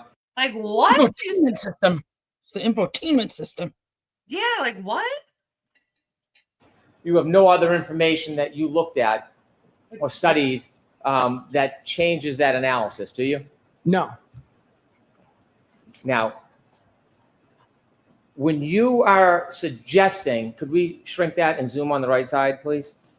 When you are suggesting that 3 seconds should be added to the time because of that 3-second gap, do you think maybe you made a mistake in considering it that way? No. Okay. The time that you're adding 3 seconds to is the infotainment time, the infotainment clock, correct? Yes. You wouldn't add 3 seconds. You would take it away because the time that you get is 3 seconds after the car turns on. The infotainment clock begins when the infotainment system goes on. We just spoke about that, correct? Right. Which is 3 seconds after the power on event. Correct. So you're essentially double dipping. You're adding No, you just fucking said it wrong, you idiot. You're adding 3 seconds that has already been separated because it isn't reflected on the infotainment system. Isn't that true? That's incorrect. You believe that that 3 seconds between the power on and the infotainment system going on should be accommodated extra on top of it. It's not that it's extra. It's because when we're talking about times here, we're pulling a time from the infotainment and we're marrying that with a key on timer from the vehicle control history. Those are separate systems. So if the vehicle control history had its own time, then what you're saying would be correct. We wouldn't account for any delays because then it's already baked into those numbers. But this is a very unique analysis. This is not something I've ever even seen, this type of analysis here where we're comparing a timestamp from an infotainment SD card to a VCH total time. And so the only way to reconcile those two is we have to align them. And the 3 seconds is the alignment between those because the VCH key on timer is going to start as soon as the vehicle is turned on. and that's the 3 seconds. You've never seen this before. I've never seen the approach taken here in this analysis by Aperture. That's what I meant by this. I'll clarify. I have not seen a timestamp from a key-on event in a Lexus infotainment used in addition to the key-on timer from that same Lexus. You know, Mr. Burks actually looked at the data, not just the timestamp. He looked at the data. You understand that, don't you? Sure. You did not, did you? Which data? The data for the timestamp on the text stream data. There is no timestamp on the text stream data, is my point. It's a derived value from the key-on time, and then added to that is the elapsed time from the text stream. So they're separate. Did you look at the data to make that determination that you're claiming right now? Did you actually look at the data? Yes. Yeah. You looked at the raw data? I looked at, yes, the raw text stream data. The raw text stream data from infotainment, did you look at it? I just don't want to mince it. The text stream data is an independent system from the infotainment, and you said from, so they're not. Did you look at the infotainment raw data? I did. Okay. And did you find He said infotainment. a timestamp on the infotainment raw data? Yes. Now, when you added 3 seconds, you were trying to, in addition to the infotainment data, you were adding on the 3 second delay that now you're saying might not even be accurate. Is that fair to say? I don't think I've ever said it's not accurate. I said that in the exemplar testing, they documented this behavior of a 3 second delay. And that needs to be accounted for if you're going to correct the timestamps. However, the caveat I put on that was only with one exemplar vehicle. So it could be that this behavior, the 3 seconds, is unique to the exemplar and would not apply to other similar vehicles. And so that's why I did like Karen. Either nothing or the 3, because there's nothing to support something in between. So you disagree that the clock stamp on the infotainment module begins the run. You believe that there's potentially 3 seconds before when the ignition goes on that should be added to that time. No, what? How are you fucking this up so bad? He's saying that maybe the exemplar vehicle that was bought by Aperture had the 3 second delay, but nobody checked Karen Reed's vehicle. Maybe Karen Reed's doesn't have a 3 second delay. Maybe it has no delay. Well, that's what he said. The only one checked was the exemplar. That's the only one that they did check. But now Hank is saying, so you're saying, like, Hank is applying it to all the things. Listen to what he just said. Infotainment module, that the clock stamp on the infotainment module begins the run. You believe that there's potentially 3 seconds before when the ignition goes on that should be added to that time. Like, what? There's 3 seconds before that should be added onto that time. Like, he's trying to, what he was trying to say was,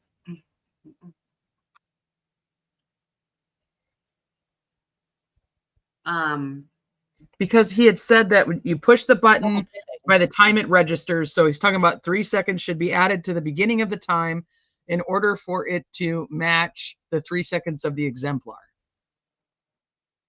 Let's listen to what he has to say about it, what he says.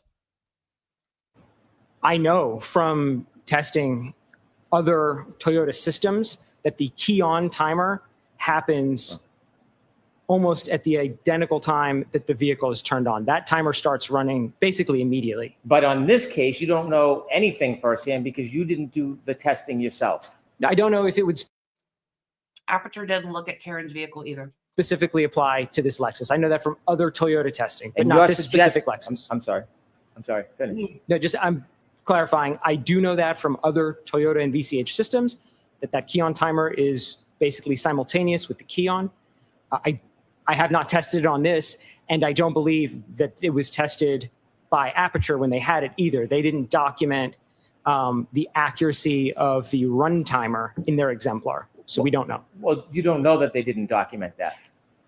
To be fair, if they did, it was not in their reports. Right. So In this They case, you didn't. said cars are different, and that's why you're If it's not in their reports, then it doesn't fucking matter if they did it. Then they didn't document it. That's the bottom line. hesitant to accept the fact that there's a 3-second delay. It's a yes or no question. I'm saying we don't know. If had we had Aperture done testing with a separate vehicle, then we could establish, is the 3 seconds the same or is it unique? We don't know. The answer is we don't know. And so when you are determining that 3-second variance, you don't have any assurance in your own mind whether or not this car, Miss Reed's Lexus, has a 3-second variance. That's what you're trying to say.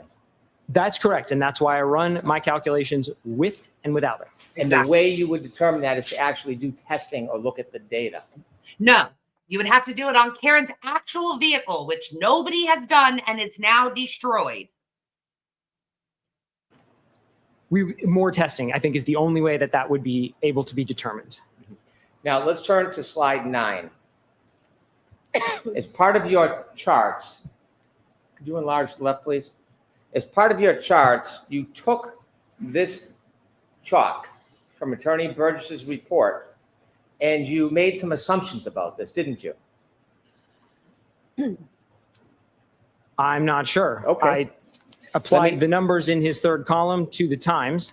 So, I mean, that's the extent of the analysis. When you looked at the first 5 columns, 1:14, 13 a.m., 4:38, 16 a.m., 4:42:06 a.m., 4:45, 12 a.m., and 5:04, 28 a.m. You said on direct examination, oh boy.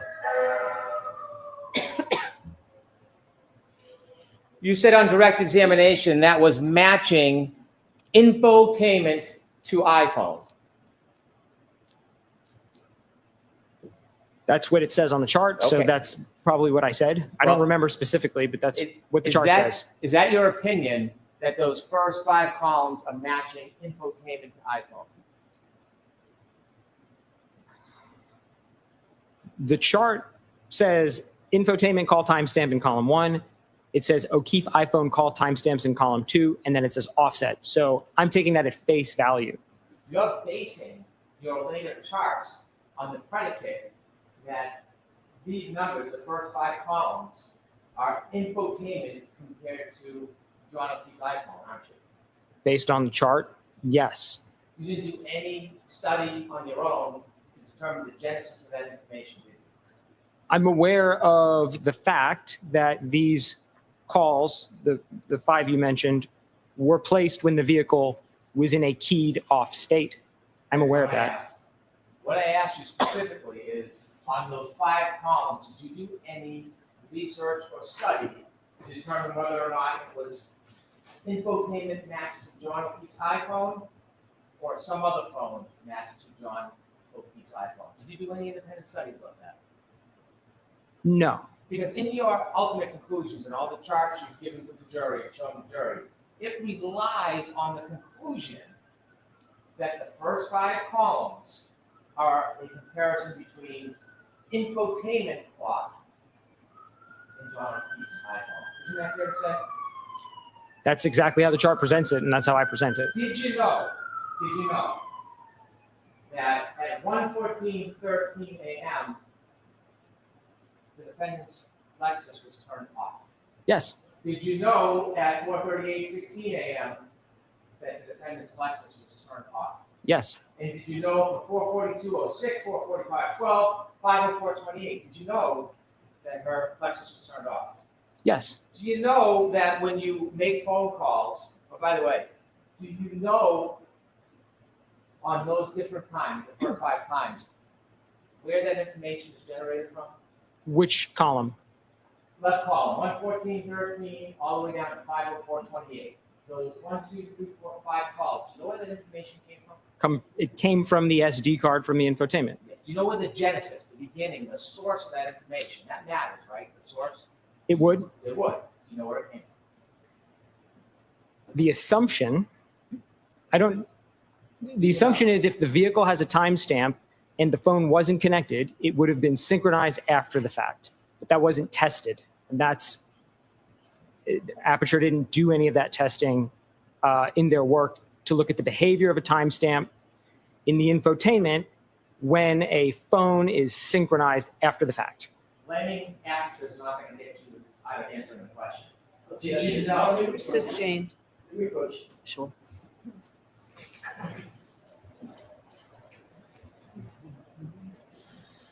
She's like, sure, I don't even care anymore.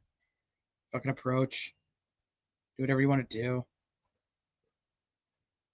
No, I think it's clear that Bev knows that this is not like, I don't know why she's allowing him to keep doing this.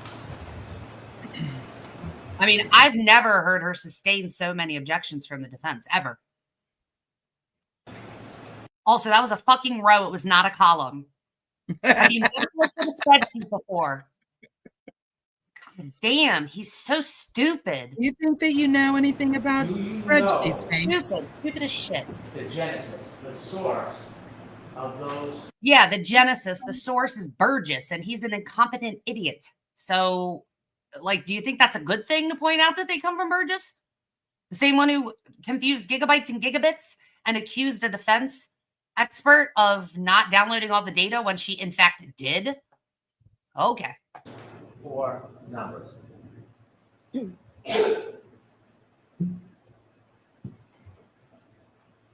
Definitively no. Your entire premise for your slides and values and ranges depends on knowing the genesis of those numbers, doesn't it? I relied on Mr. Burgess's explanation that those times were synchronized after the fact.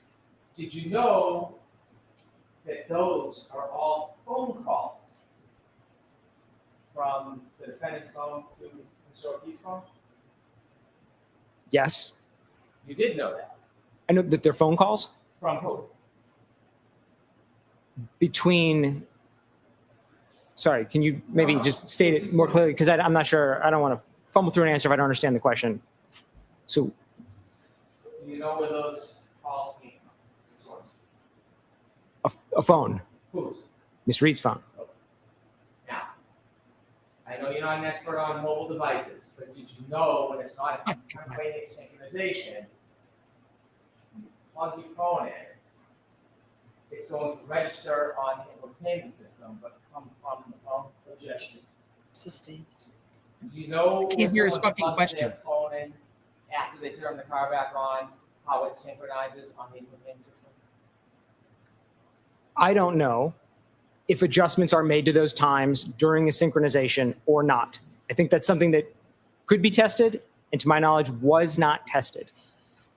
If you don't know, then your conclusions and all your opinions to this jury is based on an assumption that you don't even know the predicate for. Isn't that fair to say? Oh my God, Hank, you're an idiot. My conclusions are based on all of the data that Mr. Burgess laid out. So he laid these out and went so far as to calculate the offsets himself. So there's something implied in his table by virtue of him calculating these that maybe he would decide to align them. And so, again, to provide the clarity on all the possible alignments, I included them. But that's not what I asked. If you're making an improper assumption about the predicate, about these calls and the source of them, and you're wrong, that would change your entire analysis and conclusions and charts that we see in your later charts, wouldn't it? Sure. If there was testing that showed that that is an invalid method on this specific Lexus and SD card, then of the 30 possibilities, some of them would end up being eliminated. Did you know that when an iPhone is plugged into a car, it downloads the information from the iPhone on the entertainment system? Did you know that? I don't know how the clocks are synchronized when you plug an iPhone into a car. Well, if you don't know, how can you make conclusions based on a predicate you don't even know what it is? The conclusions are based on the data in Mr. Burgess's report. He's really not getting this. I know you're not an expert on mobile devices. Why does he keep fucking saying that? Strike that. Go ahead and ask your question. My apologies. Yeah, you prick. If you have 2 different devices, a Lexus clock, the entertainment system, in an iPhone, you would agree that it's not unexpected to be variances, correct? Correct. When you're comparing two iPhones, do you have an opinion, do you agree that you'd expect the variance to be very small, iPhone to iPhone? I don't know. Have you ever studied that before? 2 iPhones? Yes. No. So as you sit there today, you don't have any expertise, any education, any knowledge about how closely 2 iPhones would sync with each other? No. Do you see in the first 5 columns, the numbers are small, 22121? Yes. Would you agree iPhone to iPhone using the same source of time is generally going to be within 1 or 2 seconds of each other? Objection. Sustained. Do you have any opinion about whether iPhones to iPhones will generally be within 1 to 2 seconds of each other? Objection. You can ask if there's an opinion. Do you have an opinion on that? No. Next question. If the first She's like, 5 move calls on, Hank. Ask him how much longer, Bev. Ask him. rather than infotainment to iPhone, you agree all of your assumptions and conclusions are inaccurate. They're not iPhone to iPhone in the sense that column 1 came from the infotainment. The values were read from the SD card. So there's an assumption baked into it. What you're saying that when a phone is synchronized, the infotainment assumes the times of the phone, but we don't know whether the infotainment would adjust those times to its own clock or not. You're speculating now, aren't you? We don't know. It wasn't tested. I don't know is the You answer. don't know. I don't know. You don't know. I do not. It wasn't tested. We don't know. You don't know. Sustained. So, Oh my this is God. iPhone to iPhone. Then your assumption on the first 5, 12121. I'm like, do you fucking know that, Hank? And you're wrong about the fact it's infotainment to iPhone. Your assumptions and conclusions are inaccurate, aren't they? Objection. I'll allow this. If the title of the first column had iPhone in it as well, then I would not have used it in my analysis. But that's not the question. I appreciate that. My question is, if those first 5 calls were iPhone time to iPhone time, and you mistakenly analyze them as infotainment time to iPhone time, then the rest of your assumptions and charts would be inaccurate, wouldn't they? Objection. Sustained.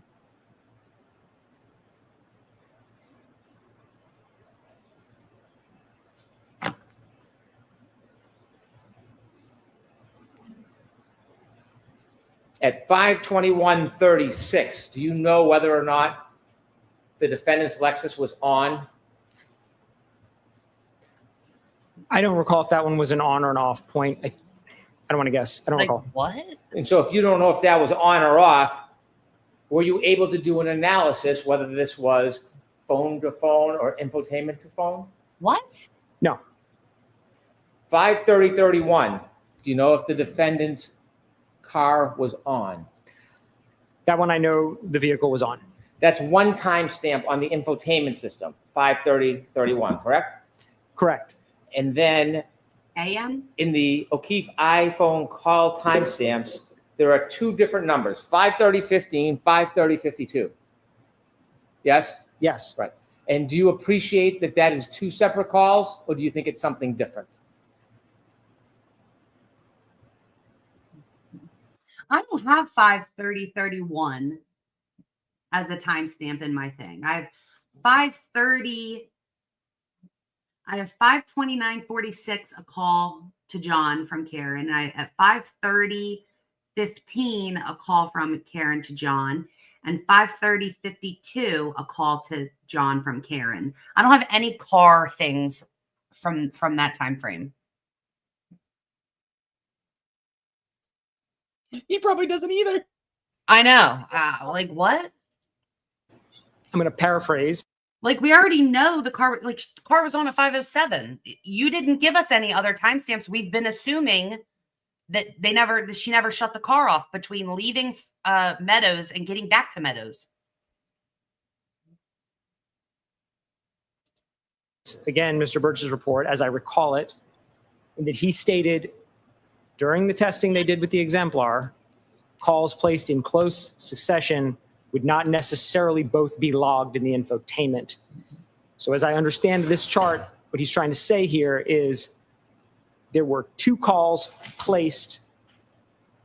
There were 2 call logs in Mr. O'Keefe's phone, but only 1 timestamp in the infotainment, and he couldn't determine which it I know what corresponded he's to talking about now. because of that observed behavior from testing. Discrepancy in I'm time. asking if Well, that's Remember what he's on trying Bruce's report, it has the 2 times because there was calls back to back, but it only registered once and he was like, I can't tell because of the time difference of it being so close, the same going forward and backward.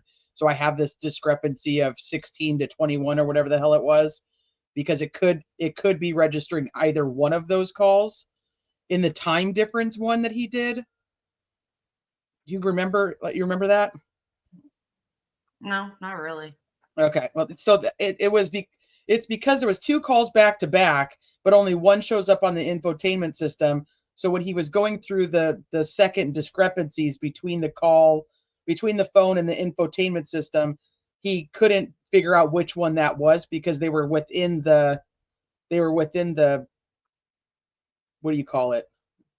The amount of discrepancy he was already accounting for. So he's like, it could be the one right before the time it recorded on the infotainment system, or it could be from the call right after because it's the same discrepancy both ways. Okay. I believe you. Okay. Stupid. This seems just so stupid. And if I'm, you know how I feel. It was 5:30:15 and 5:30:52 on Burgess's report. So 5:30. I have an outgoing call from Karen. 2 calls from Karen to John, 5:30:15 and 5:30:52. So why does mine, based off of her call records, the ones that were entered as an exhibit this time, why do I have 5:30:16 and 5:30:53? I don't know. That's 5:30:15 and 5:30:52 from her phone. Well, I don't believe if that came from Burgess, I don't believe him. Burgess's, yeah. So then on the infotainment system, there's only 1 call recorded at 5:30:31. So that 15 to 52, that's why he puts that 16 to 21. You remember that now? That doesn't make any sense because I don't have any call at 5:30:31. That's what I was trying to say. The infotainment system has that call at 5:30:31.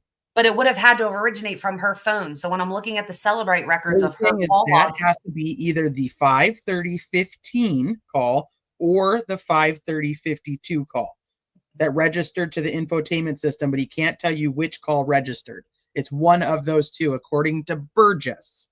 yeah, I don't believe him. That's fine. I'm just telling you. Thank you, Fluffy. Yeah, this attorney is nuts. The whole problem with this entire line of questioning is he's not doing any of the analysis. He's taking Brennan's witnesses' information and seeing if it's accurate. I wish he would say that. Like, I wish the witness would say, I based my entire analysis, the assumption. So you're asking if I've made any assumptions? Yes, the assumption that I made was that Burgess's data was accurate.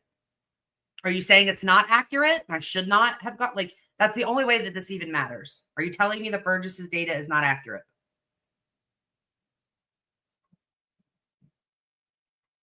Karen Reed call report, exhibit 28, the call log.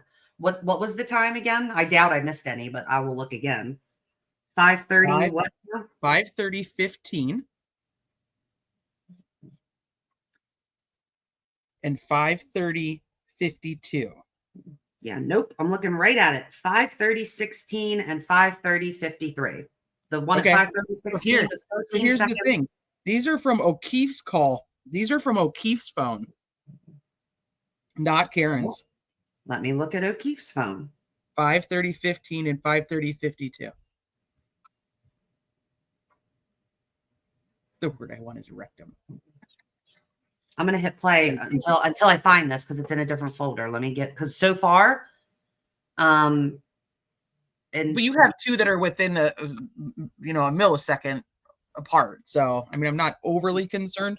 I just wanted to tell you because I knew exactly what he was talking about on this time discrepancy. So he's trying to say, like, why don't you know? But did Because you you're say not a phone expert, you don't know which one is which. And he's like, yeah, no, neither does Burgess. But did you say 5:30:15? 5:30:15, and you have Okay. 5:30:15. I'm looking at Karen's call log, and she's the one making the call. So how could she make a call a second after John's already receiving it? Because of the time drift.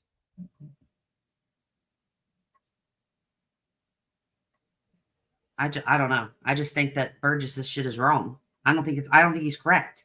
Well, then you'll have to look at John's and see. And that's part of their whole time drift is that John's phone is off. Well, and that's my John's phone is the time on his phone is off. His time drift is funky. But that's my thing.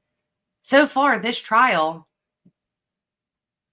I haven't gotten an exhibit with John. I've gotten an exhibit of John's call logs with Jennifer McCabe, but not with Karen Reed.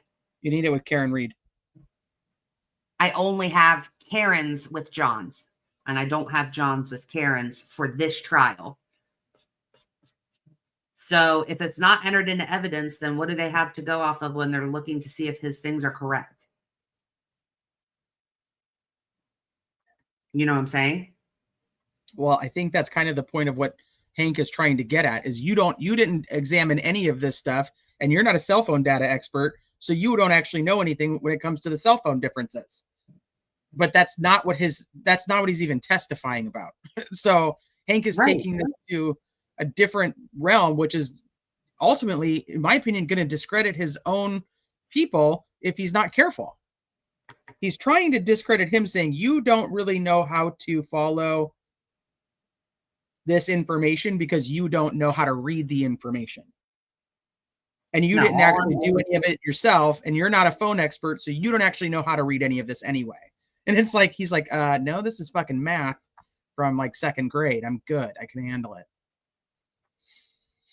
Yeah, all I'm getting is that he's implying that Burgess's data may be inaccurate, therefore rendering his entire analysis inaccurate. But I don't know why he would be saying that. Like, why? Yeah, why are you believing what my people said instead of just doing your own work? Well, when you don't even know how to do your own work because you're not a phone expert. All right, hit play.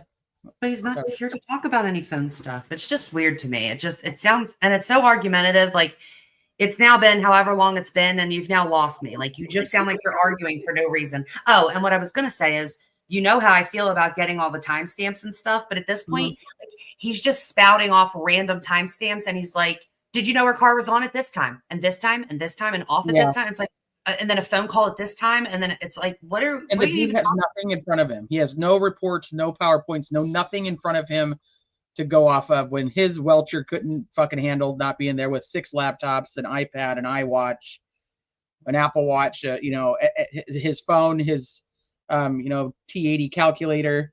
So, I mean, he couldn't handle it.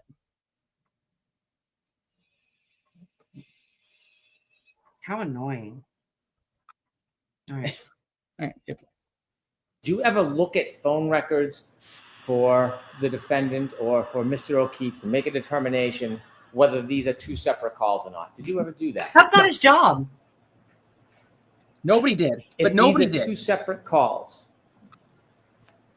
can you explain to us why there is one timestamp?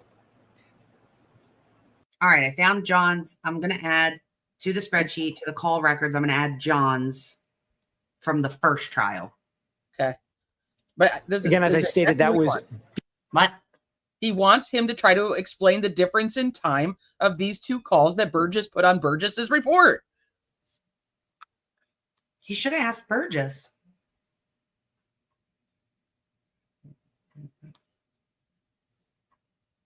Okay, on John's, it does say 5:30:15. But so then why is Burgess only using John? Like, why did he not include Karen's? if you're trying to figure out the amount of, like, if you're trying to figure out the difference between the infotainment system time that it's showing a call, Right. the time that John's phone shows he got the call. Doesn't matter. Her phone is the one that's connected to the infotainment system. So why would Correct. you use his phone and not hers? It's already that. Yes, 100%. Or at least use all three. I mean, if you're going to do it, why would you not include all three? Well, why do you even give a fuck about his phone? Her phone is connecting to the infotainment system. You're trying to prove what she's doing at that time. According to your theory, he's dead. No, that's not what they're trying to prove. They're trying to prove the only reason that they're doing it with John's phone is to show that he got hit before or after he was doing all that stuff on his phone. That's the only reason we're including John's. But why don't you pull the data from John's car to see if his phone was connected to that infotainment system, or check Karen's car to see if John's phone was ever linked to her infotainment system. Has he ever made or received a call? Like my mom's car, I'm rarely ever in my mom's car, but when I am, I plug in my charger usually, and her car will automatically, like if you plug it into the charger, it will bring it up on the screen to where my phone calls and everything will go through. Did John ever connect to her Lexus? Behavior that was observed, the exact behavior was observed during the exemplar testing by Aperture. I don't know why that happens. Why does the infotainment not log every call? I don't. But I know that it was documented that that is a feature of this system. This information was not taken from the exemplar vehicle, was it? This table, no. No. This information was taken from the infotainment system of the defendant's car. Isn't that true? Yes. And the phone calls were taken from Mr. O'Keefe's iPhone. Isn't that true? Yes. And so, you know why there would be 2 phone calls and only 1 timestamp? Beyond the testing, the exemplar testing that showed an exemplar vehicle did that. No, I don't know why it happens. Do you know that the infotainment system doesn't always capture all of the phone calls and the phone data in the download? Do you know that? Yes. Well, if you know that, can you conclude that even though there's 2 calls and only 1 timestamp, that's because how the infotainment system works? I think that's the most logical assumption, that's how it works. So Fucking idiot. You look at 530.15, bottom middle, and 530.52, it is impossible to tell which one relates to the 530.31 infotainment on the left. What does this have to do with anything? Right? Yes. So there's 2 possibilities. Yes. One is that you have a difference, a disparity of 16 seconds. Yes. And the other one, going the opposite way, is a disparity of 21 seconds. Correct. And so when you add those disparities, you have 27 seconds disparity in those. Correct? I'll allow that. Is there a 27-second disparity when you compare the 2? I'm not sure I understand the math. 530.31 is 16 seconds different than 530.15 on Mr. O'Keefe's phone. Yes? Yes. 530.31 is 21 seconds different than the 530.15 phone call. Yes? Yes. And the difference is cut each way, one's minus, one's positive. Correct. So when you add those disparities, you get 27 seconds, don't you? Objection. I'm going to allow that. No. What do you get? You're saying if maybe so I can be clear what you're asking, if we have a negative 16 and we have a positive 21, Correct. how many seconds are in between there? Exactly. 37? 37. And so you can see, did you Fucking know idiot that doesn't know that math. car was turned on at 5:07 a.m.? Does that ring a bell? I don't have any of those key-ons committed to memory. So you can see between 5:21 and 5:30, the offset is different between them, which shows that variances change. They move.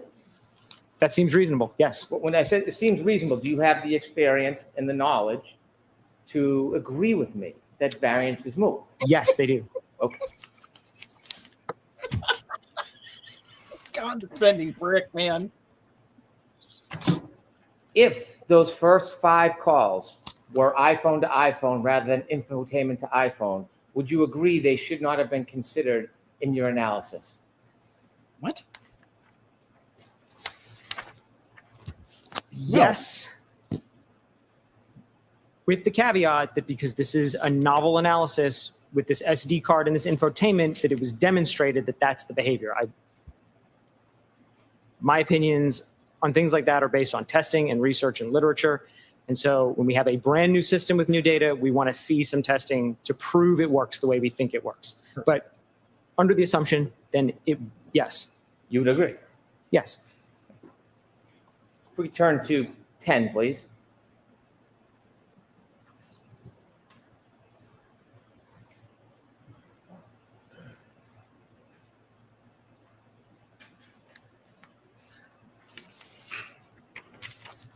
Given, could you zoom in a little, please, on the left?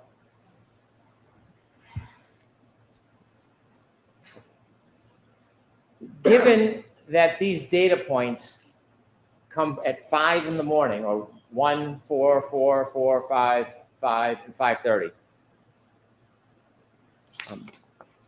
did you consider whether they would be less reliable than comparing to the triggering event, the 3-point turn at 12:23 the night before? Did you consider that? Yes. When you said you reviewed and you're critiquing reports, did you read Mr. Burgess's report on May 8, 2025? Yes. Did you read in his report where he explains that this is a less reliable method to, it's a less reliable method because of the time distance between the actual event we're interested in, 1162 at 12:31, 43 to 48, then the He has no fucking clue what time it happened. That says a whole lot. 3-point turn. Yes. Okay. When he explains that the method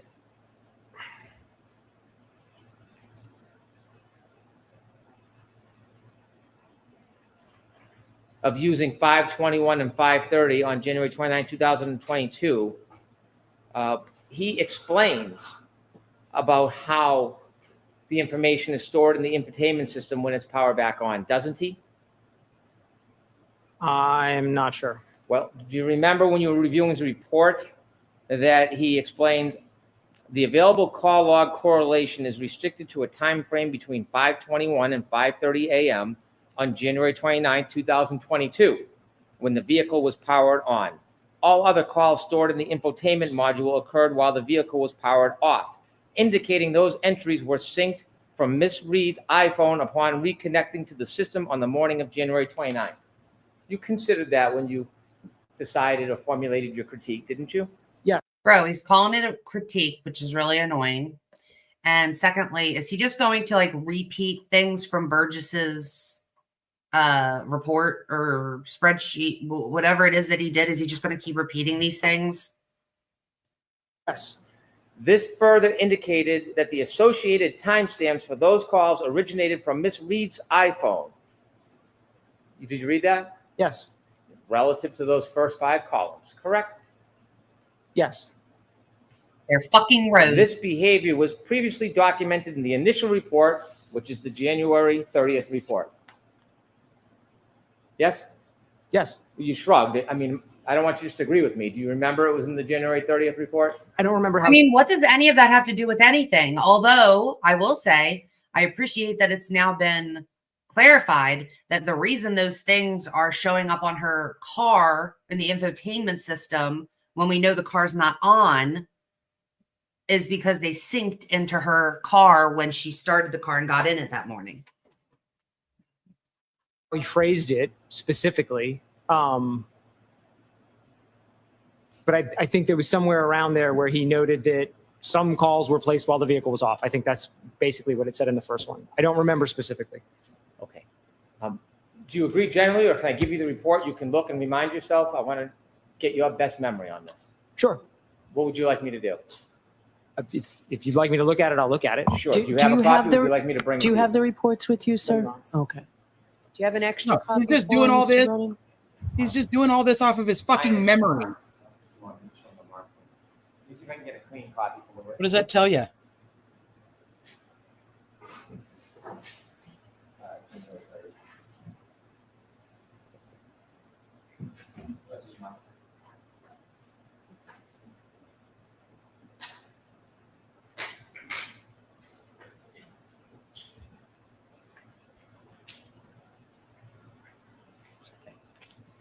I don't have a clean copy. I don't want to show you something that has my writing on it. Of Not course that I you care if don't. You can read it, Of but it's course. protocol.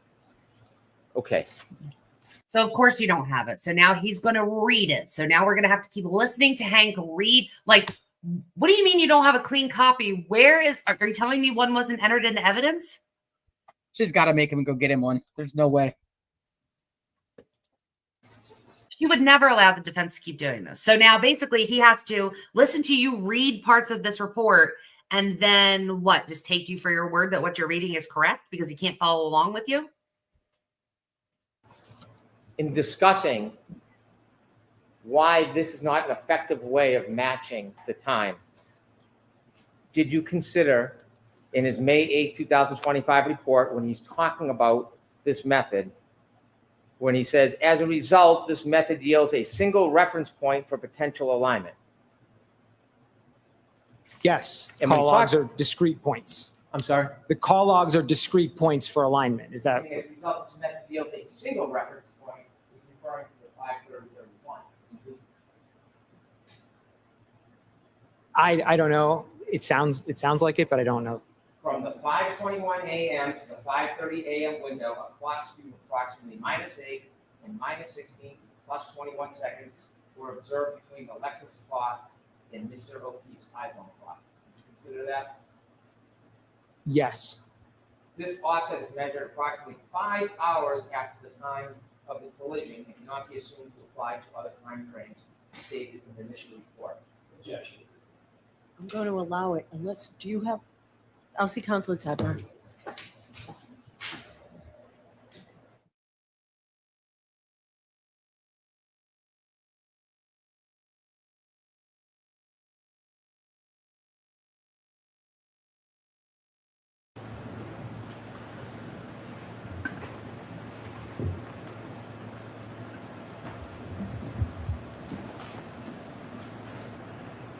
Sir, going back to my question, so you read Mr. Burgess' report, the same report that you're critiquing, and you were aware of this information, weren't you? Yes. And so you were aware that Mr. Burgess in his May 8th report was identifying that the section in green was the only contemporaneous information for analysis. Did you know that? Is that how he states it specifically? I can read it again. I just read it to you. If you don't mind. Okay. Brennan, why Yeah, don't you if just you're going to be fucking sit down if you're and going to take be a a stand? cunt, if you're going to be a cunt about having to read it multiple times, then maybe you shouldn't be reading it. You should go fetch a clean copy. You have 3 other people sitting at your fucking table. Have them print one. This is stupid. So let's give him a copy. Okay, Yeah, why didn't you give him a you. copy before we started answering questions again? So how long are we going to wait? Honor. Let's give him a copy. Does he have the clean copy? No, Beverly. He just said he happens to not have a single clean copy laying around. All of them have his writing on it. What a shit show. So for anybody following the first trial of Crystal Rogers, I just want you guys to know that the jury is in deliberations for Steve. Oh, he Try- just pulled a clean copy out of his asshole? Turn to page 3. That was quick. What I read to you was where it says clock sync method 1. Do you see that? Yes. And this is, if you look at the second paragraph, I read that to you word for word. Do you see that? Yes. Did I read that right? 5:21 a.m. and 5:30 a.m. are the only 2 data points when that car was on January 29, 2022. Is that fair to say? Yes. Okay. And if you look at the last paragraph, do you agree or disagree? As a result, this method yields a single reference point for potential alignment. Do you agree with that? No. Okay. Because you still are under the mistaken belief Oh that my God. you still have the opinion that the first 5 rows are an infotainment to iPhone analysis. It's presented as that way in his initial report, Sure is. which is what my initial analysis was based on. Sure is. All of us thought that he was trying to imply that she made phone calls from the car. 100%. And in the supplemental report, there's no further testing to say one way or the other. He just has a new opinion. So I stand by the initial analysis that I had, that those points should be included with all of the other points. But that's not my question. My question is, you are taking the position those first 5 calls are an infotainment to iPhone analysis. They could be, and so I include them. I'm not saying they definitively are or not, which is why I never say there is one way to do it. That's why I say there's a whole host of ways to do it. So you're now saying that you're not assuming that's an infotainment to iPhone analysis. Are you now saying that? It's stated that way, and I think it could be that way. But it might be iPhone to iPhone too, if those times are just copied over. And if it was iPhone to iPhone, your analysis would be wrong. Certain lines would go away. Why do I have a feeling that Hank and them did this on purpose so that whatever like analysis he gave or whatever, they could say, well, you made it entirely wrong, because even though our chart literally makes it look like you're talking about her phone making phone calls from the infotainment system to John's phone.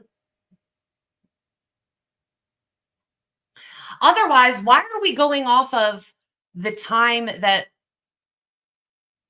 hours after she's made the call, the time that's being synced to the infotainment system? Why aren't we going off of calls that were made while it was connected to the infotainment system? She called him like 1 trillion times that morning on the way driving around. I don't understand. Have we even seen this guy's presentation? I may have missed it. And if I'm understanding right, now Honk is asking this man to give testimony from his expert's presentation. You were 100% correct. We did see his. It was only a few slides because all he was doing was check. Essentially, he's a data guy. I mean, he can do other things, but for this particular situation, he's a data guy, and he was verifying data from Burgess and Welcher. So his little mini presentation on direct was literally that. And now Hank wants to talk to him about all kinds of stuff. Here's the problem. Hank's trying to do what got done to Burgess. See, this guy is basically Burgess. And then Arca is basically Welcher. He's trying to do to DeSogra what was done to Burgess. But the problem with that is that Arca, when it's their turn, Arca used, especially in their first thing, their first report, the one that was written before they ever spoke to the defense, they didn't use any of these people's things. Like, they didn't use DeSogra's anything for that opinion. So if you discredit DeSogra, and they don't work at the same place. Like, I think he's trying to discredit Arca because he's got to try to be creative, I guess, to try to find ways to do that. Through this guy. He's not doing a very good job. It's not going to happen. If anything, it's making me even more suspicious of Burgess, because it's like all the way up until about 5 minutes ago, the way that little tiny spreadsheet with the infotainment time and John O'Keefe's cell phone time, and then the amount of time that it was different, was read by me, and I know others, as though he was saying that the call was made from Karen's phone inside the car to John at those times. And that's not true. Instead, they're using what it's synced to hours and hours later. I know it's not, and we should probably just get through them, but I'm bothered by the fact that he's like, we could move on to the people who will actually be able to answer your questions. If you stop asking this man questions that has nothing to do with his analysis. And I think also my getting worked up is Hank is worked up. If you want to call the whole analysis wrong because of that, it might be your characterization. Okay. It would change the total number of possibilities. Mm-hmm.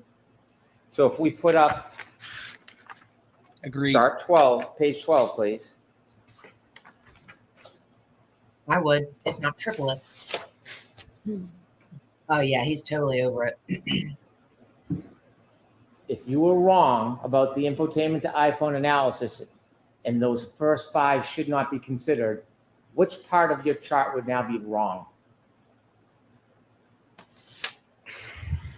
What do we have? 12 lines on the chart? I'm sorry? Yeah, we have 12 lines on the chart. If we decided to eliminate the lines that are based on the calls when the vehicle was off, we would be left with 4 lines on the chart.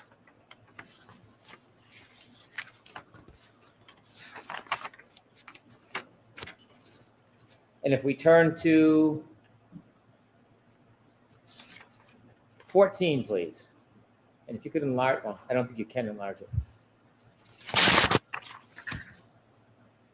If your analysis about infotainment to iPhone was wrong, you would agree those first 1, 2, 3, 4, 5, 6 columns should not be there, should they? Rose, you piece of No, the positive 16 stays, the negative 21 stays, 1, 2, 8, and 20 would go away. So we'd lose 4 lines from this chart. And the negative 16 line, that comes from information at 5:30 a.m. the next morning. Correct. And you would agree that that distance is not as accurate as queuing it from the 3-point turn event 11:62:1. The 3-point turn is closer in time than the call at 5:32. And thus more reliable, wouldn't you say? Generally. And the negative 21, that was from 5:30 and some seconds the next morning. Same idea, not as reliable as the 3-point turn information. There's greater uncertainty the farther in time we get. So when we turn to the 3-point turn information, you mentioned in Dr. Welcher's report that it was noted that the timestamp 154 was the end of the 3-point turn event, correct? That's how he states it. And then more information was provided when Mr. Burgess then broke down that 154 timestamp, correct? Correct. And when he broke down the 154 timestamp, he actually wrote a report about it, didn't he? Yes. He didn't just have it in his head. He put it on paper for all to see, yes? Yes. And in that report, not only does he break down the data, he also shows a visual of the actual data on a map, doesn't he? He does.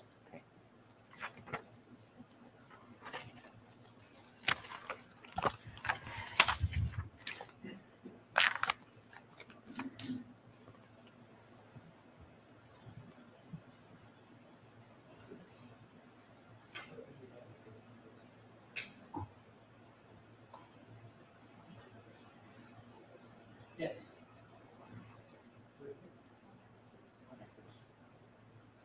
Exhibit 192A.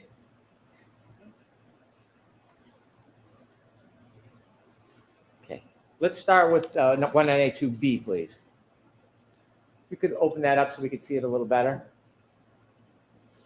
When you look at the data he actually broke down, do you agree that instead of at the end of the 3-point turn event as timestamp 154, that actually is at the beginning of the 3-point turn? Do you agree with that?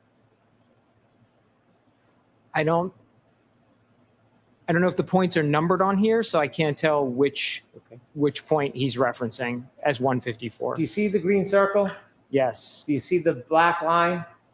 Yes. Does that orient you to the direction the car was traveling?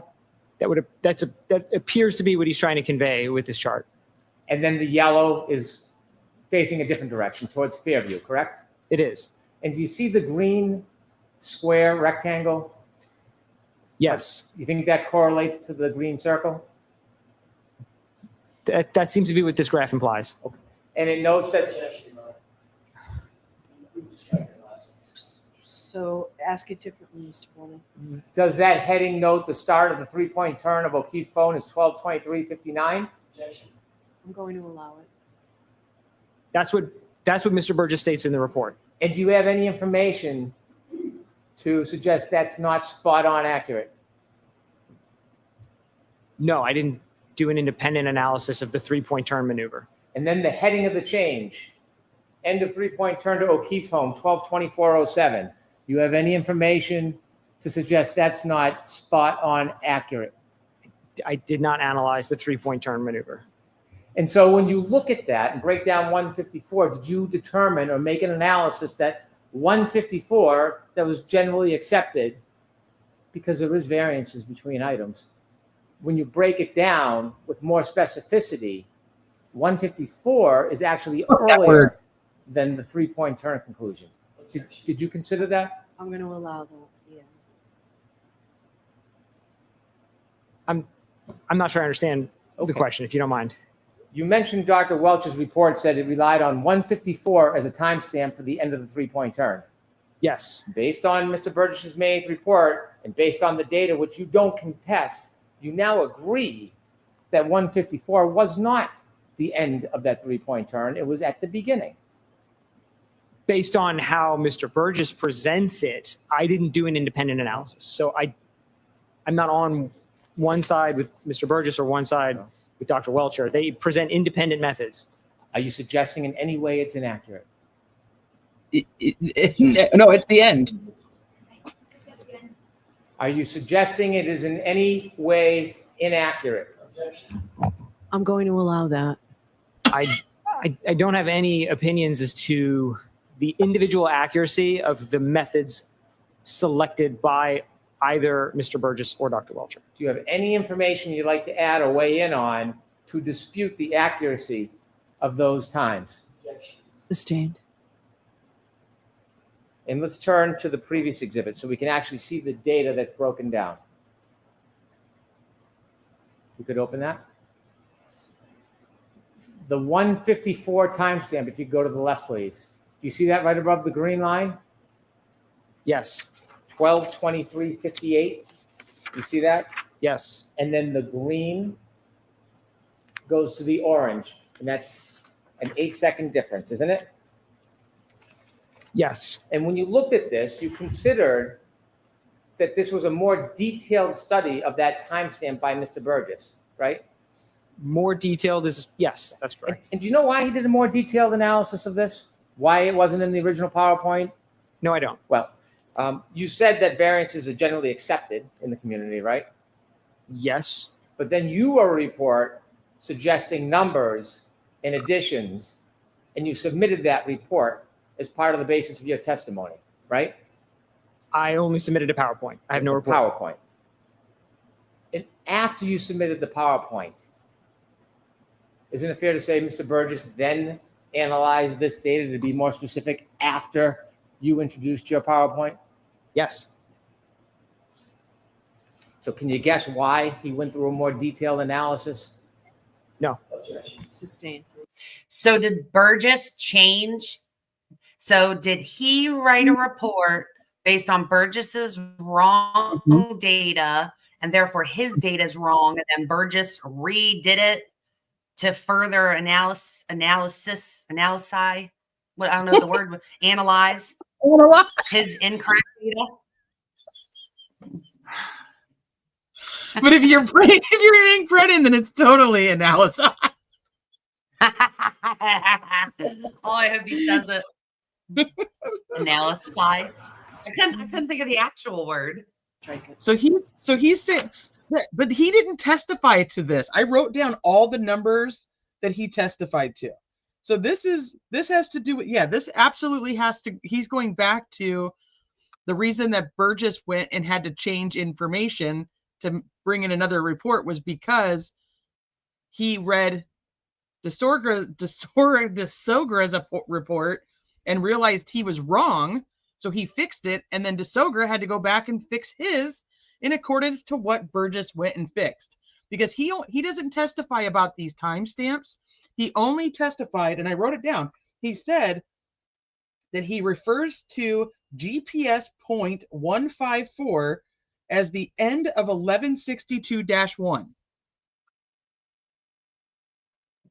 That's what he said.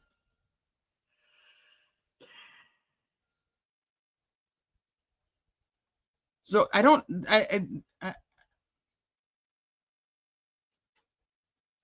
know.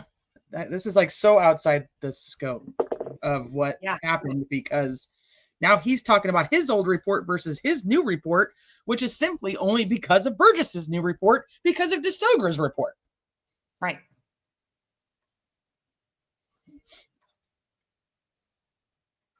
But that's what I'm saying. So is Burgess's newest report incorrect if you're saying that DeSogra's report is incorrect?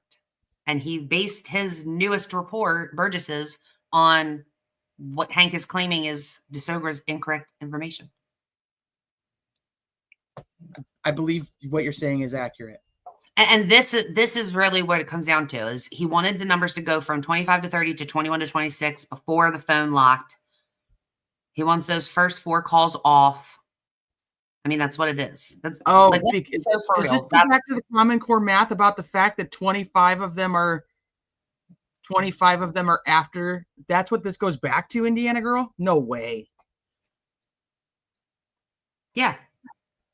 Yeah. Hank's trying to say that Hank is trying to keep that. He does not want there to be a possibility at all that John's phone.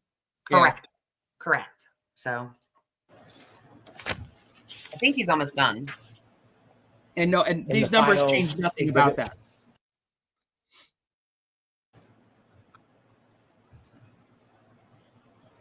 Let's go back to the data. You said that Mr. Burgess had an 8-second range, 21 to 29 seconds, remember? Yes.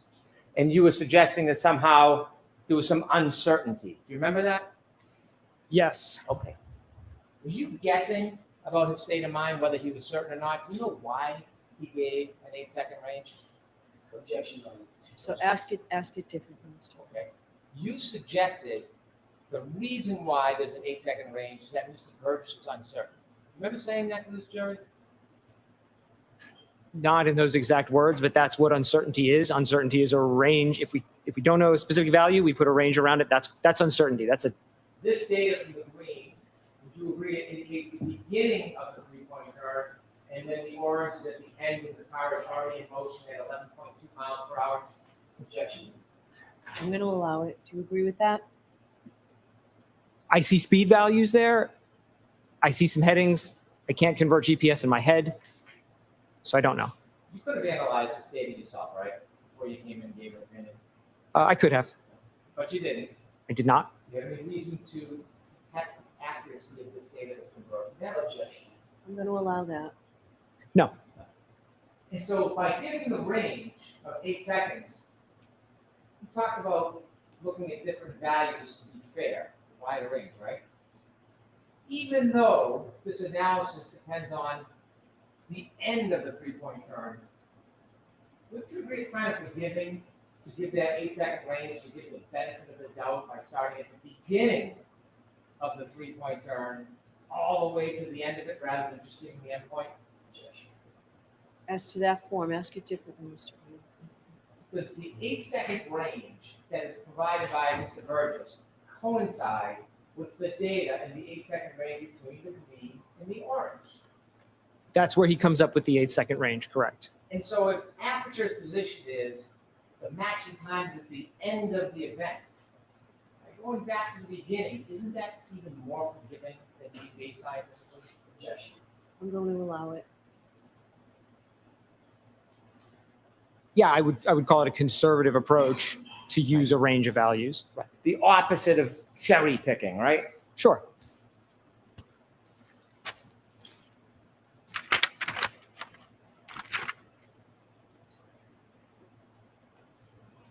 Do you have an opinion to a reasonable degree of forensic data certainty? Excuse me, what? Did he just make these up? Now I What gotta did know. I have never heard of forensic data certainty to a wait a minute. What did he say? About whether certainty. Do you have an opinion to a reasonable degree of forensic data certainty? The fuck? Forensic data certainty. I'll have to Google that. I'm doing it right now. About whether text stream data provides data reflecting whether a collision actually occurred. No. In your opinion, to a reasonable degree of forensic certainty, is the text stream data would not reflect the collision, correct? That's not what I said. I don't have an opinion. And you know that there can be collisions or touching between vehicle, and it's not going to appear on the text stream data. You know that, right? Right. It's possible. It's possible. Did you know that the defendant's vehicle at 5:07 a.m. on January 29, 2022 bumped into a different car? Who cares? Yes. Do you see that reflected on the text stream data? No, and it's not a collision either. It bumped. I'm thinking. But also, someone still needs to explain to me why it didn't. Because why was there enough in a 3-point turn to cause a trigger, yet when she bumps a car and slams the brakes, it doesn't? That doesn't make any sense. Looking back to when I reviewed the raw text stream data, and I don't remember seeing an event from that. I can't really I hear don't you. remember seeing an event from that time in the text stream data. Well, you don't remember seeing it. It's not there, is it? I don't think it is. I don't remember seeing it. I don't think there's one. You're not. Jesus Christ. I was going to finish and say I don't have all of the events committed to memory. There's You're- 19 of them. I'm sorry. There's 19 events. I don't have them all committed to memory. You're not testifying or offering an opinion that there was no collision with this car that night, are you? You're insufferable. Because if you were implying that or suggesting that or insinuating that, that would be misleading, wouldn't it? It's not. Sustained. I have no further questions. Thank God. Thank God. You were asked a number of questions. Yes. Thank you. You were asked a number of questions a few minutes ago by Mr. Brennan Mr. concerning your expertise. I'm just going to grab a pen. if I could.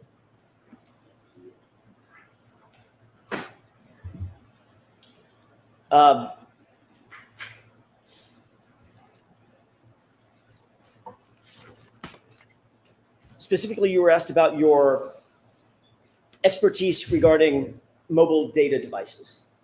Mobile devices and their data, correct? Yes. And were you being truthful when you indicated that you were not an expert in Yes. that field? Were you being truthful when you indicated that you have a certain expertise in EDR data? Yes. Were you being truthful when you indicated that you did review Mr. Burgess's data and Mr. Welcher's data as reflected in their reports and PowerPoints? Yes. Were you being truthful about your credentials? Yes. Have you ever lied about your credentials? No. You hold a bachelor's degree? Oh Yes. my God. And you hold a master's degree? I do. Oh, that's You ever lied hilarious. to anybody about that? Oh my God. Oh, poor Burgess. Me and Shannon. Mr. DeSogra, what is the only reason you amended your PowerPoint presentation from its original version to the one that you most recently amended it to? To include the additional analysis and data points from Mr. Burgess's supplemental report, So- the May 8th report. I'm sorry, I interrupted you. Go The ahead. May 8th report. So you amended yours because he amended his. Correct.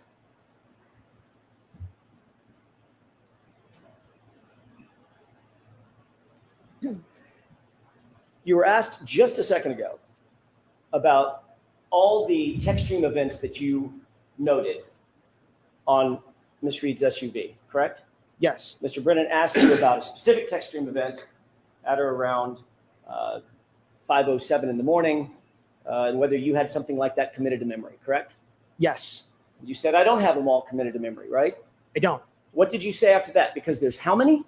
It was 19 events prior to 1162-2, 19 other events. How about after 1162? There were a number after 1162-2. I don't have the exact count in my head. How about after 1162, just on January 29th, going into January 30th? There were other events. How many? I don't recall the exact number. Does 11 That's weird that sound there's right? somebody there. What? It sounds plausible. I recall seeing in the chart. I recall seeing a number of events after. Recall seeing. Two. I don't have the exact count in my head. How about after 1162, just on January 29th, going into January 30th? There were other events. How many? I don't recall the exact number. Does 11 sound right? Why would there be 11 events the 29th into the 30th?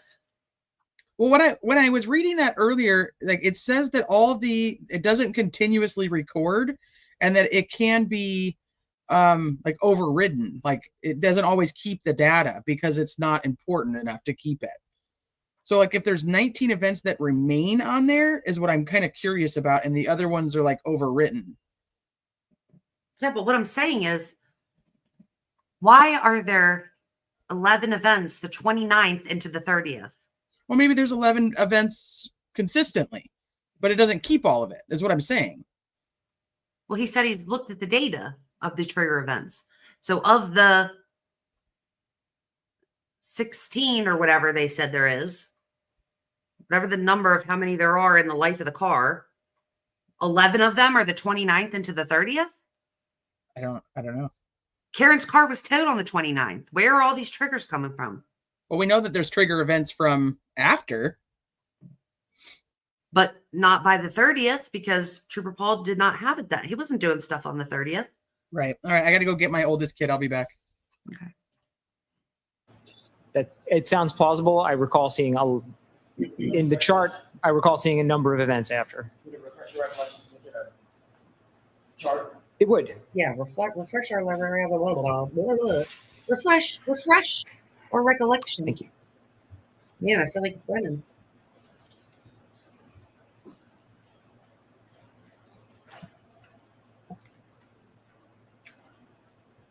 Yeah, there are a lot. I would have to really use my finger to count them all. Okay, more than 8. Total after 1162-2. Only on the 29th. Never mind. There I don't have aren't to leave. date stamps on these because this chart is the raw text stream data, which doesn't have timestamps. Safe to say there are many, right? Yes. May I approach? Yes. And again, this goes back to a question that you were asked by Mr. Brennan. I want to follow up on. In no instance were any of those related to a collision, to your knowledge, correct? Objection. Sustained. Were any of those that you reviewed at any time, the lifetime of the vehicle, related to a collision? None of them were triggered by a collision. Thank you. Right. I want to ask you a hypothetical, if I could, based on questioning by Mr. Brennan surrounding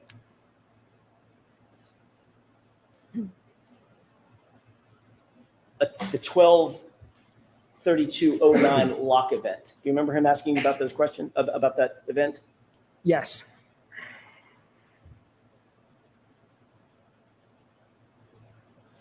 Your analysis was based on the time span. Let me rephrase that. Was your analysis based on Mr. Burgess's and Mr. Welcher's analyses together of a span of time between Analyses. the 1162-2 text stream event or trigger event and the lock event at 12/32/09? Objection. Why? So the question is, Is that what he's considering? Correct. In other words, was he basing his opinion or analysis on that time frame, at least in part? So I'll let that question stand. Thank you. Yes. Okay.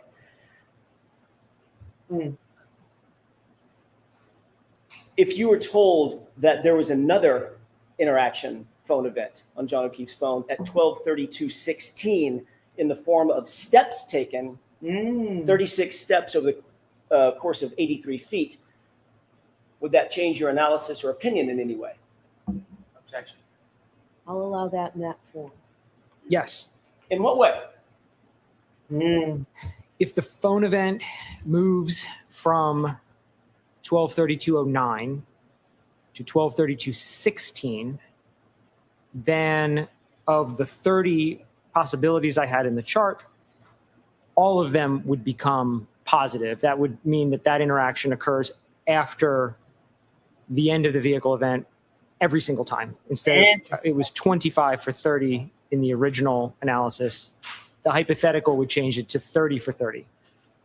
All of them, all 30 of them would occur at a point in time with, let me rephrase that, all of them would reflect a scenario in which the phone interaction took place after the trigger event.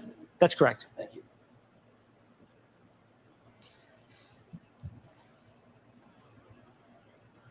If you were told, to give you another hypothetical, if you were told that there was a Doppler state event on the phone, pocket state event on the phone at 12:33:14, would that impact your opinion in any way? Objection. Sustained. You were asked several questions about what you believed Mr. Burgess may have gotten wrong in terms of his original report and one of his original analyses dealing with bits and bytes. Do you recall that? Oh, yeah. Bring it up. Yes. Dumbass. Did Mr. Burgess, Hold on. of course, You need to, you know, we have to turn the fans off. Fuck it. and Just do it. I'm not speaking loud enough. Idiot. Right. I'm sorry. I'll raise my voice. I just don't want to scream over people, but I will raise my voice. Let's try this for a few minutes. May I start again? That question, yes. Thank you. Wow. She's for real right You now. were asked about whether or not you believed that Mr. Burgess was incorrect in terms of certain analyses he undertook or reflected in his original report back in January of 2025, correct? Correct. As it relates to the bits and bytes, did you find that Mr. Burgess was incorrect or correct about his analysis concerning the size of the data set collected based on bits versus bytes? Incorrect. He was incorrect. Explain that to the jurors very briefly. These are just different units. A bit is a different size than a byte. And so if a size for something is listed in bits, for example, and you look at the data and assume it's in bytes, you will assume it's the wrong size. Which is exactly what he did. Which Mr. Burgess did based on your review of his report, correct?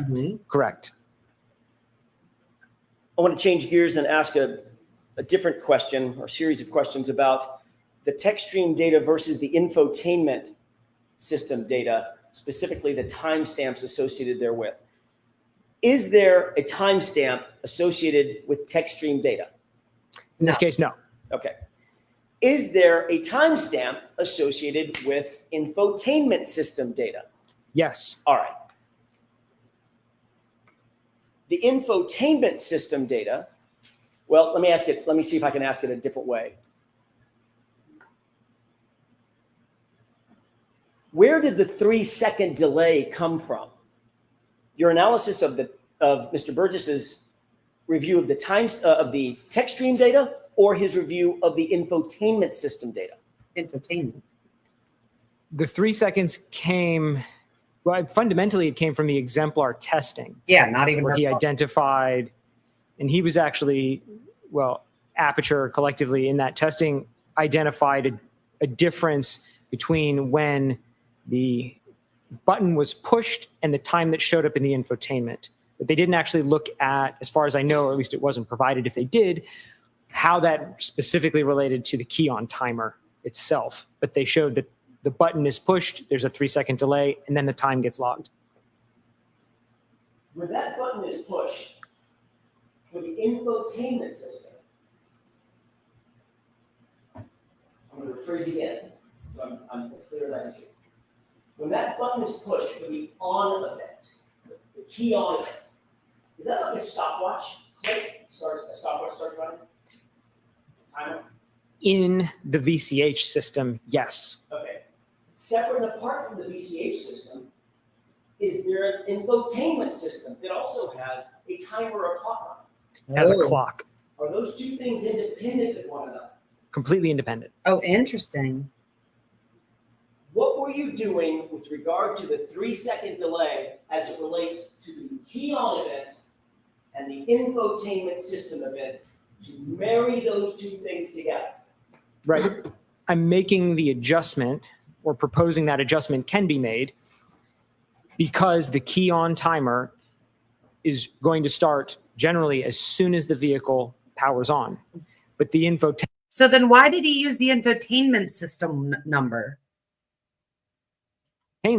When you go and download the data, it will say, hey, I think I powered on at this time, and it turns out that time is actually 3 seconds off. So if you're going to then apply the infotainment time anywhere else to VCH data, you've got to realign the two. And that's where the 3 seconds comes from, is these are independent data sources. Did Mr. Burgess, No. to your review of his, insofar as your review of his analysis, his report is concerned, did he align the two vis-a-vis the 3-second delay? No, he did not. With the court's permission, may we have slide 10 of the PowerPoint of, Okay. and that is, we've talked a lot about PowerPoints of Mr. DeSogra's PowerPoint. Can you highlight the table on the left, Mr. Wolk? Thank you. Did you create this table? No. Was this table, I don't know if you call it cut and paste or if there's some better engineering term for it, was it basically pulled from Mr. Burgess's report? It was. It was Did you type- it was a screenshot. Thank you, screenshot. Did you type a single word on this? I did not. I added a green box. Put a green box. Infotainment call timestamps. O'Keefe iPhone call timestamps. In what world would you not assume that these calls were made from the infotainment system? It's just like suggesting these weren't actually made from O'Keefe's phone, or the times of the foot. Like they were instead, I don't know, like the stamps that come up from a Bluetooth speaker or something. Around it. Yes. You didn't type anything on this. I did not. You were asked a ton of questions just a few minutes ago You should ask us about whether or not the column on the left and the center column were reflective of an infotainment timestamp versus an iPhone to iPhone timestamp, correct? That's right. Mr. Brennan asked you a bunch of questions about that left It absolutely column looks like infotainment to iPhone. being an iPhone timestamp, at least the top 5 rows of it. 1, 2, 3, 4, 5 rows. Remember that? Literally Yes. says it. Read the name that Mr. Burgess labeled that column. Literally. Infotainment call timestamps. So what, as an expert, what did you presume he, as an expert, was presuming? Sustain. What did you presume that meant to you, just to you? Call timestamps from the infotainment. Duh. So if anything is wrong with your analysis, would it be based on Mr. Burgess being wrong in his analysis? Objection. Sustain. That's right. It would. That's right.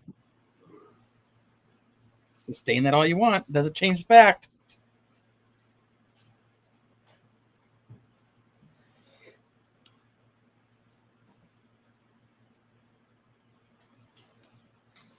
May I have just a moment, Your Honor? Sure. Do you need the light on? I don't. And we can pull that down.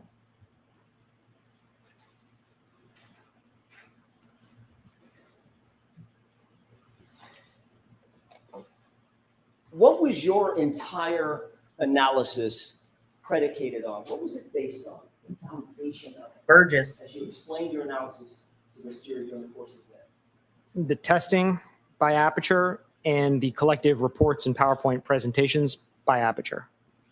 That would be an initial report by Mr. Burgess, an initial PowerPoint by Dr. Welcher, and a supplemental report by Mr. Burgess. Did you change any of their data? No, Did you change any of their analyses? no, Did you explain their analyses? yes. Okay, Sustained, ask it to. sure. What were you trying to do in terms of your presentation, in your PowerPoint, and the presentation to the jury? There were a number of different methodologies presented across all of those reports and PowerPoints, and sort of all in different places. So my goal was to bring all of them into one place so we could look at the totality of the data. You were asked whether the genesis of your analysis relies on knowing the source of the calls, correct? You remember being asked that by Mr. Brennan? Yes, The actual genesis of your entire opinion is based on Mr. Burgess's and Mr. Welcher's analyses, correct? that's correct. You were also asked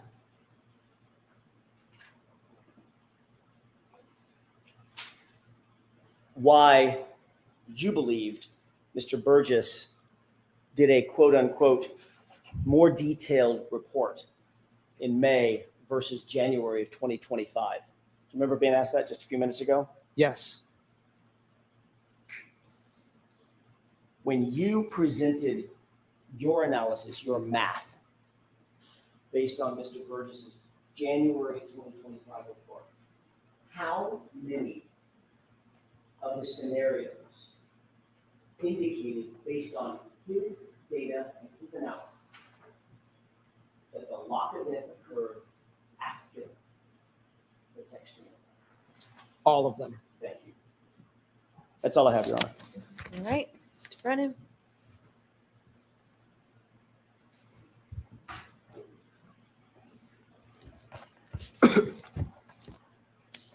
So, Mr. DeSorga, this Oh my demonstrates God. the danger or the difficulty. Hold on. The objection is make him say his fucking name right. Start the It's question cross-examination. differently. It is, it has to be a question. Start.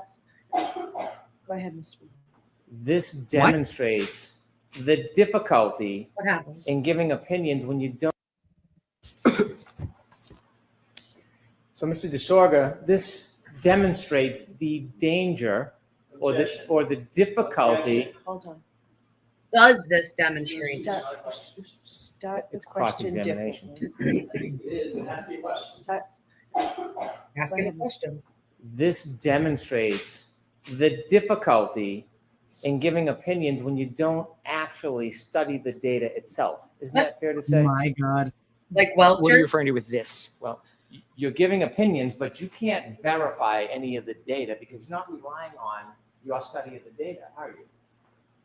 I'm relying on expert reports. Exactly. So are you saying your expert is inaccurate?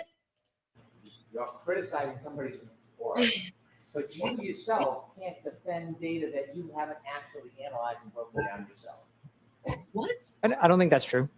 When you're looking at, turn 10, please. When you're looking at someone's report, you're guessing as to what they thought or presumed. If you haven't The report should be clear. Fair? I would say I'm reading the words that are in front of me and interpreting them for what they say. Yeah. When someone plugs their iPhone into a car after it turns on, and the car reads data that's on the iPhone, that data then resides itself or resides on the entertainment system, correct? There's a transfer of data. And Yes. so unless you actually do the study yourself, you had no way of knowing if that information, although on the iPhone, on the application, His report should be you clear. had no idea whether it was from an iPhone or from the entertainment. Fair? That's right. I don't think that's And so when you No. don't actually do the work yourself, and you just presume or you guess, you could get it wrong, couldn't you?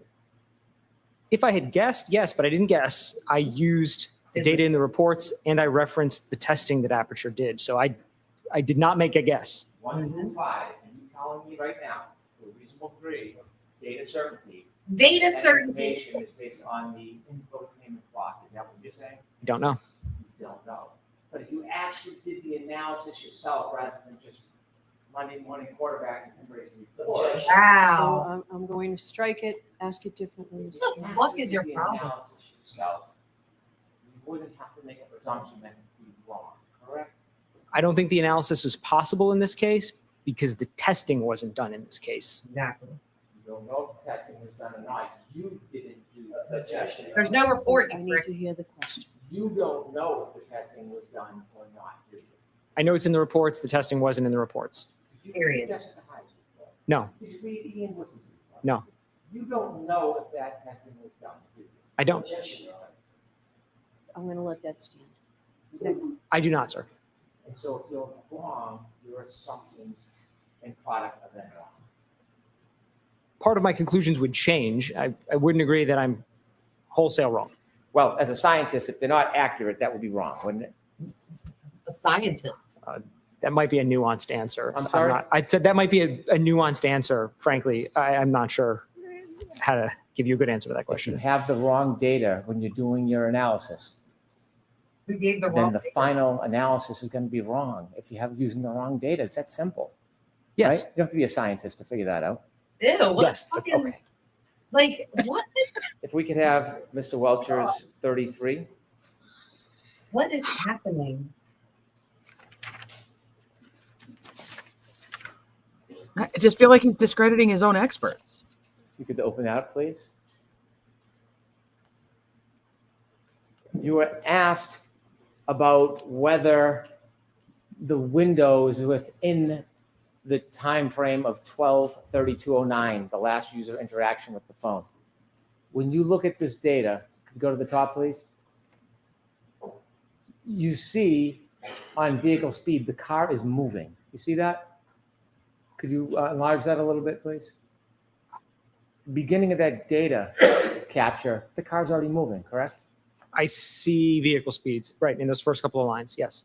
Yes? Yes, I see Yes. vehicle speed. If you go to the bottom, at the end, the car is still moving. Yes? I see vehicle speeds there as well. 2361. That would indicate, in your experience with text stream data, the car is still moving. Yes? At the end of the record, there is a vehicle speed. The car is moving. That would be my assumption. Okay. And So we're so allowed to assume when now? you're making your conclusions that something's with or without, you're simply talking about the time of the 10 seconds of data. Yes? What? Yeah, everything that I've done has been referencing the end of event 1162-2, which is exactly how it's been referenced in all of the other reports. That 10-second window. Yes? No.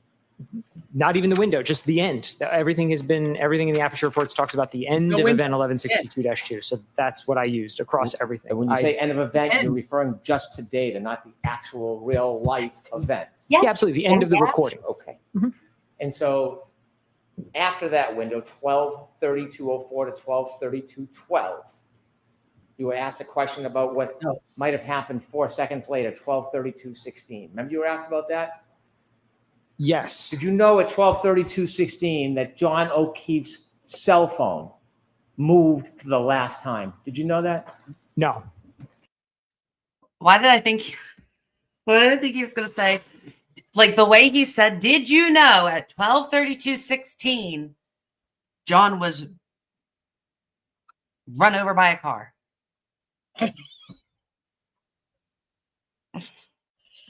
And between 12/32/12, which is in the 10-second window, and 12/32/16, do you know It's what not a John O'Keefe window. was doing in that 4-second period? Do you know what John was doing for those 4 seconds? No, Hank. It's not I a window, but it's not a window. He used the end time. So the whole window that he's talking about is 10 seconds before. There's no window. Everything they used is the end time of the trigger. That's it. The end time of the trigger. Yeah, he doesn't care. He's just gonna say whatever. It works Okay. for Alessi, the whole like how he does that thing with his voice. Now this guy does it because he doesn't know how to pronounce words. That's how I say specificity is really clearly. Like I have to, you know what I mean? Like that's how he has to say infotainment. So he doesn't say information. So, I mean, I get it, Hank. I get it. Infotainment. Okay, I can't believe Hank's son, and I'm disappointed in it. No. Do you know if he was walking? No. Do you know if he was crawling? Neither No. do you.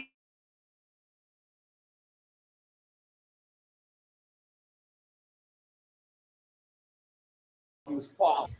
And neither do you. 12:32. Are you done? Wasn't just that Mr. O'Keefe's phone was moving, there were steps. What? I didn't review the phone data, so I don't know. Did you review anything to indicate that steps were taken over the course of the week? Objection. So that's sustained. Oh, Jesus. You were asked just a second ago. What about the data? What was wrong? Then you'd be wrong, correct? Generally, yes. Garbage in, garbage out. Basic scientific posturing, correct?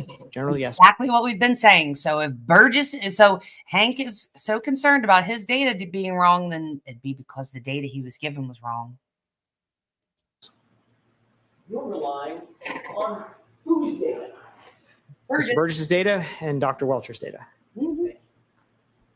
All right, Mr. DeSoger, you are That's all it. He's set, done. sir. You can Finally. Step down. I'm going to see counsel for Okay. a minute. Hank made it so bad that There's they no aren't even further allowed to, they had to send witnesses home because he took so long with the Sogra. Ridiculous. So yeah, she's going to call one of the witnesses and tell him that they aren't going to get to them. She can just go. Oh, Who are geez. you? We'll see you Outside Monday. the jury's Come present. back Monday here. morning. So, Right. We're having voir dire. Could you tell me your name, please? Kelly Dever. And Ms. Dever, you've been summoned here. I think I saw you earlier. You've been here all day? Yes. All right. So we're not going to reach you today, unfortunately, but you were summoned to be here? Yes. All right. So that summons is still good until we reach you. So you're going to have to come back Monday morning, okay? Yes, ma'am. Do you agree to do so? Yes, ma'am. Okay. Thank you very much. We'll see you Monday morning. Be here before 9, okay? Will do. All right. Thank you very much. Thank you, Your Honor. Go ahead, Mr. Alessi. Oh, geez, She called Mr. Unetti Mr. Alessi. For God's sake. That was a big compliment, Your Honor. Thank you. Aww. Good afternoon, sir. Would you please state your name and spell your last name? Jonathan Diamandis, Diamandis. You've also been here all day. Proctor's friend from Yes. text Sorry for messages. making you wait. No problem. Do you? So she did not grant what's his face's thingy. Yeah, so they're doing a voir dire on him to see if he can testify. Oh, voir dire. Okay. Yeah, no jury. You know former State Trooper Michael Proctor. I do. How do you know him? I've known him Oh, since they middle school. want these guys to testify so then they don't call Proctor. I don't know why they wouldn't call Proctor. I literally Well, they don't need him. They only need these text messages in. Everything else they need about Proctor is done. They just want these other text messages in. So get his friends to come and testify about the text Nah, messages. see, I would not be taking the chance that the jury's not going to like him. I don't see any reason not to bring him in and make him read those text messages out loud in front of the jury. And then be done and just say, see you later. Yeah, and then if that's all you do, then Hank's cross, which again, like I don't see any way in which he's bad for the defense. But then in Hank's cross, he's only gonna be able to ask about the text messages. And what's he gonna do? Just say over and over again that they were regrettable and unprofessional? Mm-hmm. School, probably the sixth grade. Grew up with him essentially? Grew up with him, been friends for 30 years. Okay, and if you just keep your voice up, Sure. Yeah. I'm sure other people can hear you, but This So old guy. can we turn off the fans and the air conditioning? Are they all off? Jesus Christ. Breathe. We're just gonna do that, sir, so that we can get through this a little bit. Absolutely, sure. Much better, thank you. So you say you've known him since middle school, elementary school? Yes, Graduate high school with him? yes, And are you friends after high school as well? yes, Do you have his cell phone number in your phone? I do. Have you texted with him over the years? I have. In fact, were you on a group text chain with him that lasted a number of years? Yes. Yeah, what'd you say? I would like to show you a document, sir, and I'm going to ask you to read it to yourself, familiarize yourself with it, and then when you're done, look up at me. Okay. May I approach? Yes. I want to know who in the group chat. I want to know what's expecting to attribute to you, sir, now that I have your face. Yep. I want to know, what was your nickname? Who are you? Because I don't remember. Are you Bird? Do you look a little bit like a bird?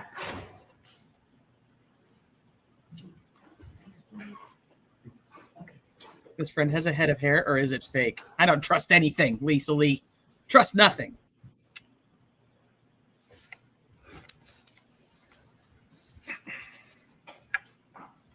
Exhibit NNN for identification.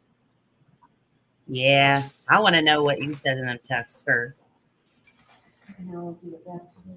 Yes, Thank you. Not only is Proctor like embarrassed, but now like he's in. All of his friends have to be put on blast on a streaming network to be fucking made You fun know of what? for assholes they are. T, maybe that's the point. Like, okay, so Proctor was able to testify last time. None of these people had faces. Nobody knew their actual names, right? So now if we bring them all in, now everybody sees their faces, knows their actual name. I'd bring all these motherfuckers in and Proctor. Maybe they will. Yeah, I'm bringing you all in. You can all testify to what parts you said in that group chat.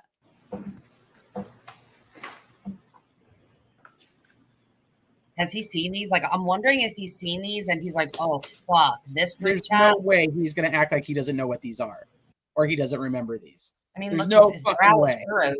I don't know. Oh, Teresa, he looks like he's a little confused. I know, that's what I'm thinking. He's like legit going to say he doesn't remember this conversation. Yeah.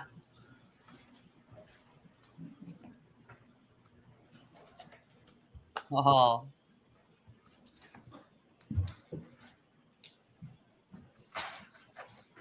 Yeah, he's looking like he's like, oh my God, he's gonna act. He's gonna be like, this is repulsive. Watch, he's gonna be another. I was in the group Somebody chat. else had to have had my phone. I didn't partake in this nonsense. Yeah, or I was in the group chat. I might have reacted, or what did I liked it. I just let him know. Acknowledged it. I acknowledged it, but I didn't read these. This is my first time ever reading these. I would never speak in such a way. Right. Does he have a ring on his finger? All these folks are married. Like, you know what I mean? Like, with children, maybe daughters. It's like, what? You're finna be bald soon, sir. Kind of nice head of hair. For now. Yeah, he's the most attractive out of that group, I can tell you. I heard a breath. He doesn't know. He's gonna say he doesn't know. I know, I can tell by the look on his fucking face. Yep. They're probably all butt texts.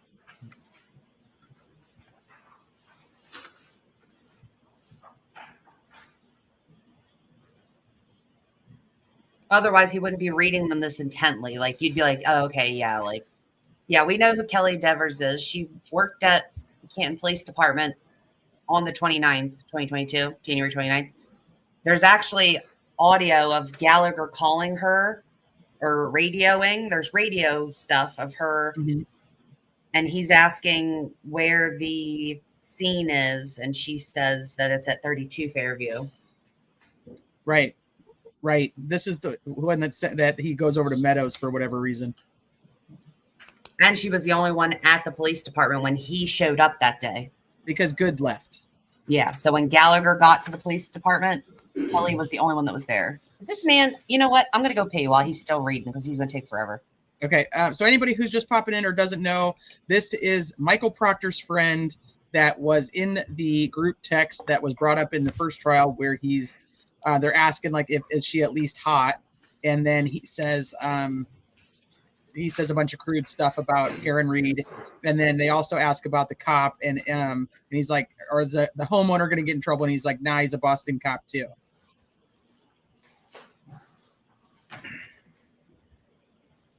So now he's just refreshing his memory on these text messages. Thank you, Ronald.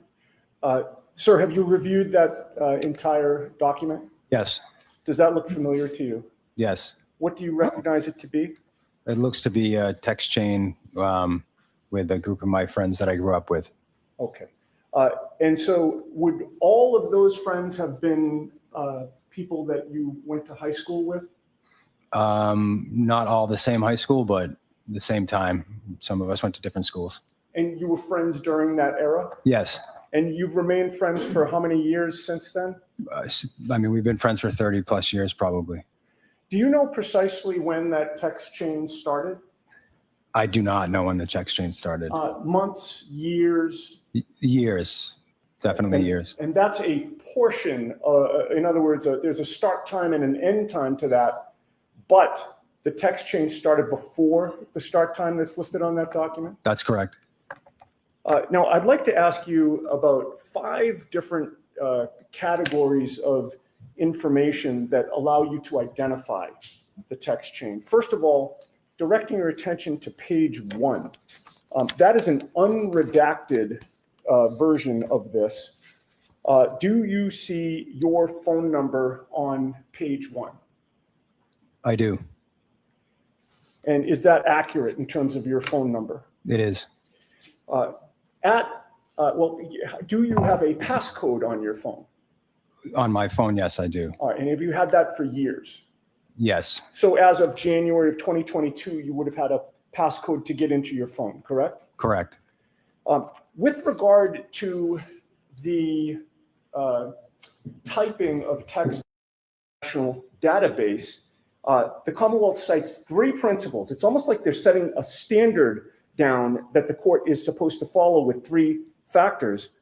But again, none of the 3 principles that the Commonwealth cites is found in Sullivan at all.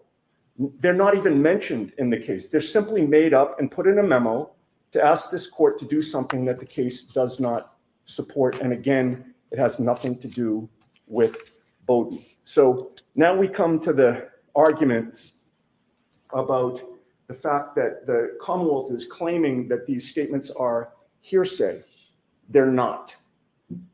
These statements contain insults of my client. I'll be kind and just mention the word. So I read them. Yes. Okay. Well, I mean, Your Honor, if you're going to allow this into evidence, I'll stop talking. Otherwise, I have to make my argument. I understand what you mean by insults. Okay. Okay. So I won't even mention them then.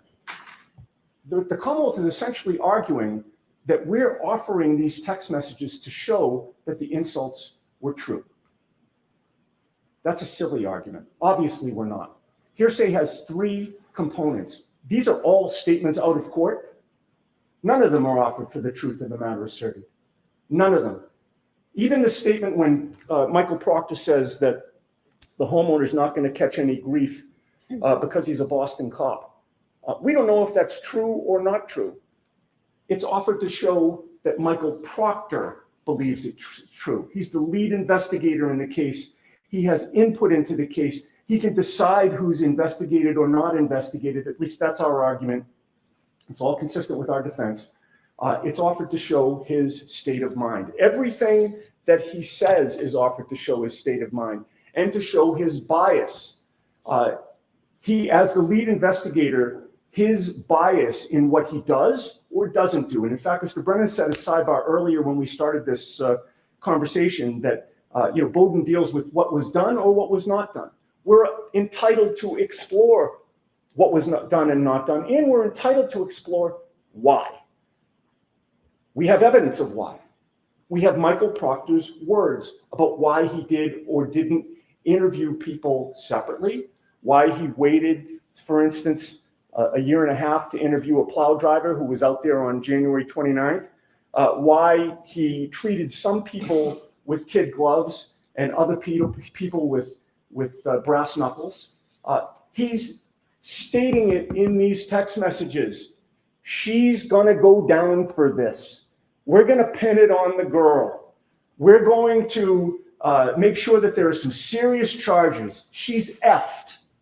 Those are what he says about, those are the statements he makes about Karen Reed in the infancy of this investigation. And to the contrary, is anything going to happen to Brian Albert? Nope. He's a Boston cop too. These are all statements about Michael Proctor's state of mind. The prosecutor and I have been over the statements. I realize he's objecting to the admission of these statements. I don't think he has a legal argument that passes muster to do that, but should the court allow them in, we're agreed on everything except for 3 entries, which I think we could deal with pretty quickly. And unless the court has questions, I'd rest on that. No, but I'd appreciate a copy of whatever you've agreed upon. Okay. So it's been a long day for staff, so I don't need to sit here and go through each one. Just get me a copy of what you've agreed to. Okay. So this is the only marked copy. I'm happy to hand it to the court. And you can take care of it and email it in. We'll do that. Thank you, Ron. So, Mr. Brennan, I'd like to hear you on admissibility. I haven't decided admissibility, and I'll hear you on authentication.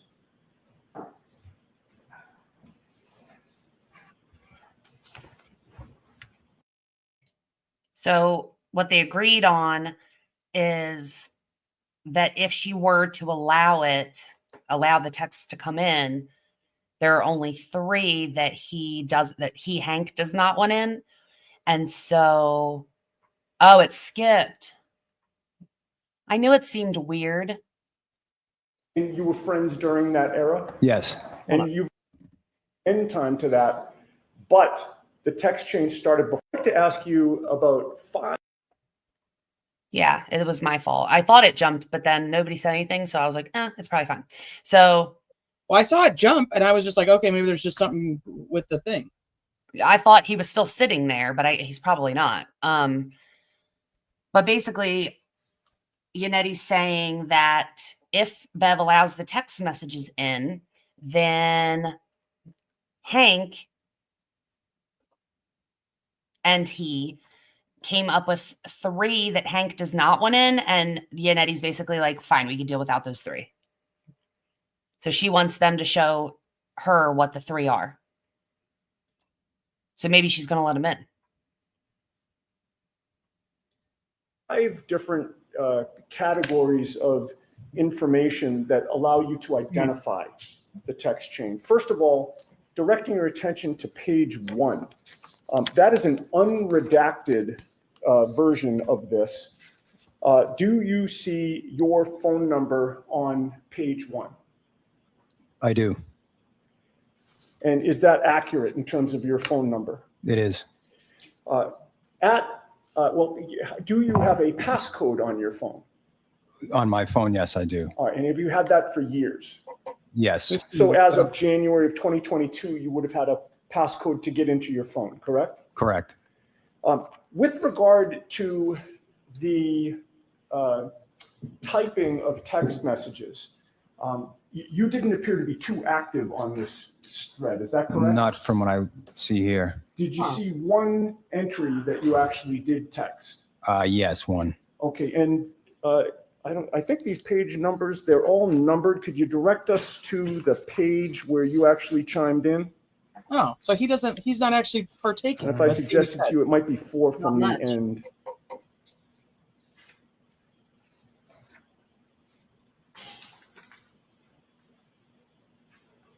And you don't have to read the actual text, sir. I just want to. Sure. I'm just trying to locate it. Yes, I see it. Okay, and the time of that, date and time of that text as it's reflected on this document? February 2nd, 2022, 12:38 p.m. Okay, and what you type. I have a different copy. Oh, I'm sorry. It's for the record. It's on page. What's the bottom page number? Marco, go change it. And for the record, reading what is typed there, does that Not a confident sound tie knot. consistent with something you might chime in a text message, a text chain of this sort? I mean, it could be. I have no memory of actually typing it, but Sure. that's not something. I mean, it could have been something that I would say. Yeah. At the very last line of that text, do you mention somebody's nickname? Yes. And what nickname is that? Chip. And whom do you know as Chip? Michael Proctor. Oh, wonder if he's the one that says Chip, name of that BPD cop. When he says John O'Keefe. Now, going back to the first page, there are a number of other phone numbers there. Have you checked your phone prior to taking the stand today to match those phone numbers with other friends of yours? Yes. And if you could, and hopefully you remember them all, can you list by first name only your friends who are included in this text chain? Sure. I don't think it's necessary. Yeah. So let's not. Why isn't it necessary? If he recognizes, I don't want to put names out. Oh, there. I don't either, Judge. That's why I was saying first name. But if names. that's sufficient that he recognizes. Why don't you refer to the last two digits in the phone? Sure. Oh, for crying out loud. Is that acceptable, Mr. Brennan? It is. Okay. No, just tell us their names. They're going to probably testify. You see, I'll list the last two digits of the phone numbers that don't have a name associated with them. Okay? Okay. Then how's he going to Can I confirm just he have a knows who it is? Yes. Yes, like in potato chip or Chippendale. Yeah. Chip. Yeah. Dude, they're all on the fucking witness list. Right. Okay, starting with the phone number that ends in 51. After you checked your contacts, is that a friend of yours? Yes, it is. Who was on the text chain? Correct. With regard to the phone number that ends in 68, same but- question. Is that a friend of yours? Okay, but why are we not saying who it is?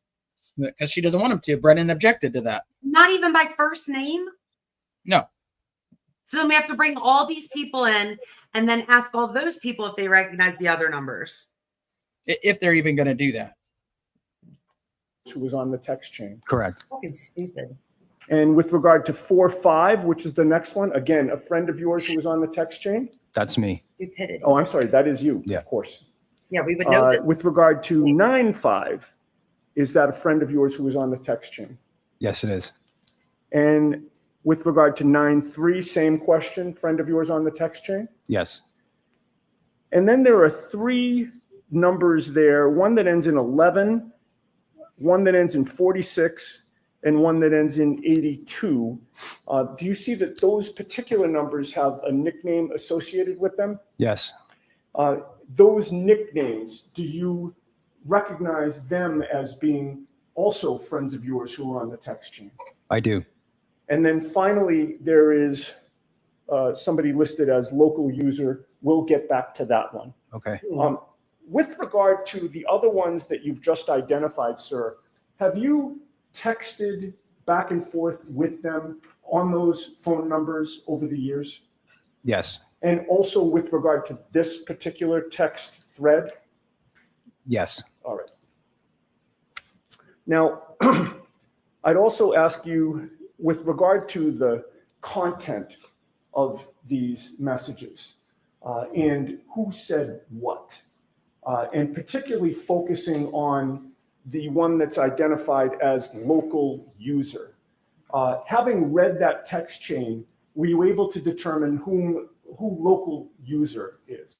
Yes. And who is that? Michael Proctor. And was that by the content of the messages that Michael Proctor typed that you recognized it? Yes. And I think this guy's with helping. regard to whether this is a complete, accurate record of what it purports to be, what is your testimony in that regard? I believe this to be a record of our text chain for this period of time. Appears to be. I'm getting the feeling that he's like helping the defense. Well, I mean, the defense is who wants him, so. Yeah, like I have a feeling he's cooperating with them, being helpful because of whatever reasons. Accurate and complete. It does. If I may have a moment, Your Honor. Okay.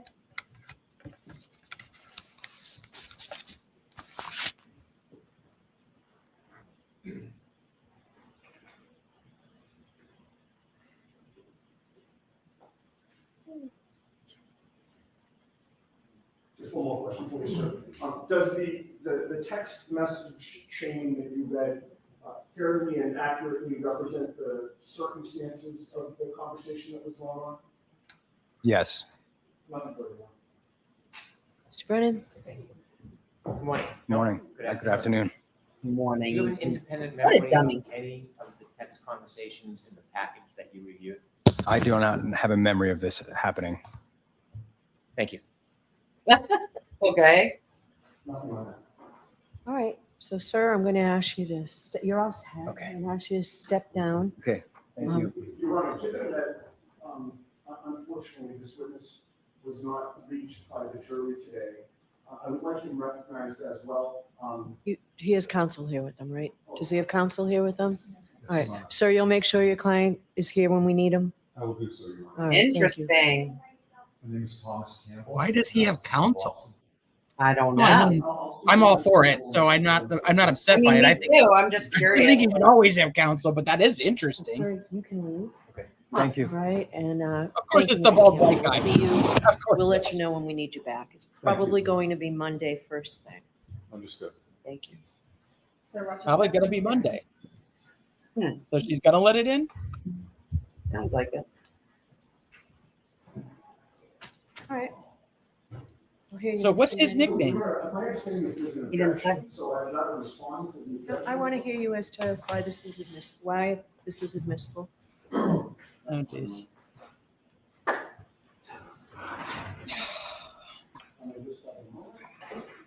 Yeah. So I'm like, never mind. I'm like, I get it at this point. I wouldn't want to be any part of this without counsel. I think people should have counsel. I mean, that's just interesting that he does. It's just random. Like they think he's gonna get on the stand and like they're gonna charge him with saying mean text message or sending mean text messages about their client. Like, what does he think's gonna happen?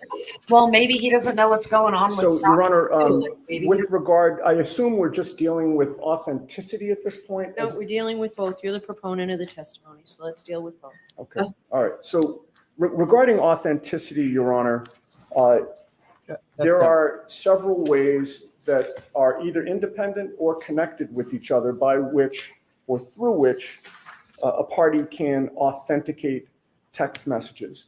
The majority of the case law out there are defendants having appealed judges' decisions to admit text messages offered by the Commonwealth, and the majority of the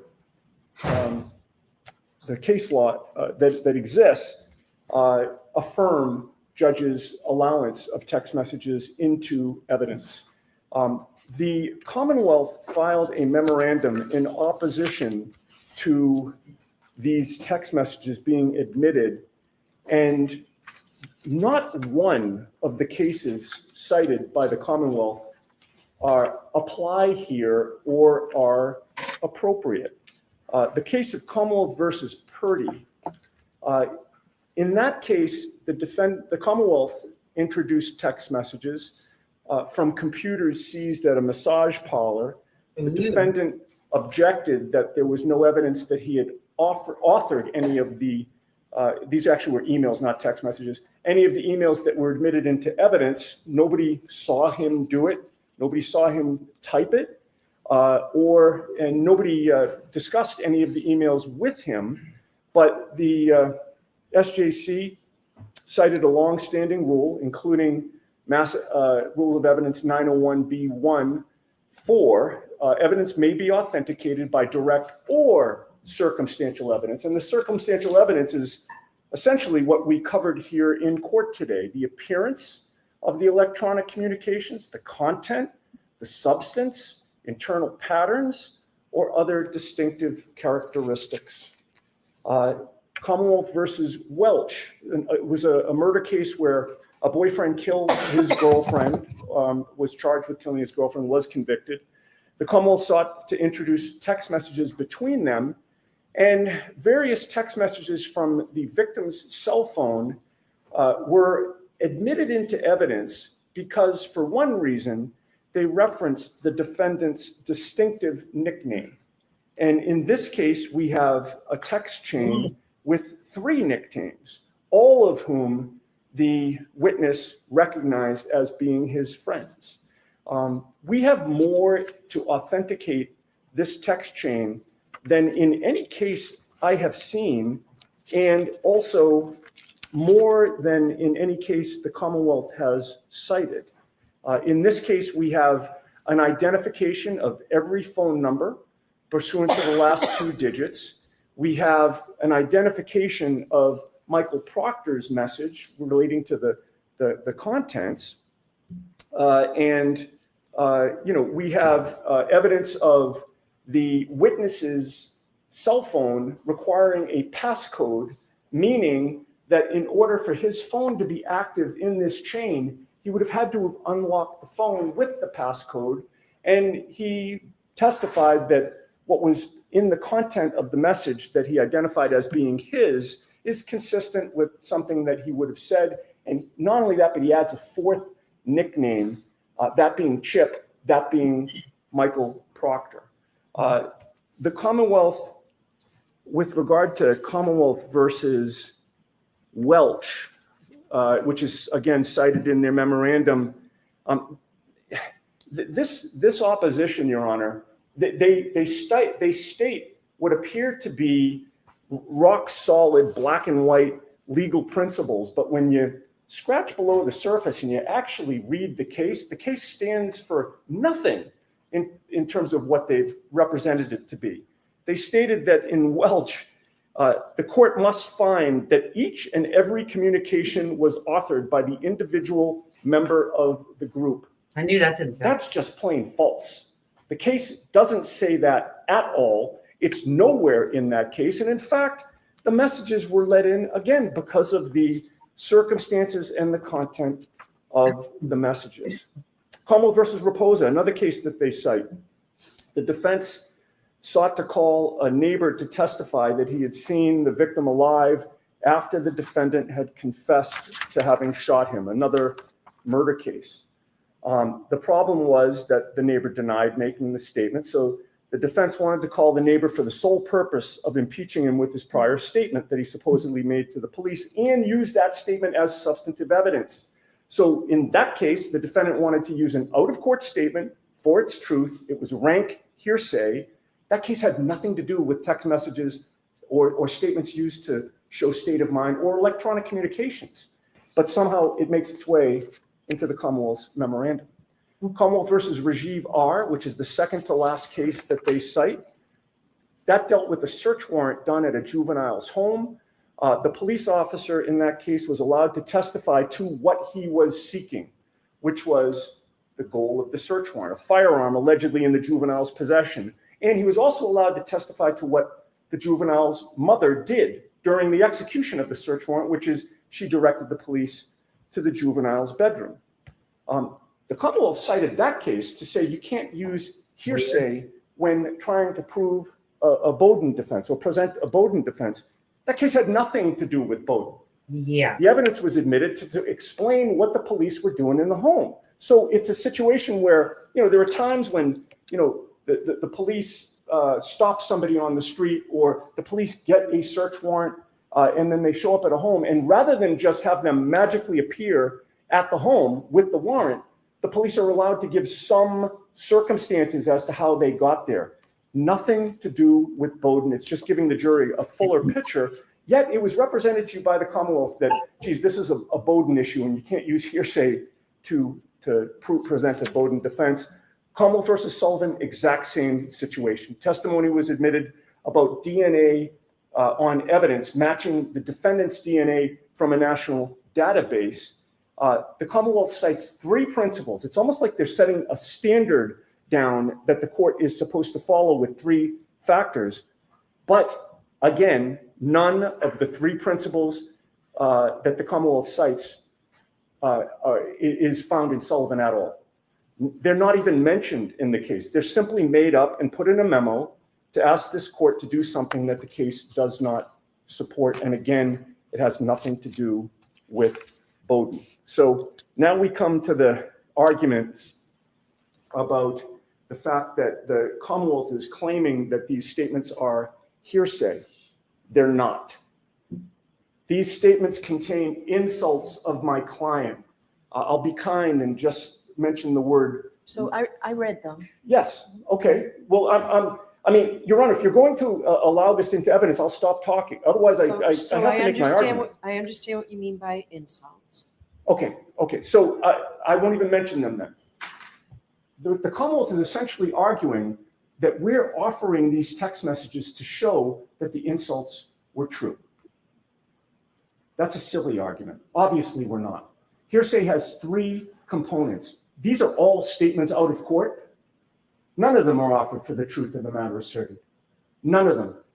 Even the statement when Michael Proctor says that the homeowner's not going to catch any grief because he's a Boston cop.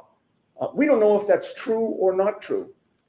It's offered to show that Michael Proctor You may believes still it's catch some grief. true. He's the lead investigator in the case. He has input into the case. He can decide who's investigated or not investigated. At least that's our argument. It's all consistent with our defense. It's offered to show his state of mind. Everything that he says is offered to show his state of mind and to show his bias. He, as the lead investigator, his bias in what he does or doesn't do. And in fact, Mr. Brennan said a sidebar earlier when we started this conversation that Bowden deals with what was done or what was not done. We're entitled to explore what was not done and not done, and we're entitled to explore why. We have evidence of why. We have Michael Proctor's words about why he did or didn't interview people separately, why he waited, for instance, a year and a half to interview a plow driver who was out there on January 29th, why he treated some people with kid gloves and other people with brass knuckles. He's stating it in these text messages. She's gonna go down for this. We're gonna pin it on the girl. We're going to make sure that there are some serious charges. She's effed. Those are what he says about, those are the statements he makes about Karen Reed in the infancy of this investigation. And to the contrary, is anything going to happen to Brian Albert? Nope. He's a Boston cop too. These are all statements about Michael Proctor's state of mind. The prosecutor and I have been over the statements. I realize he's objecting to the admission of these statements. I don't think he has a legal argument that passes muster to do that, but should the court allow them in, we're agreed on everything except for 3 entries, which I think we could deal with pretty quickly. And unless the court has questions, I'd rest on that. No, but I'd appreciate a copy of whatever you've agreed upon. Okay. So it's been a long day for staff, so I don't need to sit here and go through each one. Just get me a copy of what you've agreed to. Okay. So this is the only marked copy. I'm happy to hand it to the court. You can take care of it and email it in. We'll do that. Thank you, Ron. So, Mr. Brennan, I'd like to hear you on admissibility. I haven't decided admissibility, and I'll hear you on authentication. I'm telling you, they don't want to call Proctor. That's my whole thing. They don't want to call Proctor either. He didn't want to call Proctor. They don't want to call Proctor.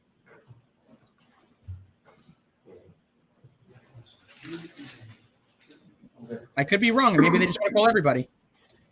On the first issue of authenticity, this witness has no memory of any of the text messages. I think it's fair to conclude he's on the text message string. He recognizes the people on it, but there is no authenticity if he doesn't recognize them. The person that could best authenticate these text messages is Michael Proctor. This witness does nothing as far as identifying the individual text messages and whether they're reliable, whether there's been any additions, deletions, whether in sum and substance this is part of the conversation. Notably, I think, according to the questioning by Attorney Yannetti, he's made one comment at the end of the string that really has nothing whatsoever to do with the text messages that are at issue. So authenticity, I don't believe this witness reaches that conclusion for them. Regarding admissibility, I do not dispute that in the right context, these text messages are admissible. If there is an investigator in a case that makes derogatory remarks about an accused, I can't say that doesn't go to bias, nor do I reject the idea that it shows an unfairness or a motivation. But really, you need to put that in context, and I think Attorney Yannetti highlighted that. He says that this is not hearsay, it's how he thought, or whether it affected a particular part of the investigation. It may have, it may not have. Even if he denies that it affected his investigation, it's still an appropriate question to ask just because that type of negative commentary, inappropriate commentary was made. But to explore the state of mind and put it in context, you need to ask the person that you're accusing of having the bias, because perhaps it did affect the bias. Perhaps the person was very biased and made decisions based on that animus. Or perhaps the person made negative comments but had nothing whatsoever to do with the investigation. It is surmised to say because these comments were made, a witness was not investigated, or there was some other amorphous, undefined ill that happened. That's the whole reason why the witness who made the comments should be confronted with the comments they made so the jury can fairly assess, is this relevant? Is it material? And what is the value of it? I am not opposed to the admission of bias against a witness, especially a police officer, but it should be against that witness because they need to have the opportunity to admit, deny, define, accept, and explain.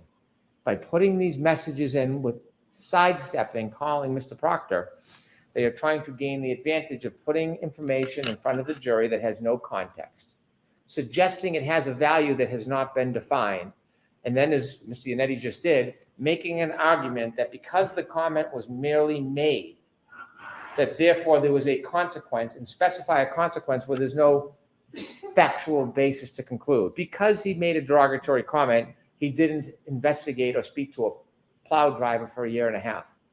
That defeats the purpose of defining the value for which this is being admitted. I do have some issue that it's really not under the context of Bowden, because this doesn't have to do with the adequacy of a police investigation. It has to do with bias. And that purely is the state of mind of the person who made the comment. I would not get in the way of confronting the witness about their bias if they were called to the stand. But to put it in this way invites speculation, it invites manipulation, and it invites a party on either side to portray this in a way that is not factually viable. I hope Yannetti gets back up and says, I'm glad that he agrees that it's admissible because we would like to call all the chat participants as well as Michael Proctor. It will be distracting, confusing for the jury, and it Oh, will you be got the unfair for audacity either to say side that? because it will lead to it will lead to arguments about what it means without a factual basis. Or it could just And mean so what it says. my position is, I don't necessarily disagree that it's relevant, but it should come through Michael Proctor.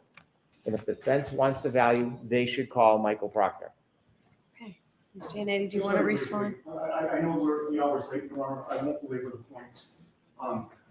I would state the following very as succinctly as I can, which is, yes, it goes to bias, but it also goes to the adequacy of the evaluation. The two concepts are intertwined. If you're biased or exhibit bias, the defense should be able to argue that the investigation was not adequate.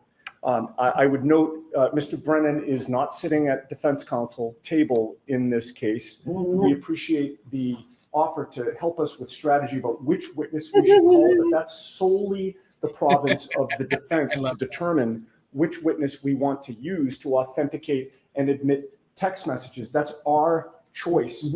And we should not be deprived of that choice because Mr. Brennan thinks there's a better witness that should have introduced the text messages. There is no rule. There's no best witness rule in this case. I believe my co-counsel has already made that argument in another circumstance. His arguments, Mr. Brennan's arguments, go to the weight, not the admissibility. He is fully entitled to cross-examine this witness about all of the points that he raises. And in conclusion, Your Honor, he complains that we have not called Michael Proctor. I think that's the whole impetus for this objection, so that we will call a witness that they do not have confidence in to call themselves. It's unheard of in a murder case that you don't call the lead investigator, but that's what's happened in this case. We should not be forced to call Michael Proctor so that Mr. Brennan can then cross-examine him and lead him through basically his entire 100 argument. He is entitled to call Mr. Proctor in rebuttal. He has every right to call Mr. Proctor again. Right. I would rest on that. Thank you. Okay. And just the very last thing, there's Commonwealth's motion for reciprocal discovery. Is there any objection to that? Yes.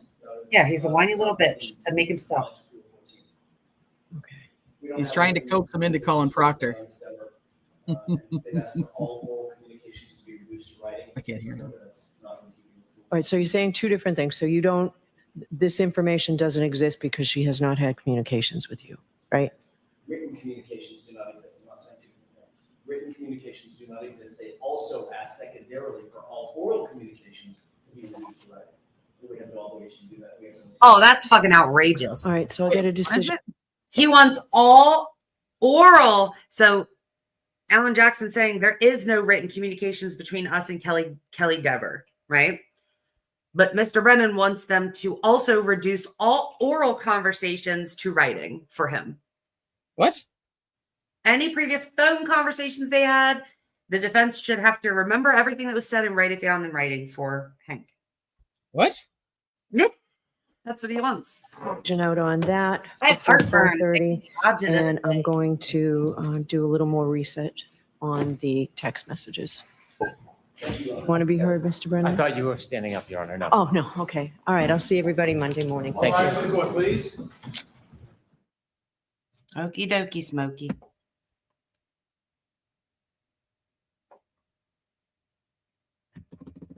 We made it. I wasn't sure we were gonna. Now we have all the way till Monday. And I'm free all weekend. That sucks. That does suck. I'm not. Well, and then he's coming. My mom's coming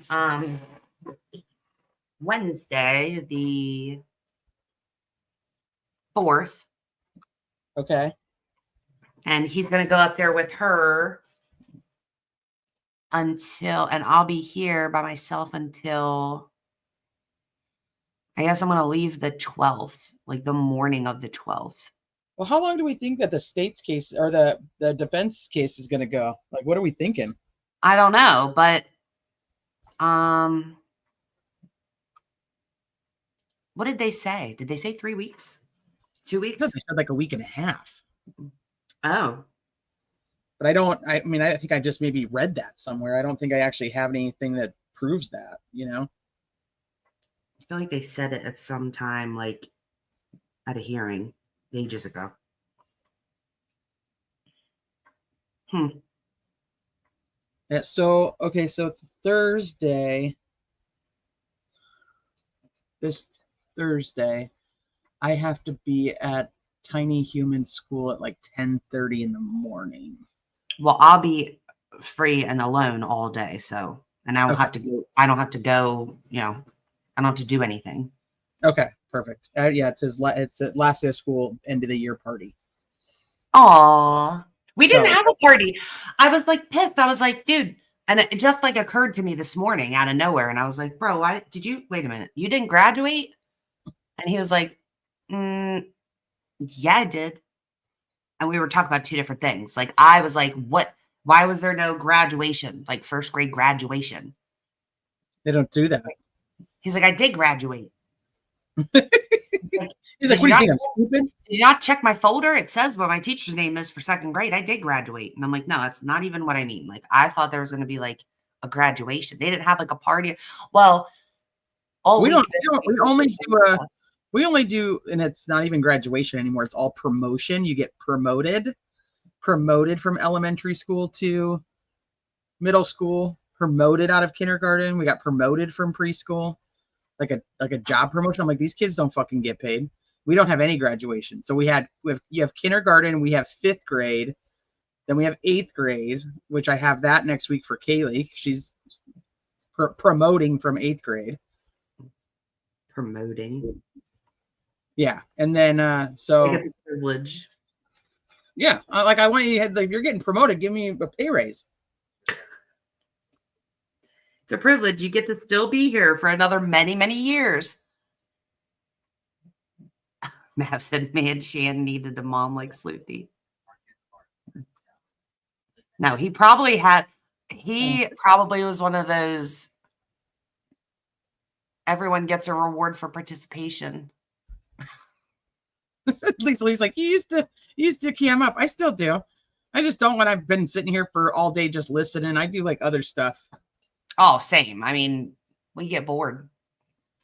So yeah, sometimes I'm just like, I'm working on, I'm not adding phone logs to a spreadsheet, but sometimes I'm just working on notes or.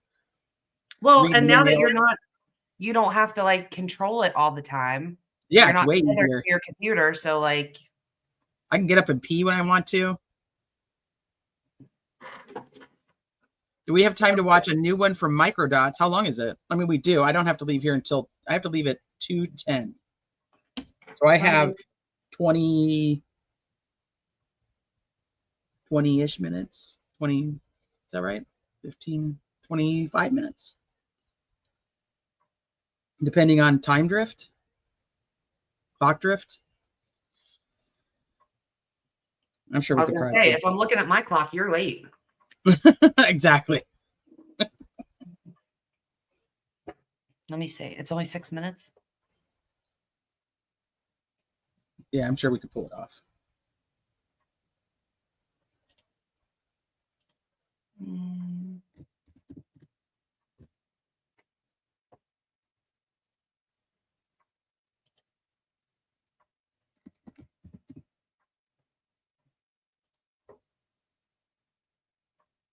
Oh, short. Oh, wait. Short. The Commonwealth theory fails.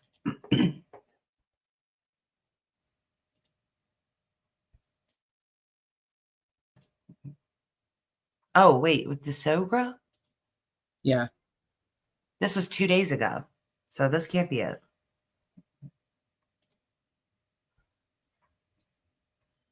The most recent one that I see is 2 days ago. Well, let me see. Oh, if it's on Twitter, you will have to pull that one up. Oh, it's only on Twitter? Is it? I don't know. Like, that's what I'm saying is. I shall go to Twitter.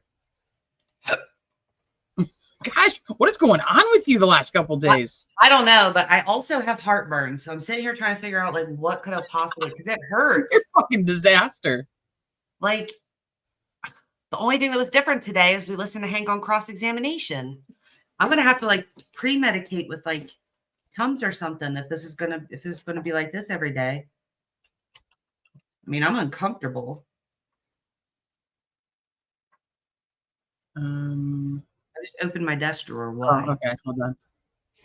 That's only seconds. Oh, no, this is 2 hours ago. I got you. Okay. This isn't even 6 minutes. This is less than 5. Hold, please. I shall share.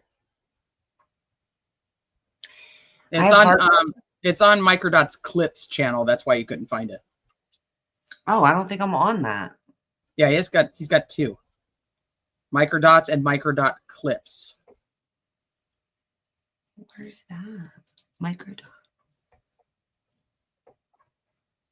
Oh, I am not even subscribed to this one. Oh, and it has 17,000 people. I didn't know there was multiple Microdots channels. Yeah, well, like the longer videos go on the other one, and then this one is just like these little shorties. Go shorty. It's your birthday. Oh, you have it. Okay. It's your birthday. Yeah, I got you. Okay.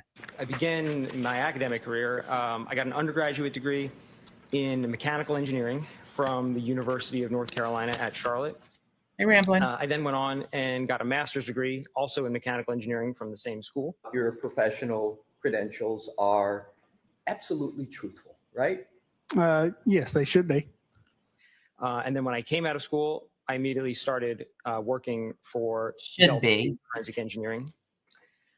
In order to get a professional engineer license, I then needed to acquire 4 additional years of work directly under the supervision of another licensed engineer. So then I completed that phase. You understand what's meant by the term ethics, right? Generally? Yes, yes. In order to maintain my license, I have to complete continuing education every year in the field that I practice. And simple ethics mandate that one is truthful about their professional credentials, correct? Correct. Taking formal classes counts for continuing education, but also some of the other work that I do, like publishing research in peer-reviewed journals, also counts as continuing education.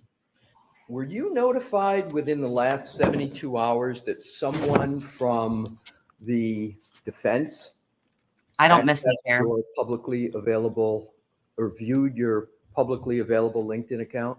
No, I was not aware. I attend, there's a couple of regular conferences in our industry specifically tailored to EDRs as a whole for passenger vehicles and heavy trucks. I'm a regular attendee of those. I'm also a regular speaker at most of those. And I'm usually presenting some of the new research that we have for that year.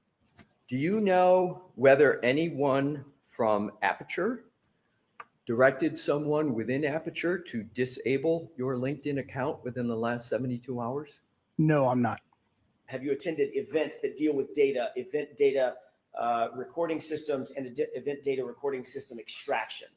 Yes. And you do not hold a BS in a Bachelor of Science in Applied Mathematics and Scientific Computation from the University of Alabama at Birmingham, do you? I do not. What about vehicle crash reconstruction? Yes. In business administration. So there are 2 documents about your credentials that are inaccurate, correct? Yes, they have errors. Yes, that is correct. What about electronic control module imaging? Yes. What about electronic control model analysis? Yes. Have those back, Sure. sir? Yep, both. Yes, please. Yes. There you go. Thank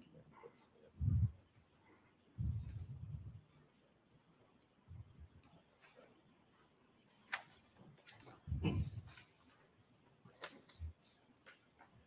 Applying automotive EDR data to traffic reconstruction. Yes. These are samples of the type of continuing education that you routinely engage in, correct? All that's accurate. Isn't it either you have a Bachelor of Science degree or you don't?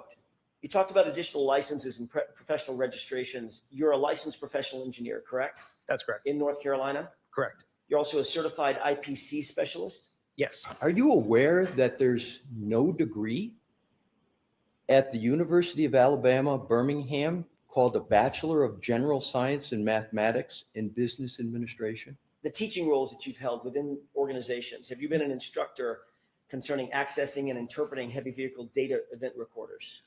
I am. I am currently an instructor of that course, which is offered through the Society of Automotive Engineers. As a matter of fact, next week, are you going someplace to teach? I am. I will be in Wisconsin next week teaching that very course. If I did the math correctly, sir, you've been pursuing a Bachelor of Science degree for 17 years, correct? That is correct. Are you a member of any subcommittees? I can't. Are you also a member of the National Association of Professional Reconstruction Specialists? Yes. Have you also authored peer-reviewed articles? Yes. Have any of your peer-reviewed articles that you've either authored or co-authored specifically focused on Toyota vehicles? Yes. In January 2025, did you co-author a publication entitled Simulation of Vehicle Speed Sensor Data? Look how small man Shannon is. Yes. He just got smaller and smaller as he sat there. He's like shrinking into his chair. He really was. Fucking microdots, dude. That's hilarious. All right. So I guess Monday. I'll be in San Diego tomorrow. state competition. State gymnastics is tomorrow, and then we have nationals at the like the second to last week in June. So we'll be in Wisconsin, where the Sogra is going to be next week teaching. Well, that sounds like fun. Yeah. It Sorry, is. I'm over here dying. What? That's your hiccups. And my heartburn. Somebody's, Well, I'm under attack. I think Man Shannon has made like a voodoo of me. There's something going on. He's poking me with pins or something. Right in the neck. Crystal Rogers case. I told you guys that the jury was deliberating. They have found him guilty on both charges. If you guys follow that case, it's just the first. He's not the main player. We got the next trial with the two of them together. As of right now, I think they're still going together with Brooks Hawk, which is her baby daddy. That he's the main culprit. Everybody else is more of an accessory and after the fact. And they're doing them all separate before his? No, so this guy's attorney they were all three together, and this guy, Steve Lawson's attorney, got them to separate him from the other two. So the other two are still together unless they filed and I missed it, which is possible because I'm not paying attention to everything in the world. Those two are together. I really hope it's televised. That's the problem with this judge is they don't want to put a damn camera in the courtroom. So this one wasn't. But there's a journalist who is pretty good to follow. Her name's Shay McAllister, I believe it is. But I hope that Brooks is. What happened to Crystal Rogers? She's still never been found. Before the big trial, my hope is that I can do like a whole episode on just the lead up to it. So that's one of my plans after Karen Reed is to I'd already started doing like a presentation, like I try to show you guys for like the case recap so that we can go into trial. So I already started one for Crystal Rogers, but it's been put to the wayside for a long time. I also am now so into this Holly Bobo case, and ironically, Holly Bobo's case is where they were just doing post-conviction relief. So he was convicted in like 2017 of a murder from 2011. So it's an older case, but they were in the middle of post-conviction relief, and judge postponed it and said, "You're coming back in a few months. Like, we'll let you know when. Like, see ya." Go watch Turtle Boy's Facebook Live. So I want to do another one for Holly Bobo where I can put it together. Just like once again like a presentation on these are the players, this is the timeline, and then if we have the time, we'll be able to kind of do it like we did with Todd Mullis, because the first trial was televised. And then there's a lot of interviews with some of the people and the players in the case. And then we may be able to actually watch post-conviction relief when they actually do it. We have not, there's no update on Mullis. I checked yesterday. So unless something came out today, there was nothing. So yeah, Ems is all, this is all, my whole Holly Bobo thing is Ems's fault. So the audio from court was so bad though. Yeah, but I can put it in the editor and try to fix it. Try to get rid of some of the background and boost the volume before we do it. So those are kind of the two cases that I kind of plan on covering. And I know Idaho is just such a fucking mess. And I don't know, after getting out of Delphi, I'm struggling with Idaho. I struggle with it. There's a lot of interesting things in that case though. So it is what it is. We gotta watch the trial though. Absolutely gotta watch the trial without a doubt. I just don't. I mean, everybody and their mother is going to be covering it again, just like Karen Reed. And and as much as I don't want to say that I do any of this for money, I can tell you that I've sat at this desk for way more hours than I normally do covering this trial, and the channel isn't making any money. So, like, it's my fault. It's because I'm not pausing every once in a while, making people pay to hit play again. Yes, that's true. You should probably do that. I've not been begging for any contributions or whatever. Yeah, gotta beg for well, I don't normally, but the channel still makes a decent amount of money. But when I cover a trial like this that everybody and their mother's covering, it's just the You know, like the hourly wage, I guess you could say, for the channel. Like the channels just doesn't make anything doing a case like this when thousands of people are covering it. Yeah. It just makes it harder for my husband to be like, yeah, go out and go sit out there for 8 hours while I take care of everything and you make $1 an hour. You know what I mean? Sure.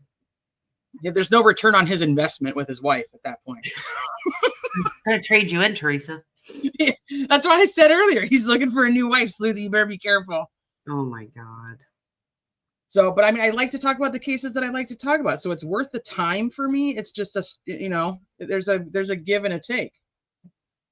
I've never, you know, I was part of the channel I was part of before. Like I would do Summer Wells lives, and we had 6,000 to 8,000 people in a live chat.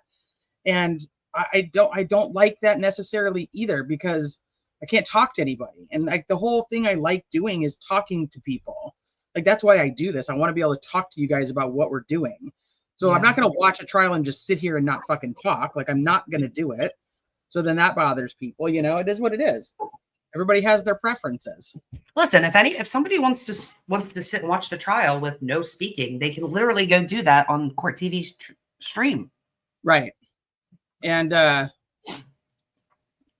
you know, Lana's channel about the old channel stuff. You know what? I haven't talked to Lana since that day she came into the chat and said she was going to do it.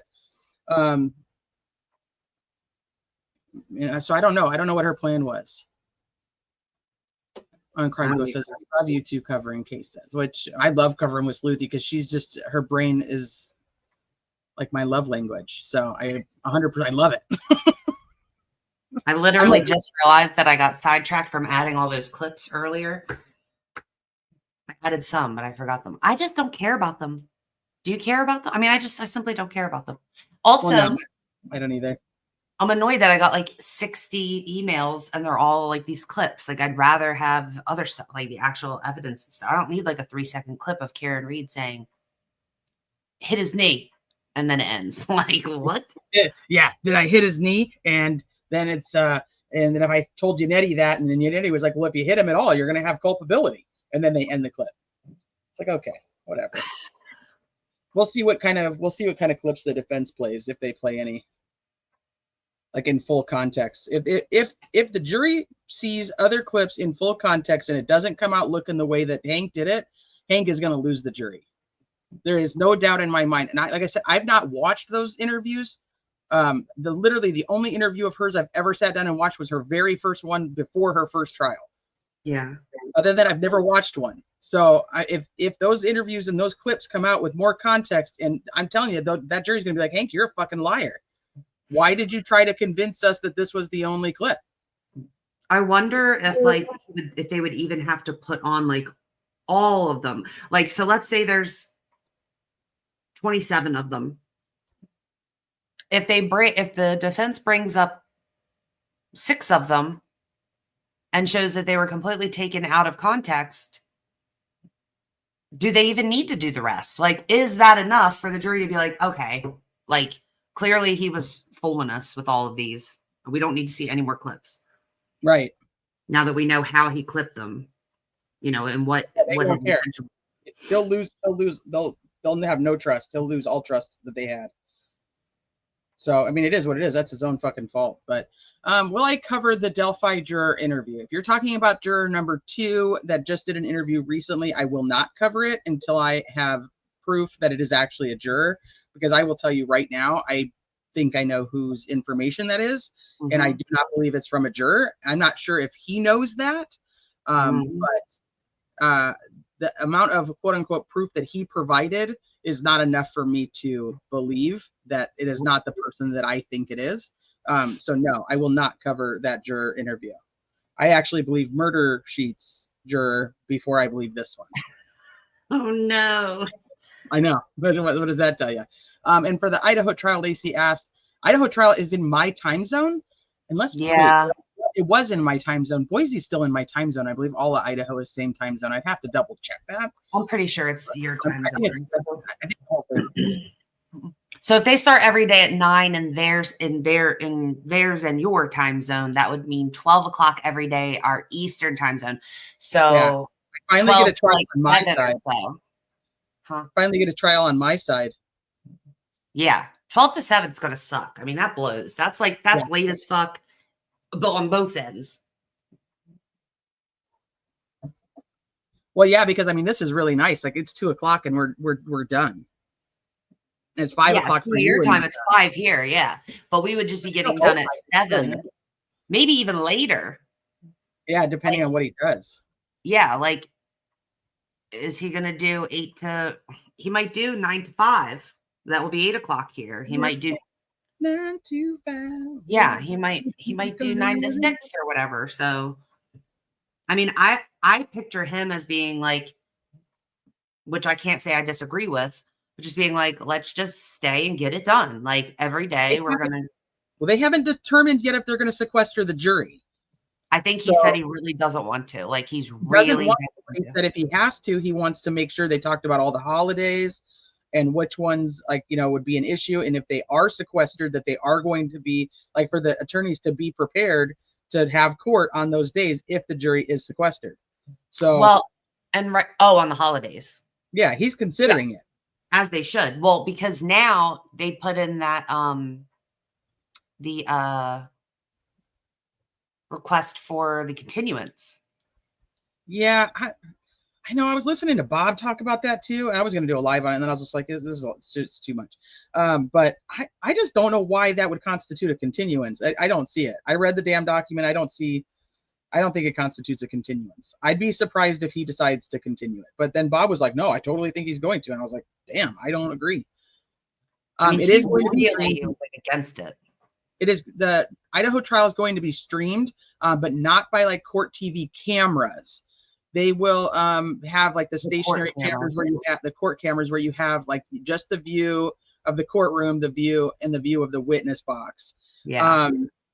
But Which it will sucks because we won't get to see diagrams or anything like the exhibits. There's not going to be a view of those. Not true, because on Gannon Stouck's case, they did judge did just like that, and it was I was going to call him Welcher. It's not his fucking name. But the judge did it just like that, and we did get to see there was one camera just on the screen for the exhibits. Like they had like a 4-camera setup, Well, why wouldn't he say that instead of saying the 3? Which also makes for an awkward screen too. Like to have 3, like you might as well have 4. But it could be but they could put it as like the 3rd camera because it's typically just on the judge. So they could have that camera face there. They could face them wherever they want to. Right. So, and it's your mama. Thank you very much for the super chat. I really appreciate it. Personally, I love it when you two do the recaps in the evening. It gives us the opportunity to listen for ourselves, think, and process through what it really means for the case with you all. I do kind of miss that. But here was the thing: we thought this would be easier because otherwise we're gone all day. Essentially, we're listening to the entire case, taking notes. And then going and talking about it, which is what I did the last trial, and it was like a whole day event. Yeah. And if I couldn't go live at night, then the next day I would just do a recap of both days. Not that I disliked it, because I did like the conversation better, like for chat purposes. But I also really like the fact that like it's 2 o'clock and we're done. So I'm not gonna. I see benefits of both. Yeah, the other one was like, especially here where it's later. So like court would get done at 4. And if Teresa went live at 6, that would mean I was up 9 to 11, basically just doing this, and working. Right. And the kid. And taking care of a kid. And you're doing your drop-offs and pickups, you know what I mean? And then it's hard, like when you're taking the kids to school and shit and picking them up, it's like almost impossible to make notes while you're there. So there's inevitably stuff that I've missed, Well, and here's the thing. It's like, there are channels that do that. But they have teams of people, you know what I mean? Like this is us. Like we're just 2 moms. We're just 2 moms. 2 regular moms. Flicking on shit. You know what I mean? Like we don't have anybody who's clipping things or time stamping things and this is true. Running the chat for us when those were long days. Yeah. Oh shit. Sorry. I clicked on it too. I mean, I've fallen asleep on live with you. So and we almost didn't have a choice because of the way we had that trial going. So I I never even finished notes from the first trial, Indiana girl. Karen Reed, the last 2 days of testimony, I don't even have notes in my thing for it. So I just, once it was done, I was like, I don't even want to fucking see this case again. And now look, here I am. So I get it. I was so happy you were taking notes this time and I didn't have to. I gotta say, really want. Yeah, Lacey Wow, Sleuthie would always give us the Irish goodbye, but that's what it was. I mean, Delphi was tough because it was just having to try to follow all the shit all day and then do the recap at night. That's why I said I like the recap conversations better, but I also like having some time that I don't have to watch YouTube. I feel like I understand stuff that's happening as it's happening better this way. Yeah, because like if I don't understand, I can ask you literally while we're watching it. I can say, what, I'm not sure what that means or whatever. We pause it and we're like, wait, what did he actually say? Or or like even our memories of like what we know from other times, like coming up like, wait, no, that's not what you did before, sir, or whatever. Yeah. I like both too. That's what I said. I think there's pros and cons to both. No, I did recaps with Karen Reed last time too, CL Mama. So I think you may have been thinking that. It was just, it's exhausting. But, I don't, like I said, there's not a team of people behind us that are doing all this, like, if and somebody getting clips and, Yeah, somebody says like, hey, like we want a poll, like we have to go put the poll up. I don't have somebody who's running the shit in the background and goes and puts the poll up for me. You know what I mean? We have no DB here. No, I don't have that. So, it is. And maybe if the channel gets really big, then somebody would be okay doing that. I don't know. At this rate, I don't know if that's the case. So, I mean, it's chill. I like it. Where's this pilot? You guys already do so much to help. I mean, like Indiana Girl's been taking all the notes. You guys send me all kinds of like stuff for. For the record, I would be putting up polls like multiple times. I just don't know how, and I don't know where. Like, I don't even know if I have access to that. I don't think you do because it has to be from the YouTube side. So like, I have to like go sign into YouTube and do it, not StreamYard. Yeah. So then no. Yeah, and I don't even chat in those chats, to be honest with you. I'll watch their recaps of stuff. I typically watch them later so that I can watch them on 2x speed. But I don't like the chats, and like that's like Bob's chat with Betero yesterday. I was like, I'm not even gonna get into that. I don't want any part of it. It's too much. There's a lot of people you feel like obligated to send money. I don't send money to anybody because I can't afford to send to everybody. Yeah. And one person's going to see me sending money and somebody, and then it's going to be like, oh, she never sends me any money in our chat. So like, it's not even, I'm not doing it, but like, yeah, she likes her better than me. And now we're not friends anymore. Yeah. It just becomes an issue. I agree. So when it gets more big, like when there's thousands of people in there, then they're only reading the ones that people are sending the super chats because they feel obligated because those people paid, Well, that's because you want your comments read. So that's what I was saying on my old channel when I was covering like Summer Wells and there was like 6,000 people in chat. I can't tell you how stressful that becomes because I also didn't have somebody behind the scenes that was like literally running everything, so it's like, and then you have people giving you super chats and you're like trying to make sure that those people get talked to. I struggle in a smaller chat, like when we would do 600, 700 for Delphi. That's a struggle sometimes to keep up and still keep your train of thought on what you're actually talking about. Oh, for sure. Because none of it's written. Like this is all just like off the cuff, our thoughts and feelings and whatever. So I like the camaraderie of a smaller chat. So I just don't participate in those big chats. I don't like it unless somebody says something in there that I want to reply to them. But I'm not going to try to talk to a creator in a 6,000 person chat. It's absurd. No, I do say hello though. Like I'll say, like Lacey said, I'll say hi and then I just close the chat out. Like I would do that for Bob because Bob knows me, but I wouldn't do that for Lawyer. You could because he knows you. He doesn't know me. So like I'm like, who am I saying? Yeah, but they can't see you. Like they can't. That's the problem. Is like hoping that they see you. Like they're literally when it's moving like that. Yeah, like they're just grabbing like whatever It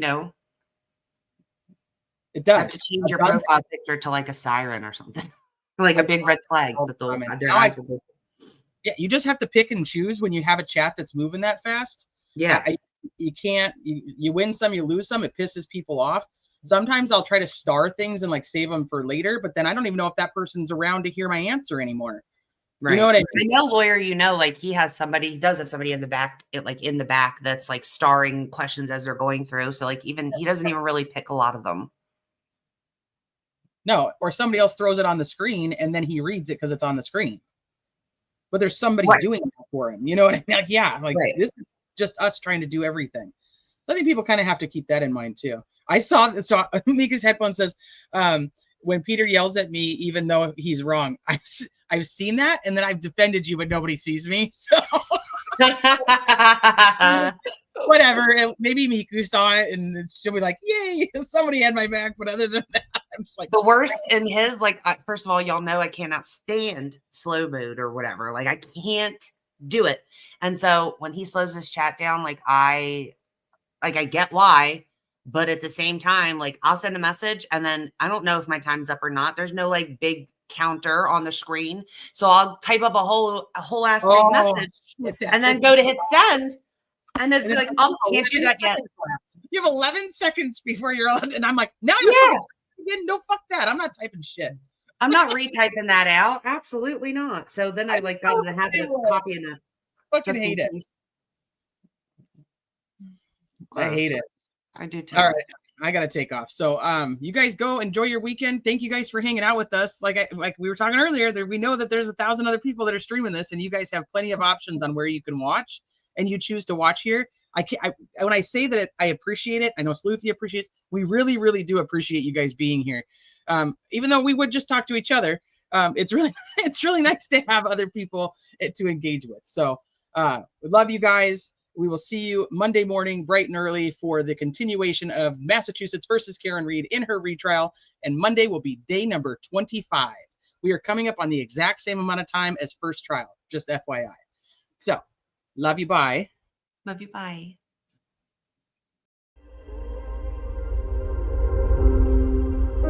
Do you dare to follow me down? Head into the unknown,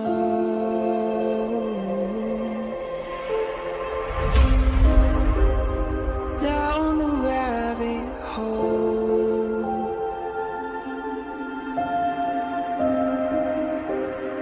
where it stops, no